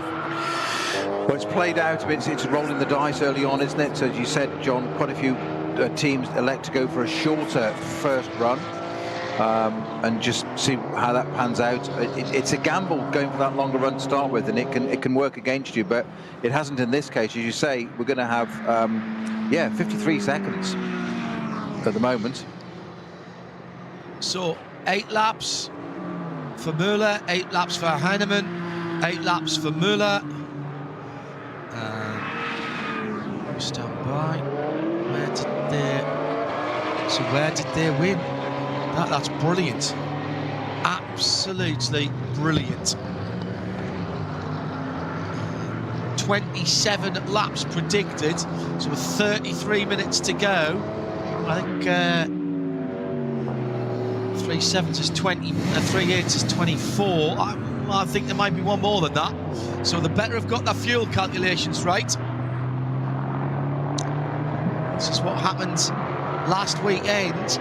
The car that was leading, coming to the line, had to slow down because they did not have fuel to do the extra lap.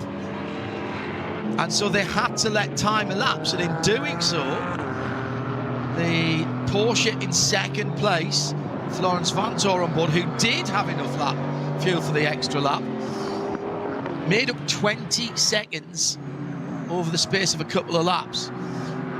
Talked to him on Tuesday, and he didn't know that he'd won it until the team went wild in his ear as they crossed the line. They were telling him to push, and he was thinking, why am I going to push? I'm never going to catch him.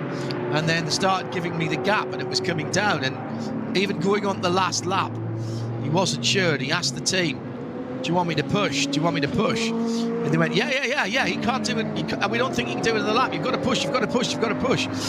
So he did, and fortune favoured the brave. Could have thrown it off, you know, could have happened. And that's always a problem, isn't it? The risk-reward ratio of, you know, we forget that these drivers are driving pretty hard at the best of times around here. You know, we talk about strategy in this, and we just casually say, oh, the team say push. Well, you're already driving at, you know, it takes a lot to, I saw that, yes. But, you know, you're told to push, you're thinking, why should I? Why am I going to risk it at this point when they're so far ahead? But it's the intel you've just said there, John, when the team tell them what the gap is, and then say, we don't think it's got enough fuel, that's a sniff to a driver of, oh, right, I need to push then. So the exclamation there was for Frank Stippler, who was battling with Klaus Bachler for 3rd place, which is a genuine 3rd place now. So, by the way, not only did Tim Heinemann get out without losing the place, but Aycan Guven got out without losing 2nd for Grello. Some time ago, I seem to remember we said, never count out the Mantai. And that car's right in the mix there. Stippler had to, I think he may have locked up, actually, because he was so close to the back of the car, he picked one way and the car moved. As Bachler went one way, the car moved and blocked Stippler. And if he didn't lock up, he must have been very close. And if he didn't hit the back of the car in front of him, in fact, I know he didn't hit the back of the car in front of him because he's still got all his headlights. And if he'd hit him at all, that would have gone. But now, it is the Porsche that is held up in Adenauer first, and a much better exit from Stippler as they gently climb up the hill, the 2 left-handers coming up. You don't have to worry about the apex for the first one so much. The second one's way more important. Let the hill slow you down a little bit. Get on the brakes over the top of the brow, heading down towards Callenhard.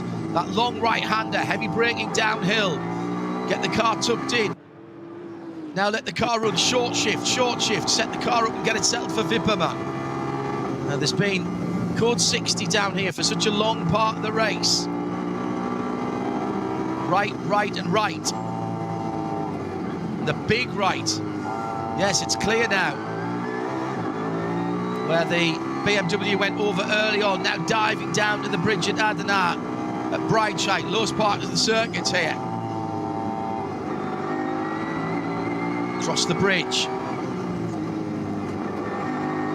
Stippler's got it fully lit here. Doesn't use quite as much road as they head towards that critical uphill right-hander. Such a patience corner at Bergwerk as well. Late apex. Porsche didn't get anywhere near the apex, but it doesn't matter. It's about taking the pace up the hill. 3 left-handers. The first 2 barely corners. You don't have to get to the apex, but the 3rd one you've got to absolutely nail because it tightens and there's no runoff on the right-hand side. They're climbing up towards Mud Curve now. That is not over. And we've still got the sharp end of half an hour to go. Marvellous.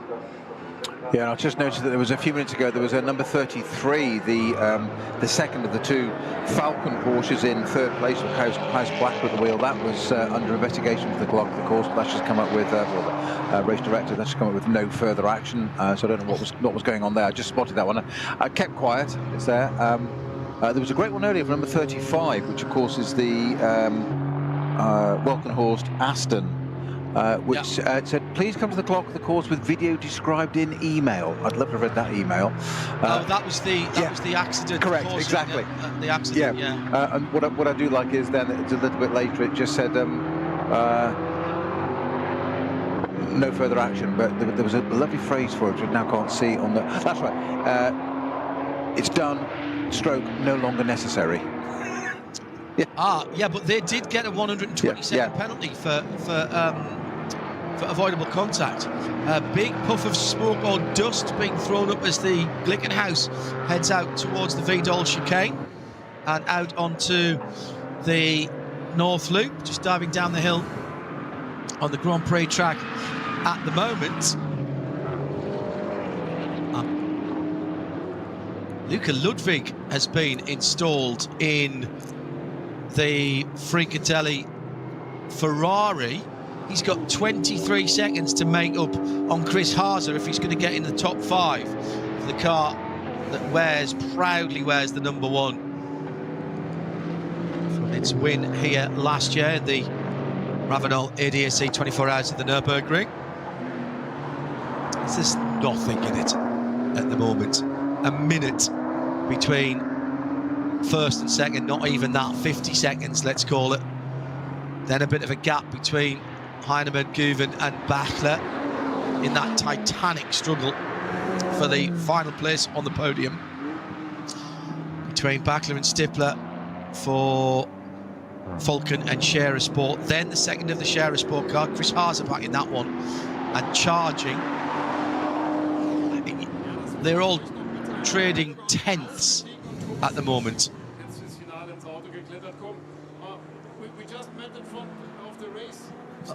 Oh, here we have an English interview. Let's have a listen. Did not went so well. Just talk us a bit through what happened during the race. Before the race I was a bit more fresh. Yeah.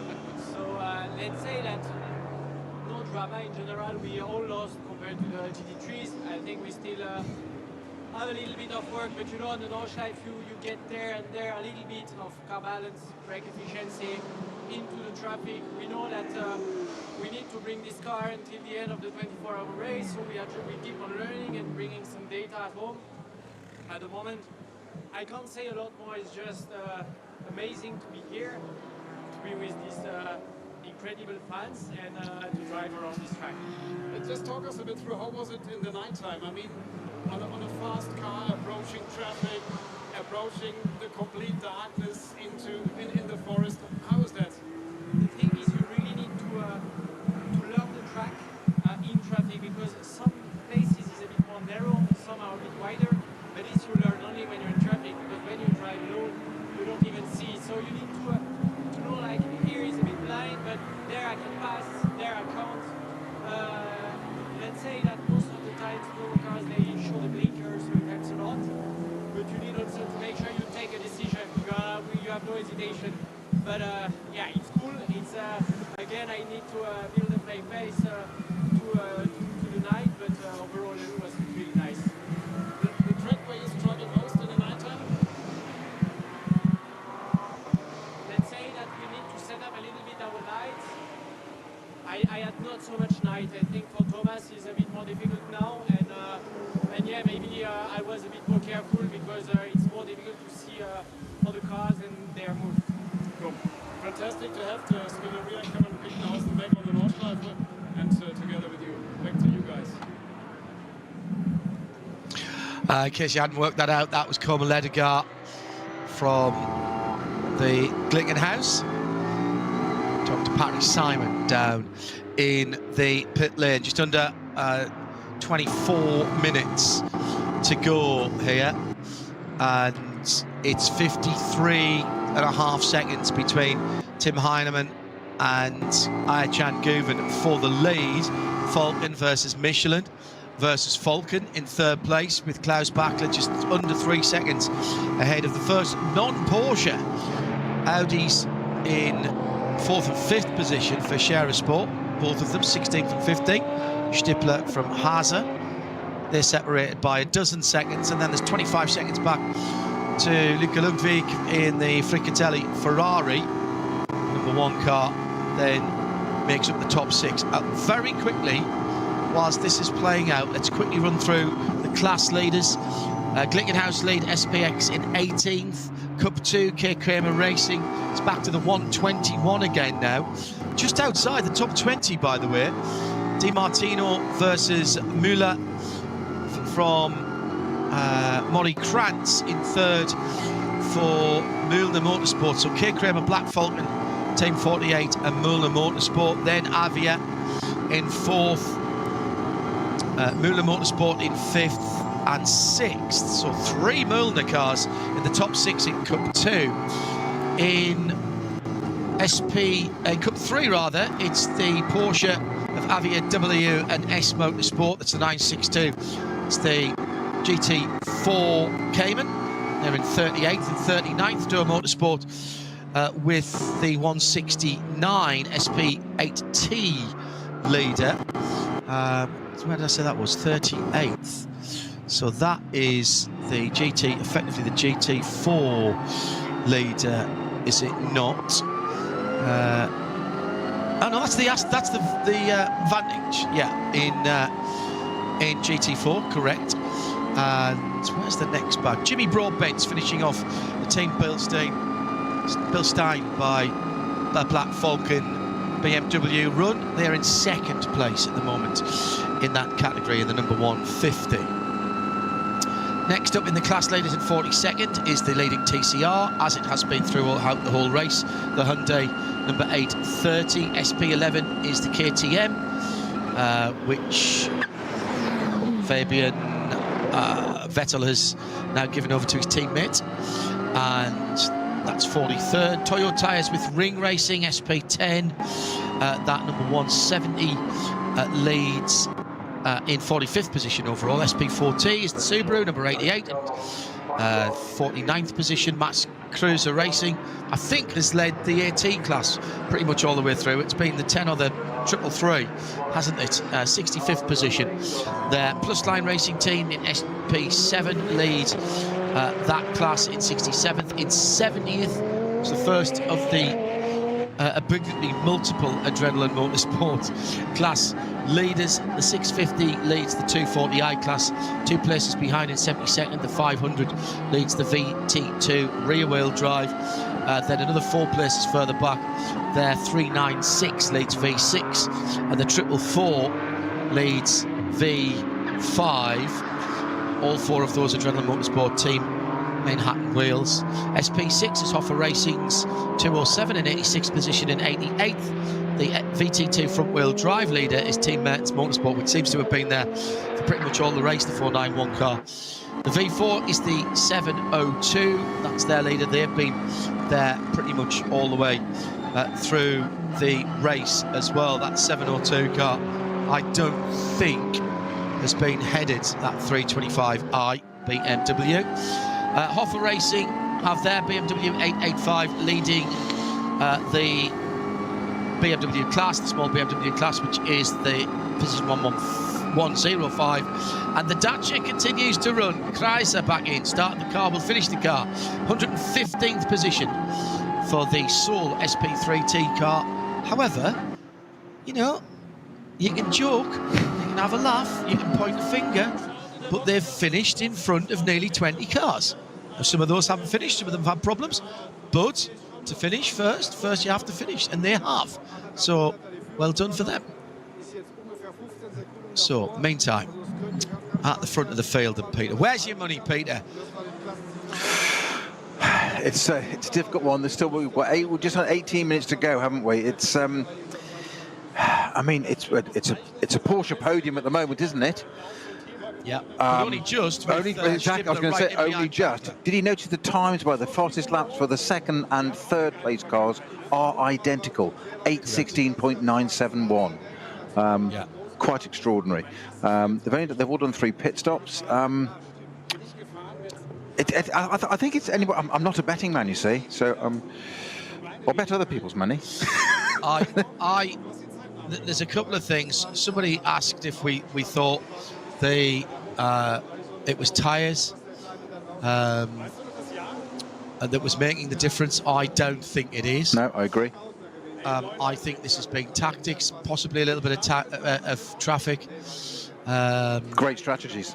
Great strategists. Yeah, and it just happened where it will all, I think when we break this down, it will all be down to where people hit traffic or yellows or code 60s on their in or out lap with this slightly offset pit strategy. The 2 laps that Fulton had at the end certainly seemed to work in their favour. They had track position and they came out absolutely perfectly. I knew it was going to be a lead. I didn't think it was going to be that big a lead. They just about, I think they must have just about squeaked past the Dottinger incident. Either it was yellows before it went 60 and they might have already been past it. And that's what's given them that minute. And on such small things do, you know, races turn, quite frankly. Klaus Bachler, by the way, 17 seconds in arrears from second, so he's just on a minute away from the lead, but he's only got 3 seconds on Stippy. Frank Stippler, eons of experience, millions of laps and kilometres around here. He will be pushing that car very hard indeed. Right, we're into the area of code 60. Now, which one is that? Is that still That's the Dottinger Hoa, isn't it, still? Right, it's the Dottinger Hoa, and the vehicles are moving away. Yeah. So the vehicles are moving away from that, so that's gone back to yellow rather than code 60, I think. Correct, absolutely right. Yeah, just coming out of Schwalbenschwanz, yeah, onto the Dottinger Hoa, goes from 60 down to a yellow flag. So it's the vehicles returning, isn't it? Although there's still yellows going on ahead at. It goes green at Marshall Post 197. Right. Which is just before they start to approach up to Tiergarten. Correct. That's because they've got people still moving on the track, I reckon, at that point, and they've had to do some. There was a car, I think it was a Porsche, that looked quite badly damaged there, and that car was being put onto a flatbed. Still yellows. Again, this is for course vehicles. But Stippler now waiting for the green. Where is the green? He's in the Tiergarten now. He's right up the tailpipes of third place, Klaus Bachler, and it's a clear run down the start-finish line. 15 minutes to go. Tim Heinemann has started what will be his penultimate lap. Here comes Stippy. Right underneath, goes to the right-hand side. That looks good. He'll have to brake really late. Might be able to use one of the Milner cars ahead of him as a pick. Can he get to the inside for the first left-hander onto the Grand Prix straight? I think he can, and I think that's a new third position. Stippler, I think, has gone through on Bachler. Has he?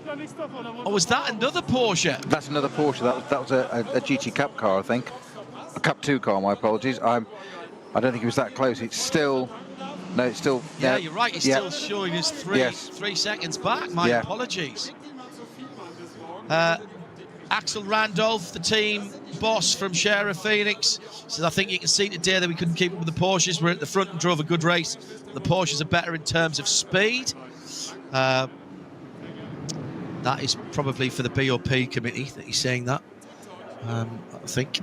So apologies for getting overly excited about what I thought was third position. It was punched up on our main screen. Stippy is just the epitome of calm behind the steering wheel. And I often think, Peter, that, you know, all arms and elbows looks great behind the wheel, but you just, you know, for long, you're just wasting energy, aren't you? Exactly, and it's not very efficient usually. And we've often said we've seen it through the ages of different levels of racing. It's those that make it look easy that are, you know, doing the nice and the comment. You know, Formula One. Look at the Alan Prosts. You know, the professor. He got that name for a reason, because it didn't look like he was trying very hard, but boy was it successful and efficient. And I think Stippler's of that ilk. Yeah, and you know, Sterling Moss in particular, he deliberately tried to psych people out by looking like he wasn't trying.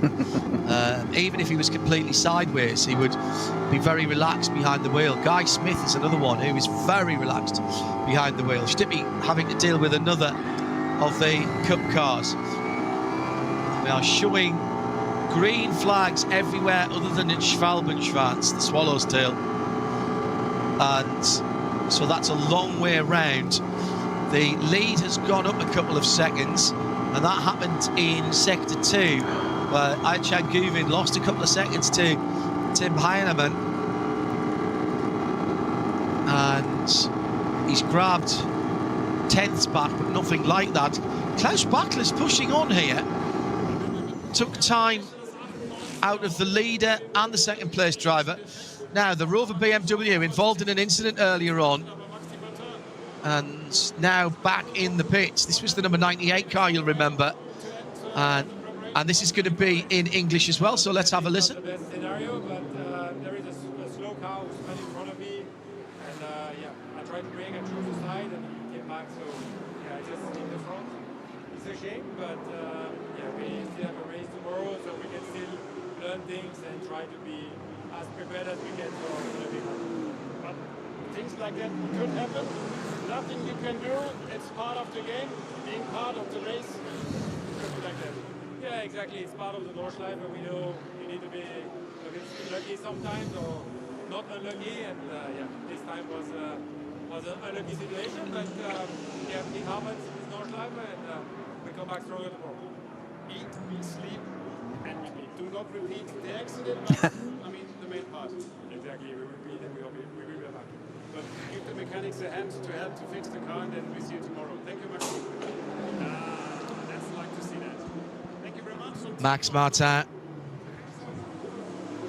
with a little bit of bodywork damage on the right front of that number 98 Rover BMW. And now purely a single yellow flag at Bergwerk. The rest of the track is clear. And 2 seconds taken, 2 seconds and more taken out the leader there by Ayachan Guven. It will be the last lap the next time around. Bakler is closing in on Guven. That's why Guven's having to hustle a little bit. It's down to 13 seconds. It was over 15. Stippler holding it about 3.8 seconds behind a step on the podium at the moment. 17 seconds ahead of his teammate Chris Haase in the 15 Scherer Sport Phoenix car. Then Luca Ludwig, he's only another 19 seconds further back, and he's fairly pushing on as well. It's just about where you hit traffic. Giving up 2 seconds in a zone here, Peter, is, you know, it's not unusual to see that, but it's way better to give up that time getting stuck behind someone than ending up in the wall. Well, exactly so, and that's where the experience you talked about, Frank Schnippler. You've got to remember that Schnippler's coming up to 50 years age. He's done a lot of this, and he's still at the top of his game. Age is irrelevant. What it does suggest is an amount of experience that he's done and got under his belt, and he's seen it all before. And it's exactly as you just said, John. You know, don't throw it all away for a moment of matters. Maxime Martin just said there that it's not ideal what happened.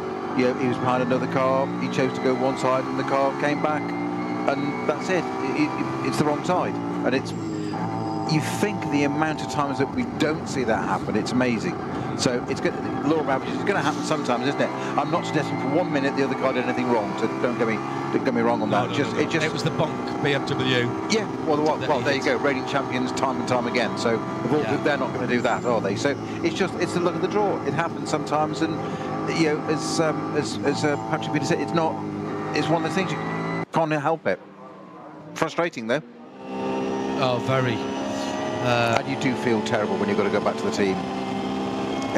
It's not a lull moment, put it that way. No.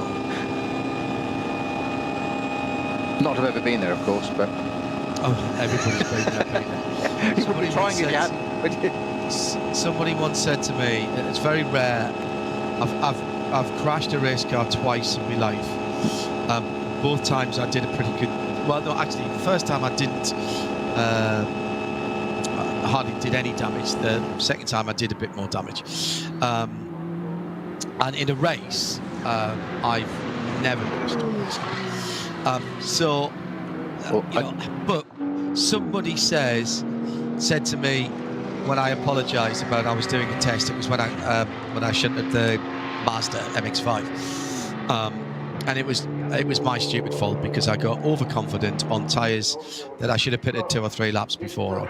But I was having too much fun, and literally last 5 minutes of the day, and went off at the top of the hill at Road Atlanta, and did the right-hand side of the car, looped it to the right-hand side, did the right-hand side of the car, and somebody said, "Don't worry, you never expect a race. You put a car out on a racetrack." You always have to be ready for the fact, to have the expectation that it will come back bent or broken or in pieces or all of the above. Because that is the nature of what happens on a racetrack. Prepare for the worst, hope for the best. It didn't make me feel any better, in fairness.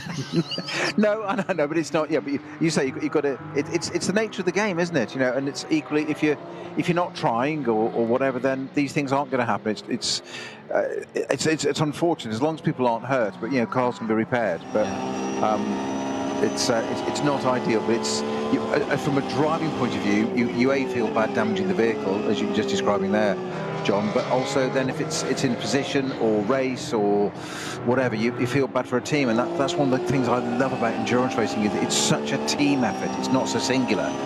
Amongst your drivers, your team, the whole setting that car up, as we talked about earlier, to all being able to drive the car to within a certain window, and it's such a team effort. So when it does go wrong, it feels quadruply more irking that you've let everybody else down. Yeah, totally agree. 6 minutes to go. Our leader, Tim Heinemann, has started what will be his last lap, I reckon. We are on lap 26. We will finish on lap 27. My computer prediction was spot on. I thought it was going to be a lap out, if I'm honest. The blue flashing light of the number 44 Falcon, easily seen in the top right-hand side of the windscreen of that car, i.e. opposite the driver, so it doesn't disturb the driver. David Edwards Racing tweets at RSL_studio, hashtag RSL_N24. You go faster not crashing than by going faster and crashing. That's a very, that's going into my book as well. Excellent. Very good. It's about, especially as well, for people who don't drive a lot, like me. When I get the opportunity to race, I take it with both hands, of course I do. But you've got to approach it and be sensible. You are not going to be as quick as your teammates who've driven that car all year, or the people around you who've been in that championship all year. It's not up to you to get involved in deciding a championship by trying to pull off a ridiculous manoeuvre and then trying to justify it with the most ridiculous saying of all time: if I didn't go for a gap, I wouldn't be a racing driver. That's a nonsense. That is an absolute nonsense thing. Sorry, it winds me up. However, you want to go out and have fun and make sure you're not a danger. Yeah, absolutely right. But there's no point in doing it. This comes back to consistency. We talked about this earlier, weren't we, Peter? Do a good lap, then make a mistake. Do a good lap, make 2 mistakes. You know, that's no point. You'd be much better backing it off 5% and finding a pace that you can do comfortably. You'll take less out of the car, less out of the tyres. You might even be able to do a lap or a couple of laps more on your fuel allowance. You might even be able to double stint a set of tyres, which will ultimately save you time, etc., etc., etc. And that's what it's about. Not crashing is a good thing. Basically. But that's what team principles and all the team want, is when they're up there on the perch on the pit wall, that you almost, certainly in this level of our sphere of racing, sports car racing, endurance stuff, you almost want to forget about your driver on track, as in that phrase of a safe pair of hands, that they know they'll do it. Obviously they've got to have a certain amount of pace, but there's only going to be a few people that rise to the top, the Nicky teams, Pittard, Stiflers, etc. And I'm counting, not mentioning a lot of people there unfairly, but of those people, the Kevin Estras, etc., that are exceptional all the time. There's a reason why they're talented. There's a reason why they win races and win championships. Yeah. Not everybody does, but there's nothing wrong with being, and in fact, you're a stronger team member if you can just sit there at within a percentage of the pace, but keep the car on the black bits between the barriers, do a job. And that's what's needed, and it's not to worry, not let your ego get in the way. Yeah. As in that Nick Tandy says to everybody, including his son Felix now, who's already won a race in his nascent karting career. Don't. No, he has. I know. Won his second ever race. He was on the podium in his first race, won his second ever race. He always says, black bit grippy, green bit slippy. Yeah. And, very good. News of a penalty coming in here, and it's significant in terms of the class position, at least. This is the 171 Toyo tyres with ring. The Toyota Supra GT4. It's running second in SP10, and they're going to get a 50 second penalty for ignoring flag signals. So where's the next car back? That's the Schmickler Porsche. Now they're more than 50 back, but it's gonna take a dent out of that, and also pit lane speeding. Two of these now 950. The number 950 came in GT4 Club Sport. 30 seconds time replacement penalty, so that'll go on after the race. 30 seconds for the 119 Porsche 911 GT3 Cup car, and 45 seconds for another GT3 Cup car. So these are all Cup 2 cars, for ignoring a code 60. So that's 45 there. So I'm going to have a quick look at Cup 2 and see if it's going to do anything. At the moment in Cup 2, it's Black Falcon from Müllner by about a minute. Third is the Avia car, fourth K Kramer, fifth Müllner, and ninth Müllner as well. They had to make a late pit stop there. In SP8T, it's the Door Motorsport number 169 Aston that is racing. I have a feeling that was one of the cars that didn't even turn a lap this morning. The SP8T car, listed as Frank Weischer and Sven Schadler, but it's got Oliver Sandberg behind the wheel at the moment. That leads. Jimmy Broadbent is, what have we got there? 13, 39, that's a minute and 7, about a minute and a half in arrears. But that looks like another podium for the 150 BMW, as all of a sudden we have yellow flags from Klostertal through to Steilstrecke and on the Grand Prix circuit as well. It is not slowing down our leader, who is on the Dottinger Höhe, and this is the last lap. Time has elapsed. Tim Heinemann will bring home the win in the first of 2 races this weekend, remember. Sven Muller, Nico Menzel and Martin Ragginger listed in that car. I think it's only been Sven and Tim who have driven. 2 corners now as the number 44 Falcon Porsche will lead home a Porsche lockout of the podium. And he comes through flashing his lights. He knows the team are up on the wall. And at just a minute after 9:30 here in the Eifel Mountains, our first race of the weekend and the first competitive part of the Ravenol ADAC 24 Hours of the Nürburgring goes to Falcon. Manthey in second. No, Falcon in second. Ayachan Guven has just been passed for second place. Klaus Bachner has dragged up to Guven. I said he was being caught. Where did he lose that time? He's right there and he's gone through. It's going to be a 1-2 for Falcon Motorsports. That is absolutely crazy again on the last lap. It's still a 1-2-3 for Porsche, but it's a 1-2 for the 44 and the 33 of Falcon Motorsport as Klaus Bachler comes through. Drove with Sven Müller and Julian Andlau was in that car. I don't think Alessio Picariello was. He may drive tomorrow. Chan Guven then, where did he lose the time on that last lap? I was going to say, where did Bachler come from? I mean, it just, I didn't even see that happen. Great spot, John, but I didn't even see that happen at all.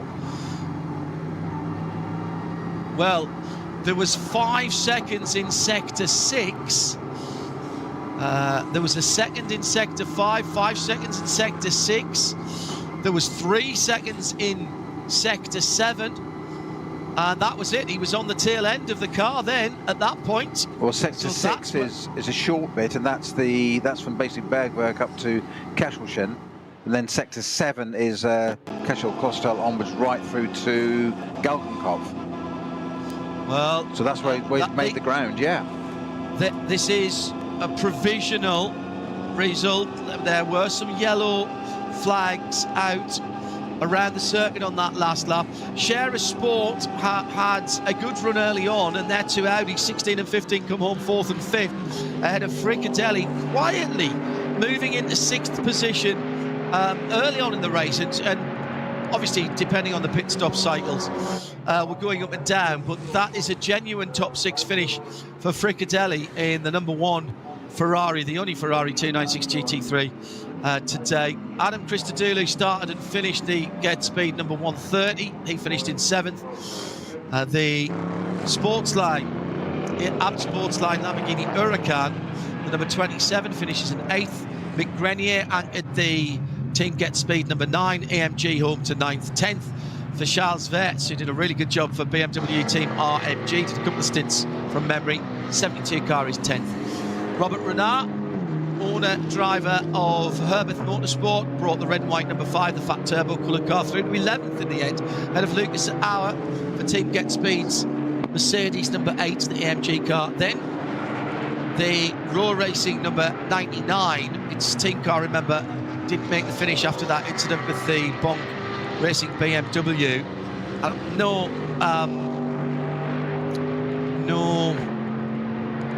Sorry, I'm just waiting to see things changing over. No responsibility to either of the drivers involved there. It was a spin by the Bonk car that couldn't be avoided by Max Martin. So 13th for Auer now, actually. So that's Van der Linde and the 99 car up to 12th. 13th for Team Get Speed, the 8th. Then Holzer bringing home the Dynamic GT Porsche, the 54. Then Lucas Stoltz for Mercedes in the number 4. That car started right at the back, so they made up half of the field of SP9 in 4 hours. Team Advance Mercedes was in 16th. 17th for Pro Sports Aston Martin. Was that the best of the Astons? Yes, it was. Mixed day for Pro Sport, I would say. 17th for the 7. SPX winner for the 4th placed qualifying Glickenhaus SCG 004.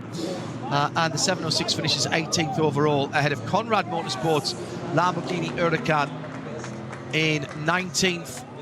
Then it was the Lion Speed Porsche, Patrick Niederhauser bringing that car home in 24th, so they made up positions as well. Let's get down into the Parc Fermé and see if we can get some interviews. I think this one's going to be in German, so we'll just keep an eye on that as I keep running down. 20th in class, 21st overall, Jutta Racing for Audi in the number 71. Then the Cup 2 battle, Black Falcon win it by 41 seconds from Müller Motorsport, the 148 from the 124. Then in 3rd, Avia with the number 120. Kay Kramer with the 121 in 4th. Müllner in 5th with their 122. And in 6th, Black Falcon.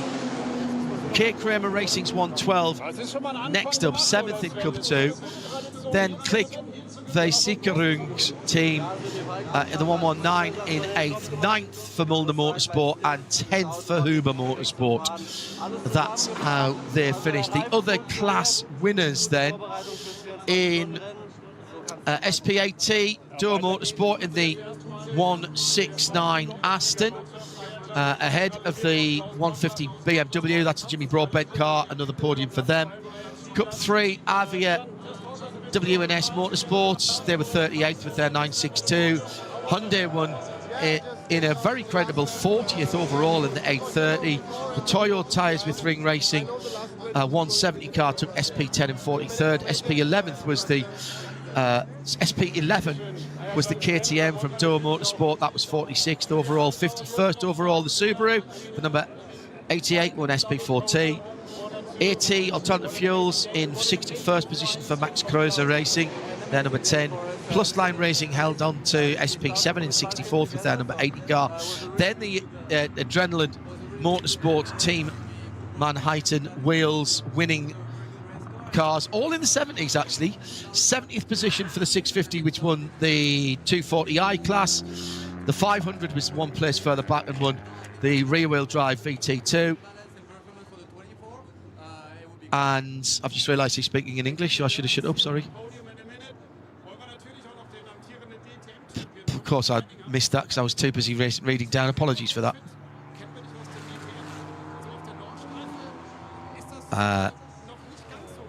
This is the third place car talking to now, I think.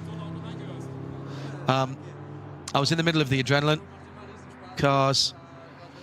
396 was in 74th, won V6. 444 was in 79th place and won V5. That's your 4 adrenaline winners. Hoffa Racing finished 82nd and won SP6 with their 207. The front-wheel drive VT2 winner was Team Mertens Motorsport in the 491. V4 was the 702 in 93rd. They weren't headed either. Hoffa by Bonk won the BMW class in 103rd, and 115th position was the Dacia. Still cars coming through, so important to keep an eye on what's going on down through the field. We're still waiting for the second place car in BMW 240i class, the adrenaline, that which is another adrenaline car. For actually, both of those two cars have not yet finished,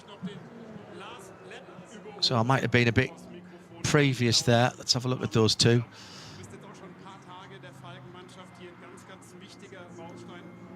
So what a race, Peter, and what a result for Falken Motorsports, beating the mites of what they would say were the bigger tyre companies.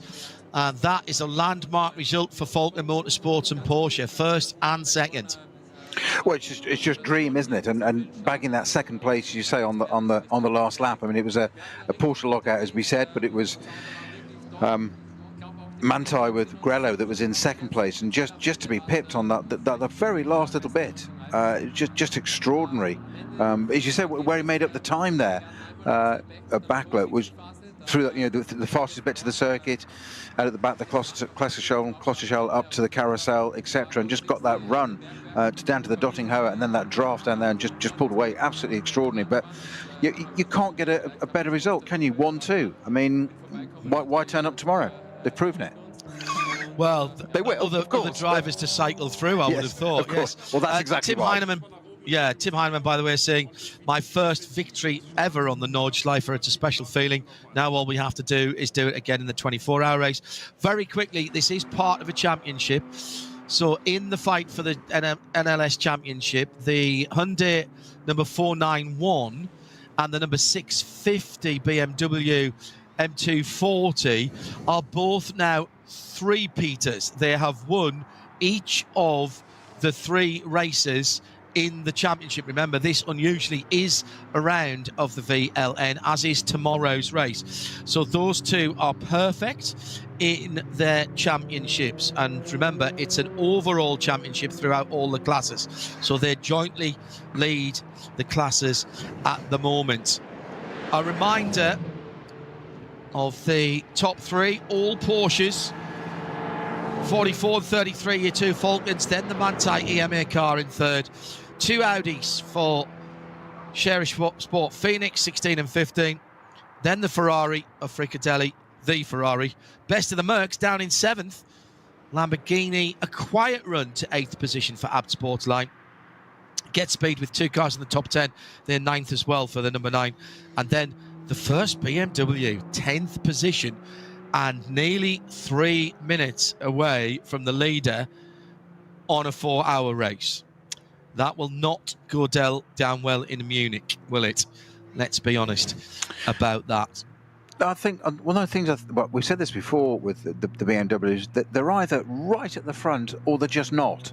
They don't ever seem to be. We've mentioned that. Didn't seem to be a factor today, Peter, did they? No, exactly. They just weren't a consideration, were they? Which they won't want us to hear us saying, and nobody's criticising them. But yeah, we said about the Porsches, they're always there or thereabouts, whether it be Manthey or Falcon. In this case, 1, 2, and 3 for Manthey. But the BMWs, it's either feast or famine with them, and I can't quite work out why. Yes, the rest of the results for you watching the screen. We've done all of the class winners. I'm just having a quick glance down to make sure nothing changed at the end there. Just on that note, John, the Lamborghini that you said was quite the older spec one, the number 7 car, that is still slowly making its way through. It's only just come through, only just got onto the Dottinghoe now. That's Salman Sufi. Correct, yeah. Behind that. And At 8:20, he's had a problem on that last lap because he was slow, and then desperately slow in a sector that should have been 2.5 minutes. He was 8.5 minutes. Yeah. So, well, I know there's yellow flags out there, but that is very slow. Let's make sure he gets to the end, just inside the top 20. And at the moment, of course, has shown a lap down. Because it was on the lead lap, yeah. Yeah, it will be on the lead lap when it finishes, but where will it drop down to? That's the question. Waiting for that car to come through. Post-race technical inspections to come. The 124 has been given a penalty for non-respect of the flag signals. These are all coming in right now, and so there will be some slight changes, but not in the top positions. The best front-wheel drive car in 40th position overall, and that again is the 830 Hyundai Elantra. Really good. Let's see. Klaus Bachler saying congratulations to the sister car. He's in the 33. We were unlucky with the code 60 phase. We got in a lap earlier, then hit the code 60. That took about 30 seconds, but the performance was good. In the end, we passed the Grello, even though it was difficult with the traffic. So a little bit of news there.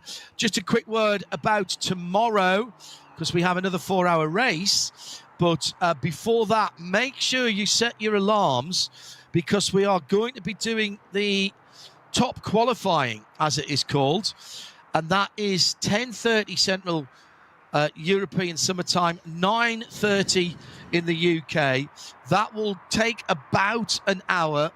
Then we'll have an hour's break and be back for the 4-hour race, which is at, I think green flag is 1 o'clock in the afternoon, isn't it? So yeah, that's about right. So the usual build-up, but remember that's quick start in the morning, 9:30 in the UK, 10:30 Central European Summertime for the top qualifying, where we line up the cars and send them off at intervals. Got the podium ceremonies to come. It was not a day to be driving VW Scirocco's. They both had problems, but in the darkness here with the night closing in, some final thoughts from... Oh, well, in fact, we don't even have time for that, because it sounds like Patrick Simon is about to do the podium celebration. So let's hand over to the formalities. ADAC 24H Nürburgring Qualifiers und freuen uns auf die ersten 3 im Gesamt. Los geht's mit den Drittplatzierten für Mantai EMA, Ayatollah Güven und Thomas Preining.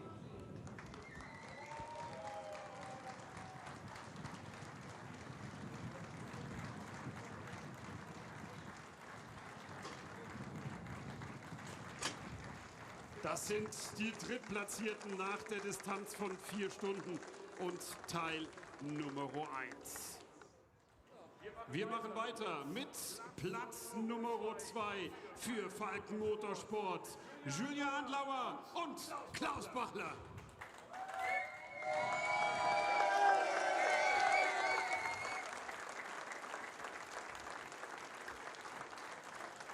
Und Sieg beim ADAC 24 Nürburgring Qualifiers, ebenfalls für das Team von Falken Motorsport. Der Doppelsieg, und er geht an Sven Müller und Tim Heinemann.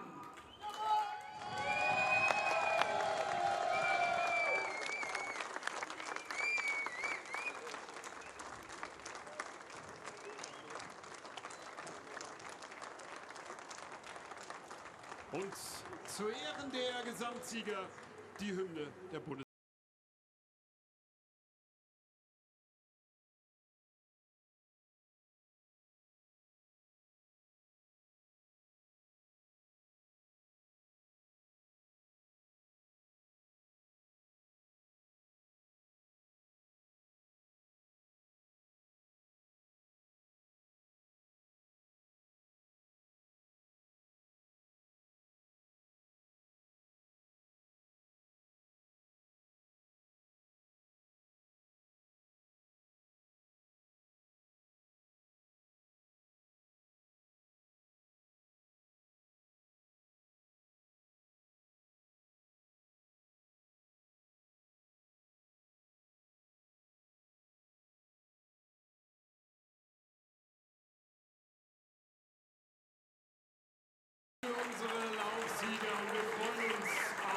Trophäen. Andreas Schmitz, ADAC Nordrhein, die Vorstandsvorsitzende mit den Trophäen für unsere Platzierten. Und da starten wir mit den Drittplatzierten, da starten wir mit den Mantai EMA-Piloten. Und das sind Ayatcan Güven und Thomas Breining, die Drittplatzierten mit dem Porsche 911 GT3.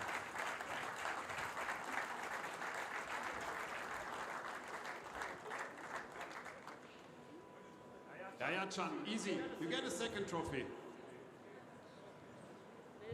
Ja, das auch noch für den dritten, genau, sehr schön. Heute bekommt jeder einen Pokal. Platz 2 und das Falkenauto mit der 33. Julian Blauer und Klaus Bachler, die Trophäe mit der 2.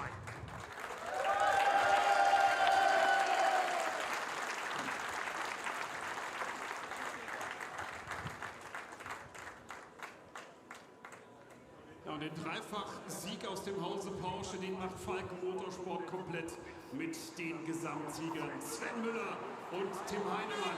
Die Trophäe mit der 1.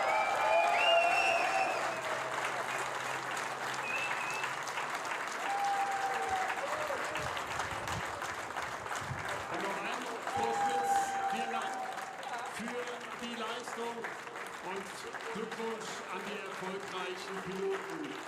Das erste Podium ADAC 24 Stunden Qualifiers mit Falken Motorsport auf 1 und 2 und der Mantai EMA-Mannschaft.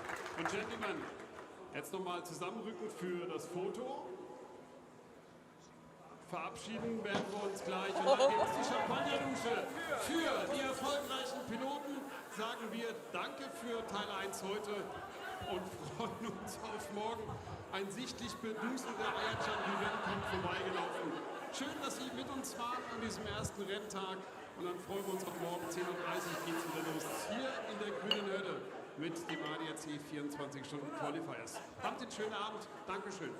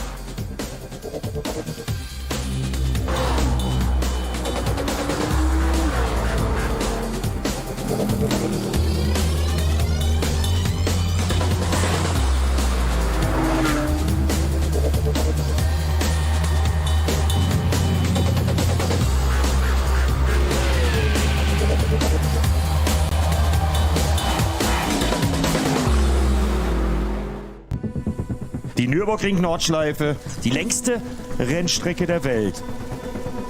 Eins der Top-Rennen, was man in seinem Leben einmal gefahren haben muss. Das 24-Stunden-Rennen ist für mich persönlich das härteste und auch schwierigste Rennen der Welt.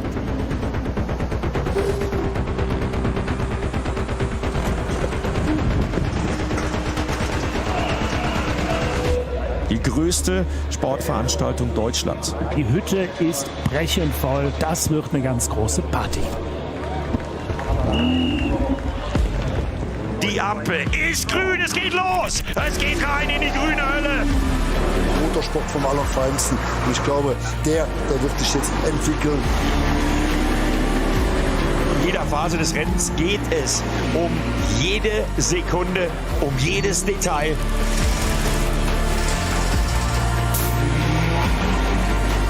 Und diese Bilder immer wieder faszinierend. Oh, da verliert er das Auto. Achtung, der nächste Einschlag. Mann, oh Mann, oh Mann, oh Mann. Lecco mio. Ich zuck da immer zusammen. Also ich habe ja im Motorsport schon alles erlebt. Aber das habe ich ja noch nie erlebt.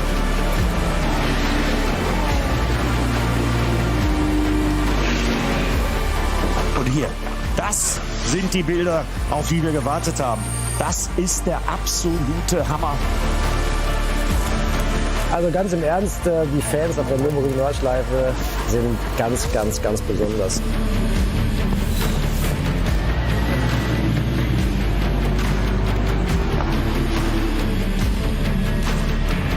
...200 Blutdruck, würde ich sagen, ne?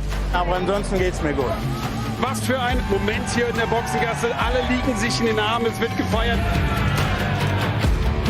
Jeder, der bis jetzt rausgekommen ist, war begeistert und spricht davon, was er hier Tolles bislang erlebt.